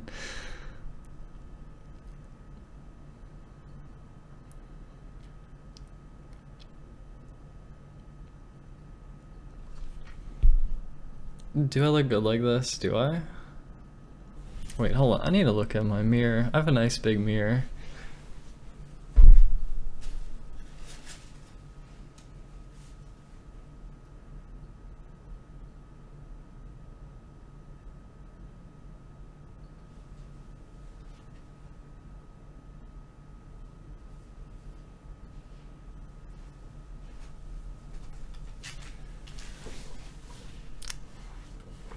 I guess I look okay.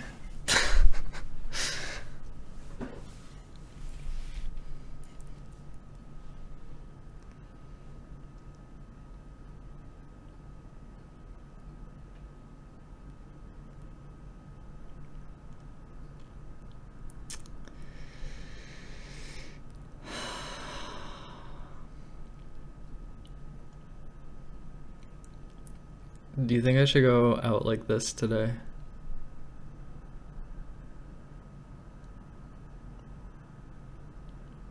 Also, I can do pigtails, but I only look good on the stream. If I wear pigtails outside of this camera, I look terrible, I think. It looks bad. But on this camera though, I can actually pull it off and it's like acceptable, I guess. I'm feeling suddenly very self-conscious. I feel very self-conscious. Am I using blush? No.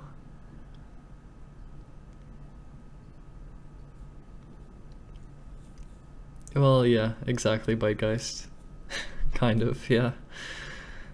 I feel super self-conscious right now.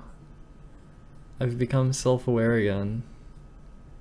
We've been like dissecting my looks or whatever, and now it's like, I'm like...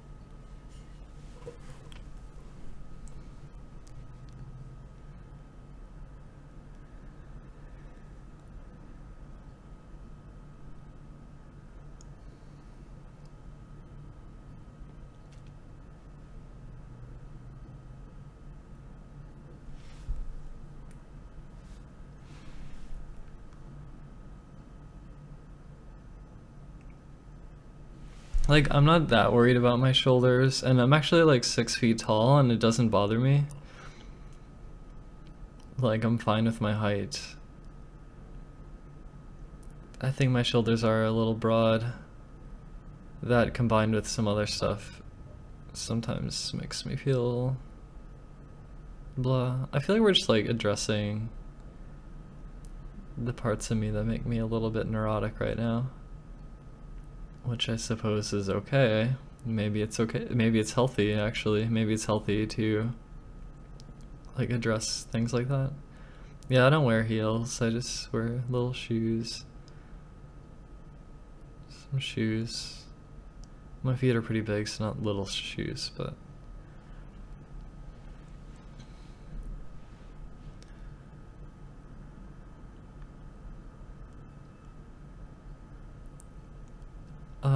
my eyeshadow. It was that galaxy chick thing with the like earth colored, like planet Earth. It's like blue, but it's on so lightly. I don't know if you can even see it much. It's like just enough to give it a sort of like, I don't know, sparkly, glossy kind of thing, whatever.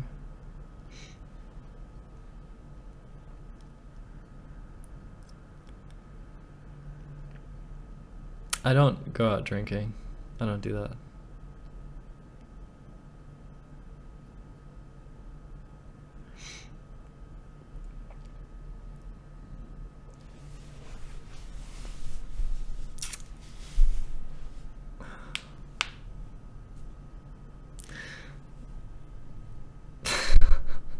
I feel really self-conscious right now. I don't know why.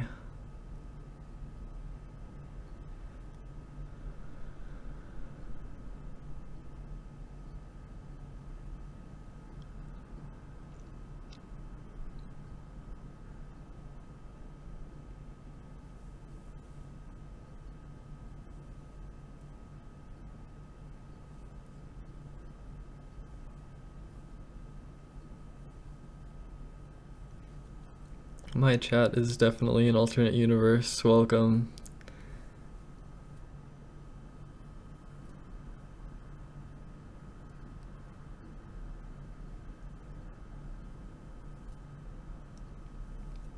$1 million. If I had $1 million, I don't think that much would change about my life, I guess.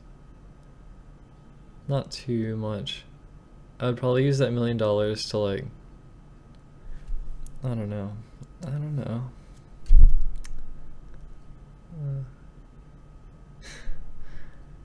I think it made me feel less self-conscious talking about these things. I mean, I guess so, laser beams.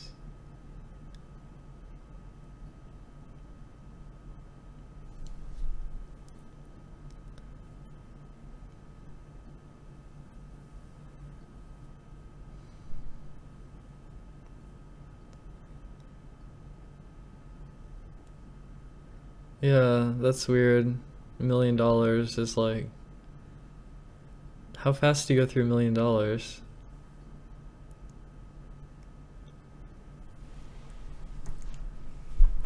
Like, what do you buy, and like, how long do you let that money burn? I guess a bunch of people would say they'd invest it, but I don't know. There we go. Another person just got their Switch. Great. Fucking great.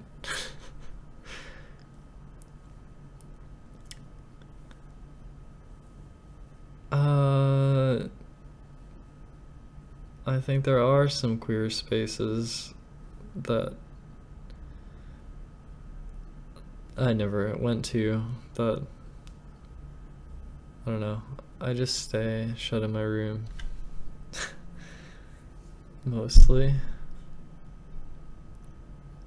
Where did I spend my money when I was earning $80,000 a year? Well, I had to pay $25,000 worth of student loans, and then I had to pay like $25,000 of taxes or something. So that's $50,000, and then like rent at the time back then was like $1,265 a month, plus like internet, plus food. I don't know. Money just sort of goes away.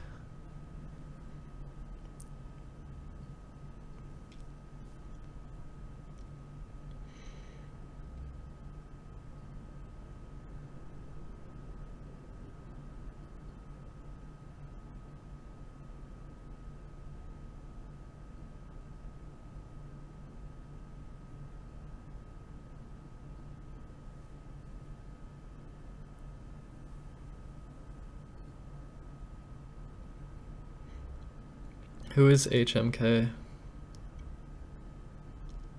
Who are these people who get switches early?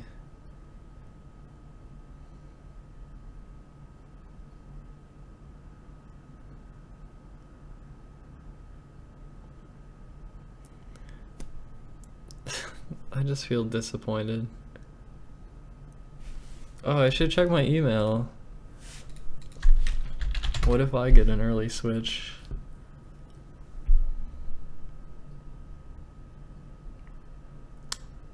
No reply.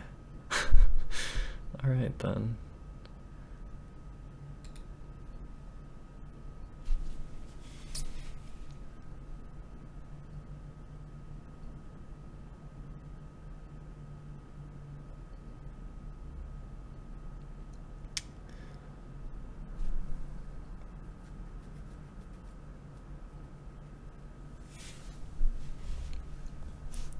Well, I'm proud of my past. I feel like the stuff I did before I transitioned does count as like stuff that I did.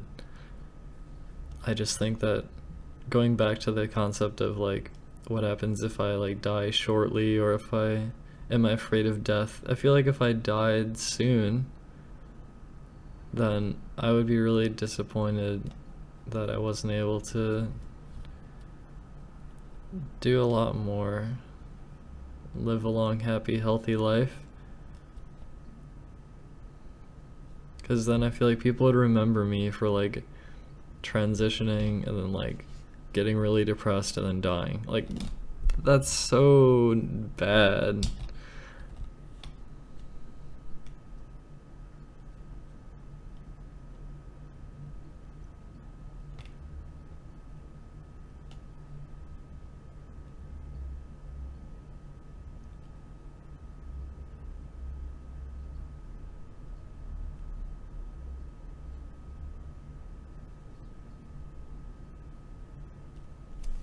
Alright, Team Kennedy is finally getting banned.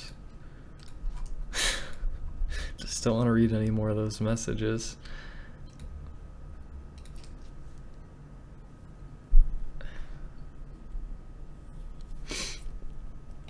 Ocean Mud, I feel like I definitely would have been given a Switch if it was in 2014. If it was like March 2014 instead of 2017, I'd definitely get a fucking Switch early. I've lost my fucking connections and shit, I don't know. I didn't have connections to begin with, but like I had fucking exposure, so they would have fucking gave me one.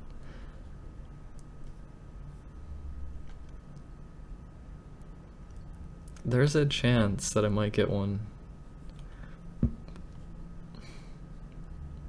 If I sit in this chair too long, I start getting gas problems with my digestive system.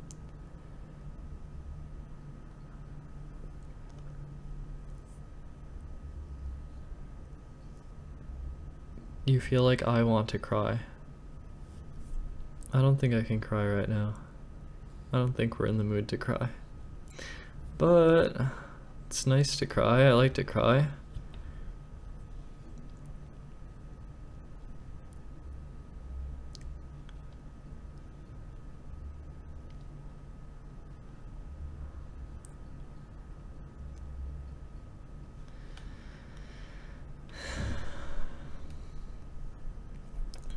Thanks, KP the Epic, thank you.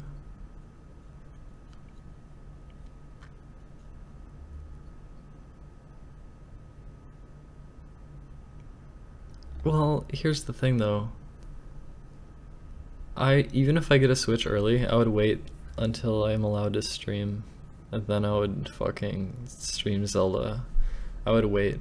I would wait until Zelda is streamable, and then I would stream. And I played it for the first time then. So it's not like I want to play the Switch right now. I just want to stream it right now. I want to stream it like as soon as possible.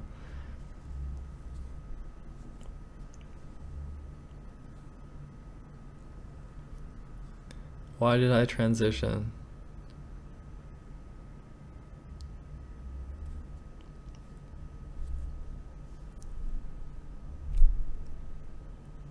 How do I like succinctly put that into words?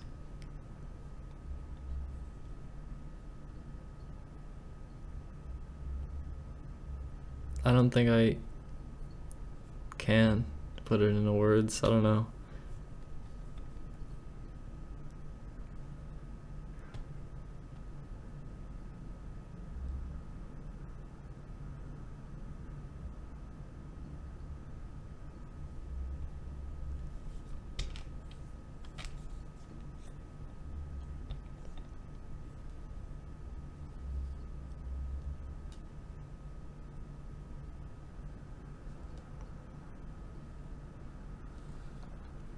Well, okay, Nagy, if I played Zelda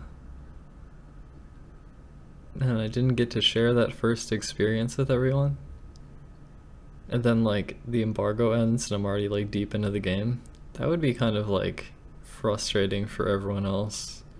And it would be sad for me too, because like I want to share that experience.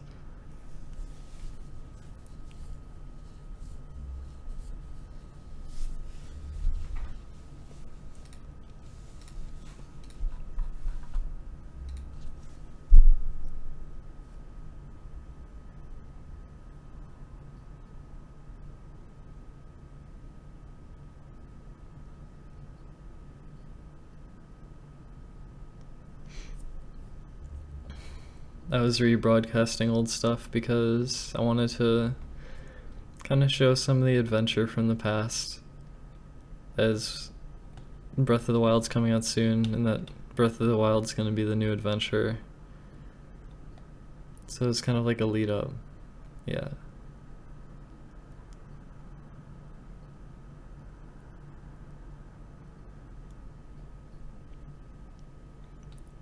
$40 for Ultra Street Fighter 2.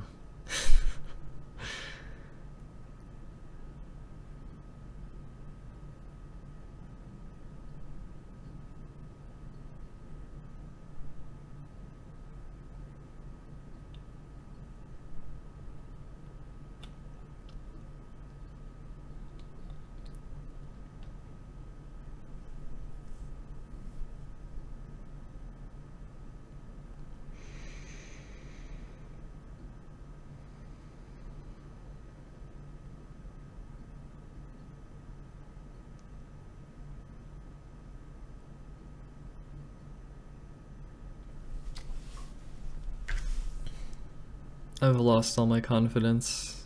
I have nothing left to say to you.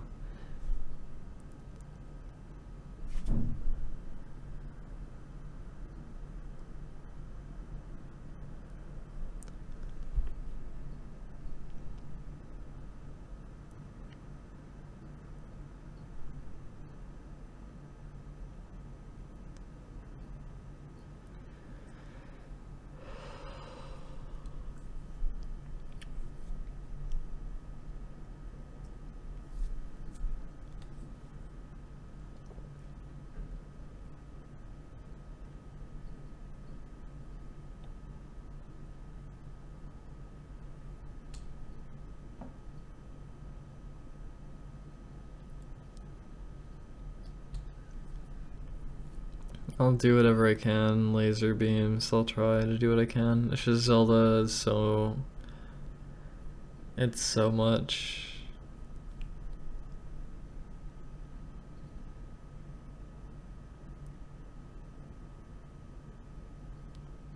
And the negativity is hard to take. How do you think I feel? Holy shit. You're getting like my secondhand helping of negativity, and you can't take it? imagine what it's like. Imagine. Holy shit. I'm not here to just like fucking send you all into the fucking negative world or whatever. I don't want that. But I think I've kind of leaned on my chat in a way. I've like leaned on you all, and it's like, if you're being leaned on, then it takes energy. It takes energy, and I don't want to just drain you. I'm not here to be a fucking vampire and drain you, okay? I'm not trying to do that. But sometimes it's been like that. I know it's been like that. I'm sorry. I do that to my friends too. I swear I do this. I'll want to like connect with my friends, but I feel like I just drain them. I just like fucking, here's all the shit bothering me in my life, and I feel like it's just like really draining. I feel like I just like put that on people sometimes, because like I feel like I need someone to lean on, but I don't know, it kind of sucks. I feel like I'm hard to talk to. I feel like in a way, I think I just like kind of am a burden on people.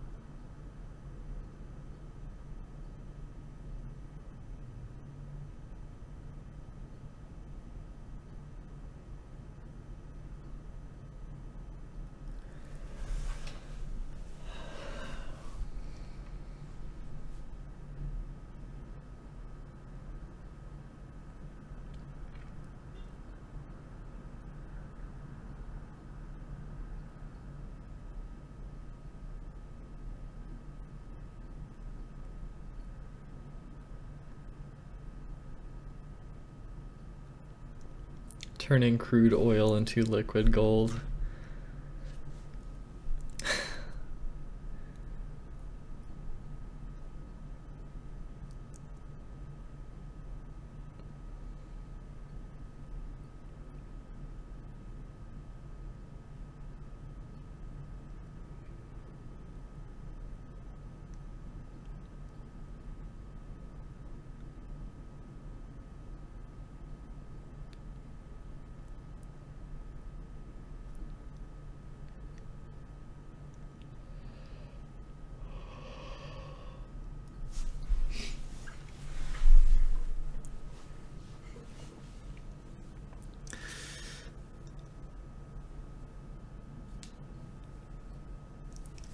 I don't just want people to, I don't just want pity points, and I don't want like, I don't know, it's nice, people are nice, it's good. I don't know, I was in a pretty good mood earlier. I don't think I'm in a terrible mood right now. I just sort of talking about negativity in general, I guess, suddenly. But one thing though is that like after we started talking about my looks and I did the ponytail, I found it hard to talk, and I still do. I find it sort of I don't know, it's kind of happening right now. I'm kind of talking, but I don't think I have that like connection. You know what I'm talking about, when I was like talking about how my chat is like this big entity and I'm like connecting with all of it, like this mass of people. I feel like I'm kind of distant a lot. God, that's really what it is, isn't it? It really is kind of like that. I just got a flash of imagery in my mind where it's like, before I was like attached to this mass of people, and it was like this really strong like it was just like this, it was like attached, okay? And now it feels like And I'm not trying to hate on my current chat. I'm not. You guys have been amazing for me, like especially over the last year, like, especially the people who like hang around, especially through like the dark moments, the moments where I'm like really struggling to just like be a person at all, and like I'm like really just, you know, there's been a lot of fucking shitty times where it's like I'm grateful for it. I'm grateful for it, but I do seek and crave more, and like sometimes when I stream, there are moments in which I do connect, or like I'm able to like express myself and like kind of get this like sort of thing that I need. I'm able to like expel. It's almost like, it's weird. I'm like expelling this like signal. I'm letting you know how I feel, and I'm just like trying to seek some sort of like conversation that's meaningful, or like attached to like, I don't know, just like somehow be impactful, or like do something. And like already once this stream, when I went on that long rant before, I feel like I was able to do that kind of, and it was like meaningful to me in that moment. It was important, and then it kind of like dwindled down a bit. And now, after I like did my hair or whatever, and now I'm like sitting here and I'm like trying to almost kind of do that again right now. I'm trying to like do that again, but it feels like kind of weak. It feels kind of weak, where it's like just get these sort of like little things. I'm not like feeling a connection. Also kind of like hard to even like talk. It's hard for me to like do anything. It's hard.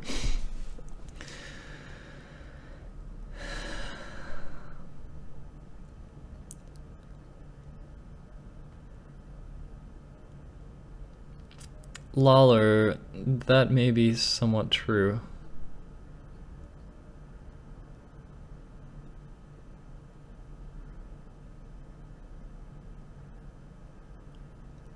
Is that anxiety? Is that anxiety that I just had?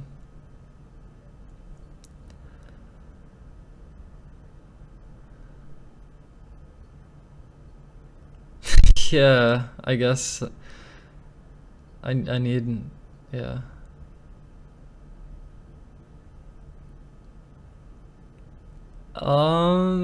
Maybe laser beams. Well, actually, okay, really early in the stream, we were talking about puberty blockers to block puberty for people, for like trans kids, and then so they're able to totally bypass the incorrect puberty and transition gracefully when they get old enough.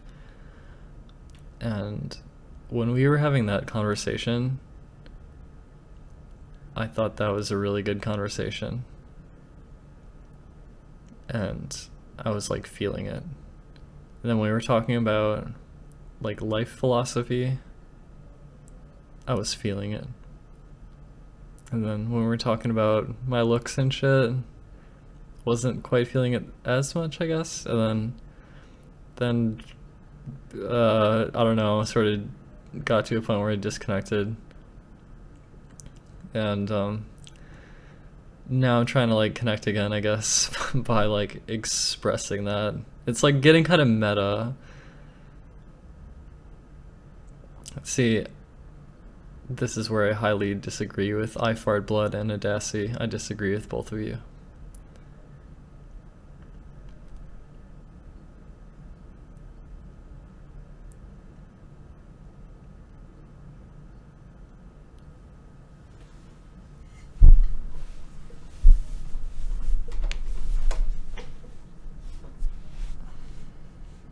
Yeah, we already had this conversation, but new people came in, I guess. Meta, it's like a level up of awareness, or it's hard to explain. I don't know. It's just like it's like self-awareness. And so by becoming self-awareness of like the flow of the conversation, or like I don't know. I'm just trying to like let people know how I feel. I don't know.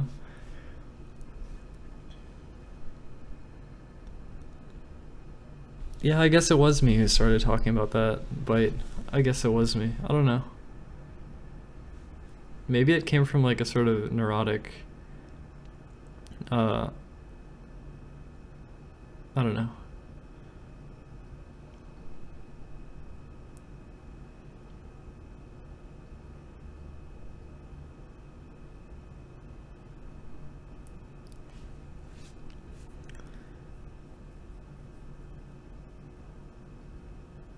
Yeah, that's a good way of putting it.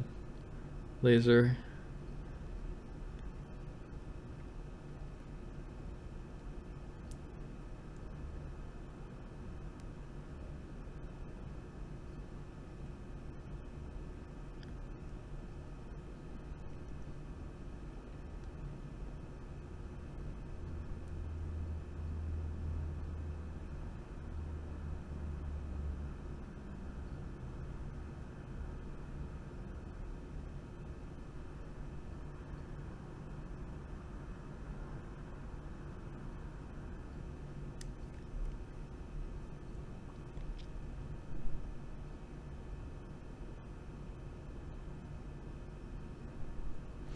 Imagine being forced to go through the wrong puberty, though.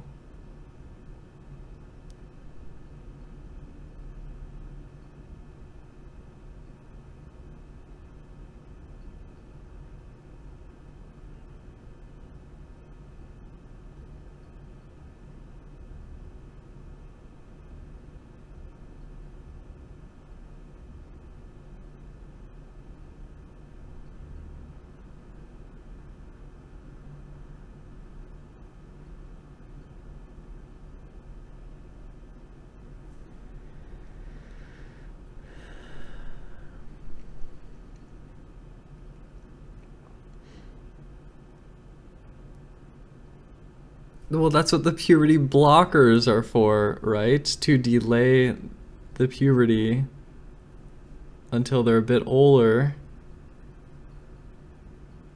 and then they can start transition, or not.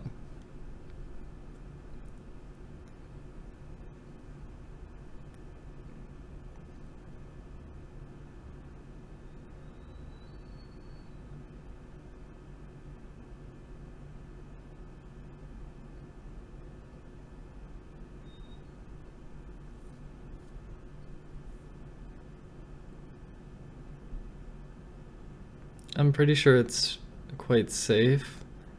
I'm not super well versed.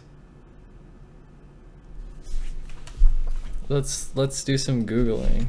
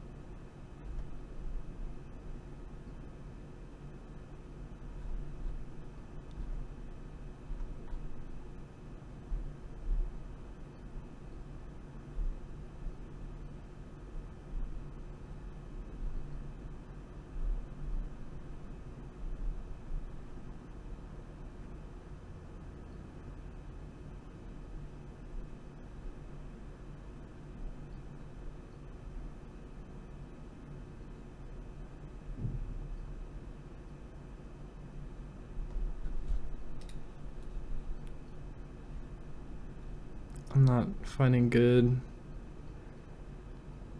I'm not finding anything about safety.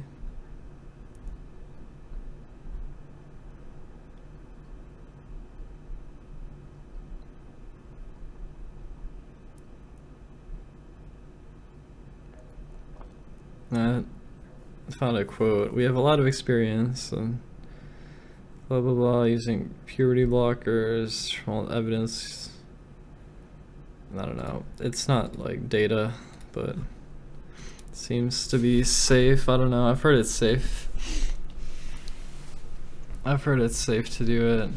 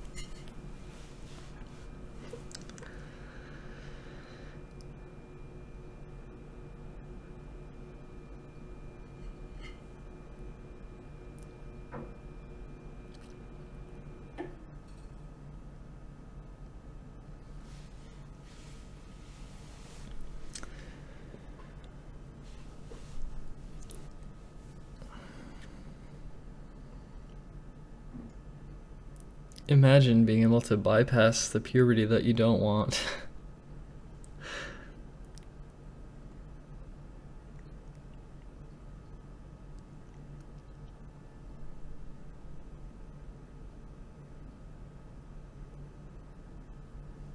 And not have your body get messed up from it.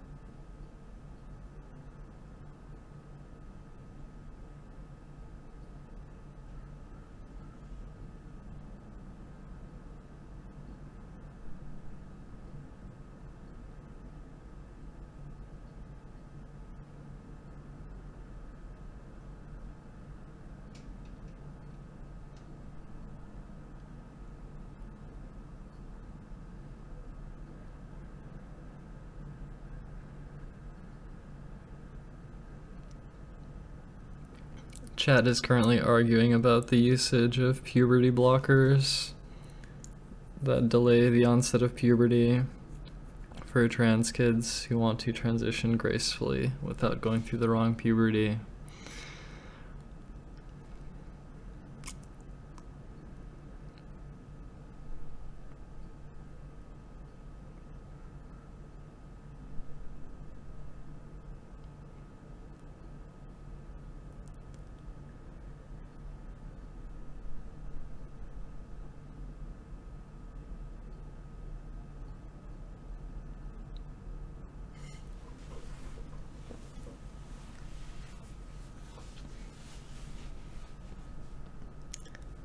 It's an ongoing process.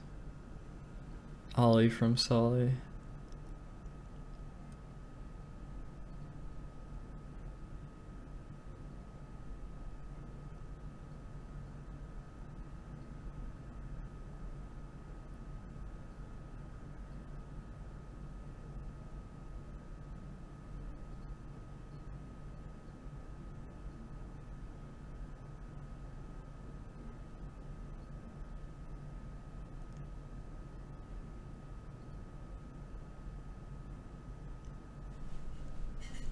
I've been on estrogen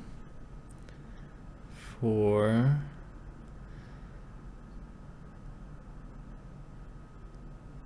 closing in on 16 months.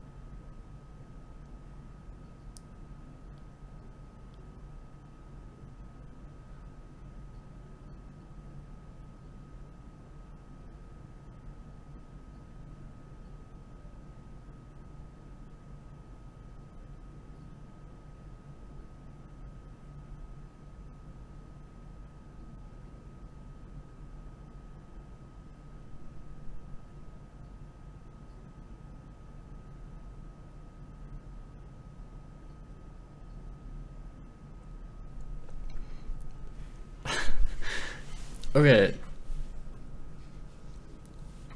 The concept is that, like, they start puberty blockers delay the onset of puberty until they're like 16 or whatever, like 15 or 16 probably, and then start hormones.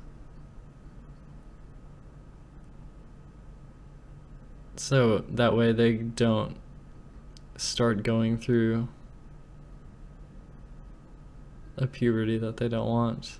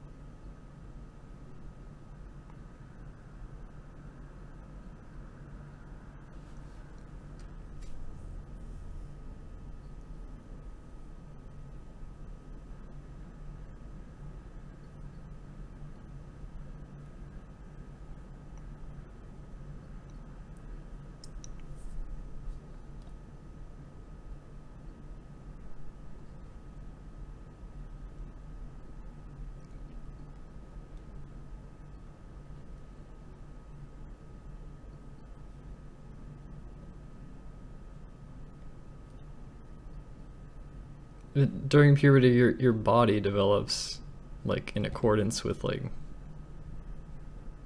the hormones that like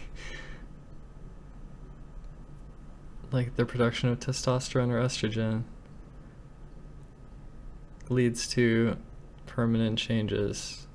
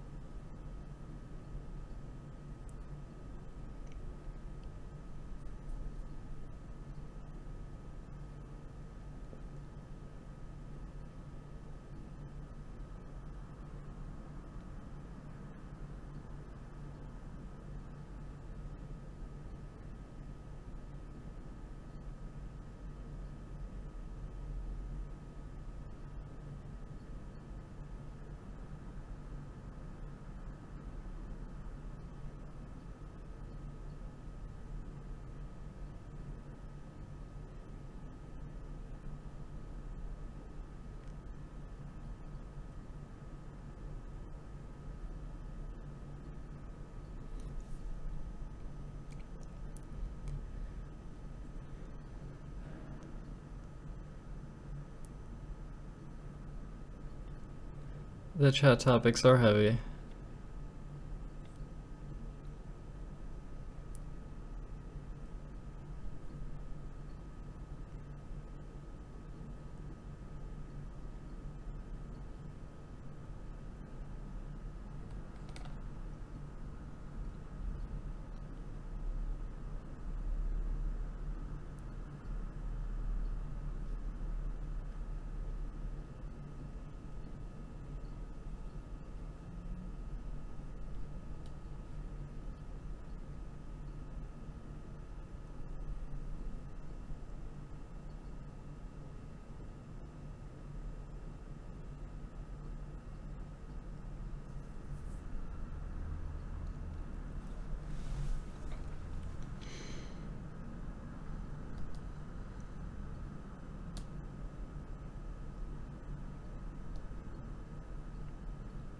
I live in the United States.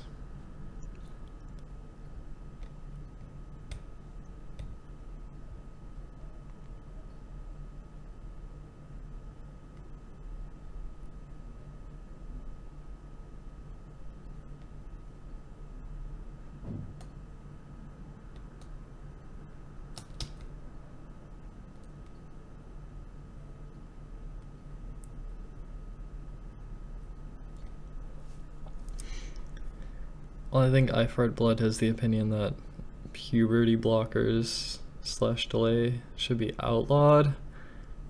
Right? That's I Fart Blood's outlook, which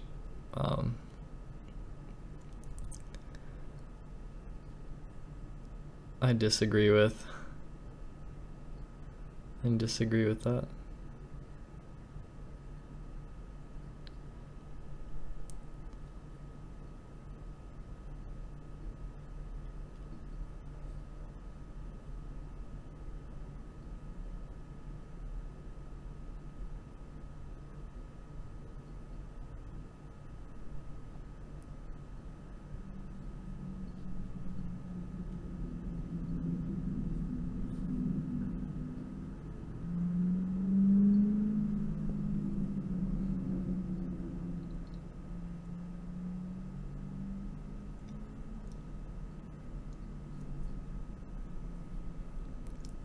Well, right hand meets stick.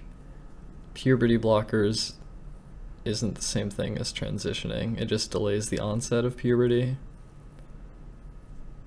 giving you more time.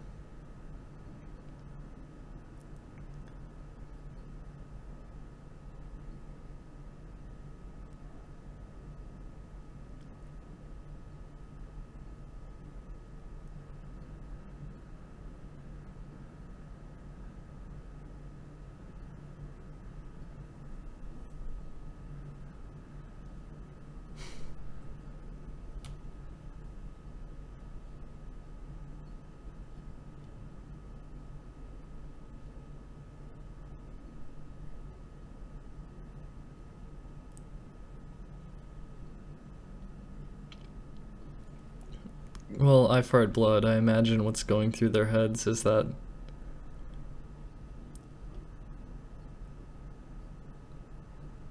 they want their child to be happy.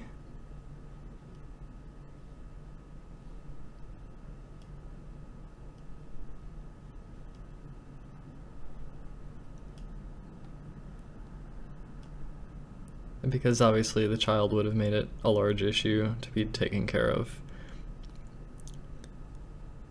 And then, yeah.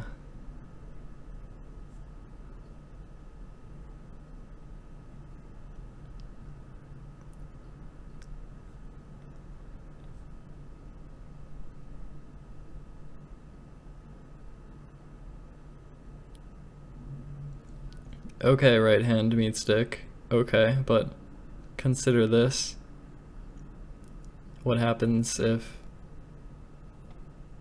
like,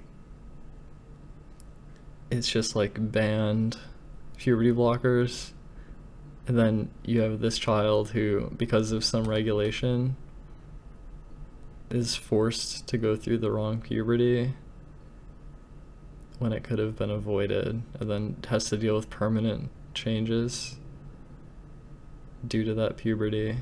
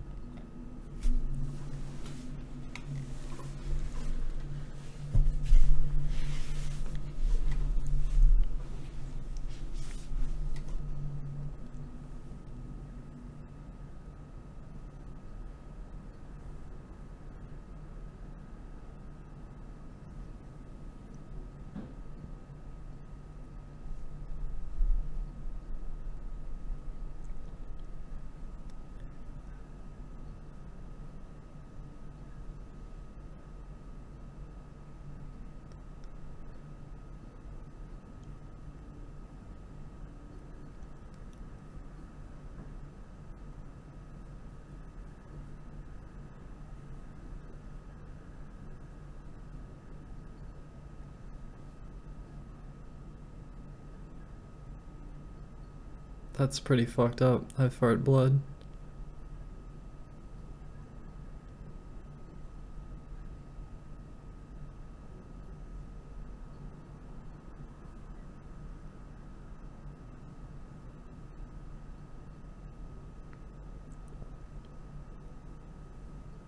Wait, so right hand meets dick. You're saying that your child asks you to start puberty blockers, and then you would deny that, and then they would have the onset of puberty, then they'd get older, and then deal with the permanent changes that happen, and then be able to transition after they've already gone through the wrong puberty.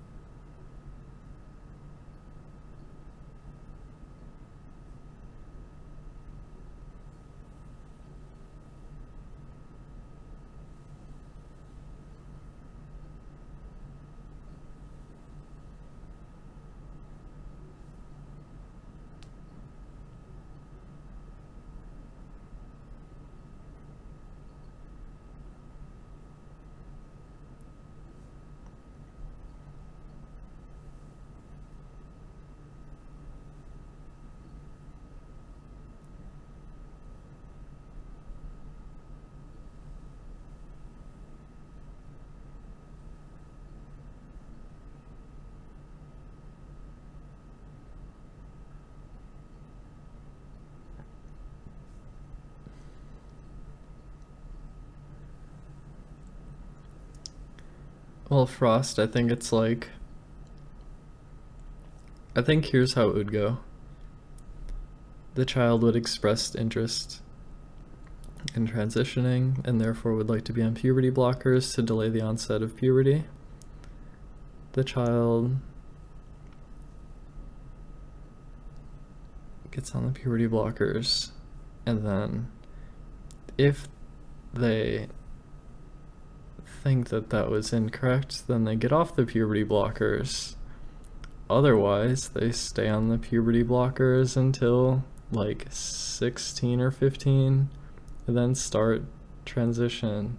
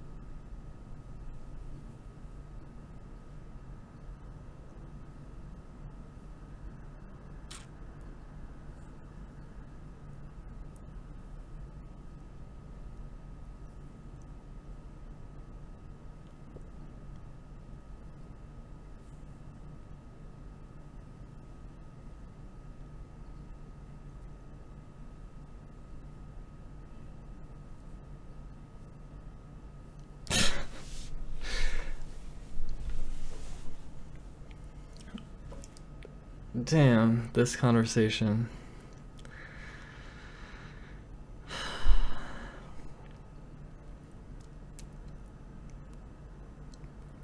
I think this issue is gonna start being like a little bit more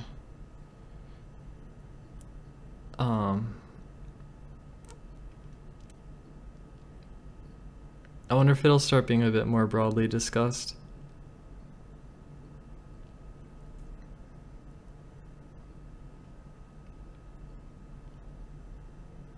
It is already happening, like puberty blockers exist and they're used, and like this does happen, but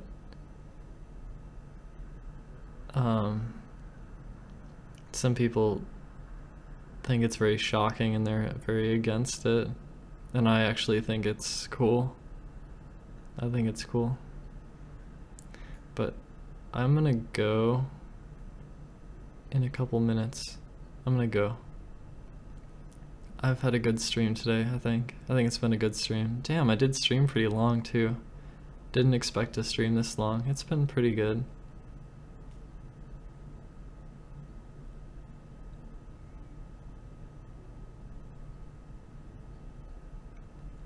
I'm not like super well read on this though. I'm not super well read on this topic. I just think that I have read that it's safe and that it seems like potentially extremely relieving to be able to just like not have to go through like the puberty that you don't want to. Just be able to avoid it entirely.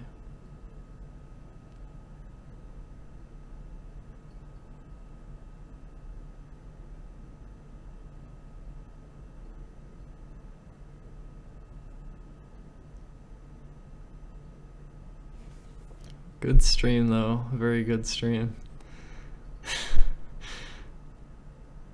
Although maybe I'm only saying it's a good stream because like this topic of conversation is very like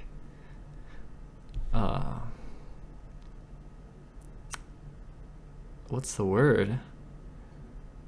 It's an interesting thing to talk about.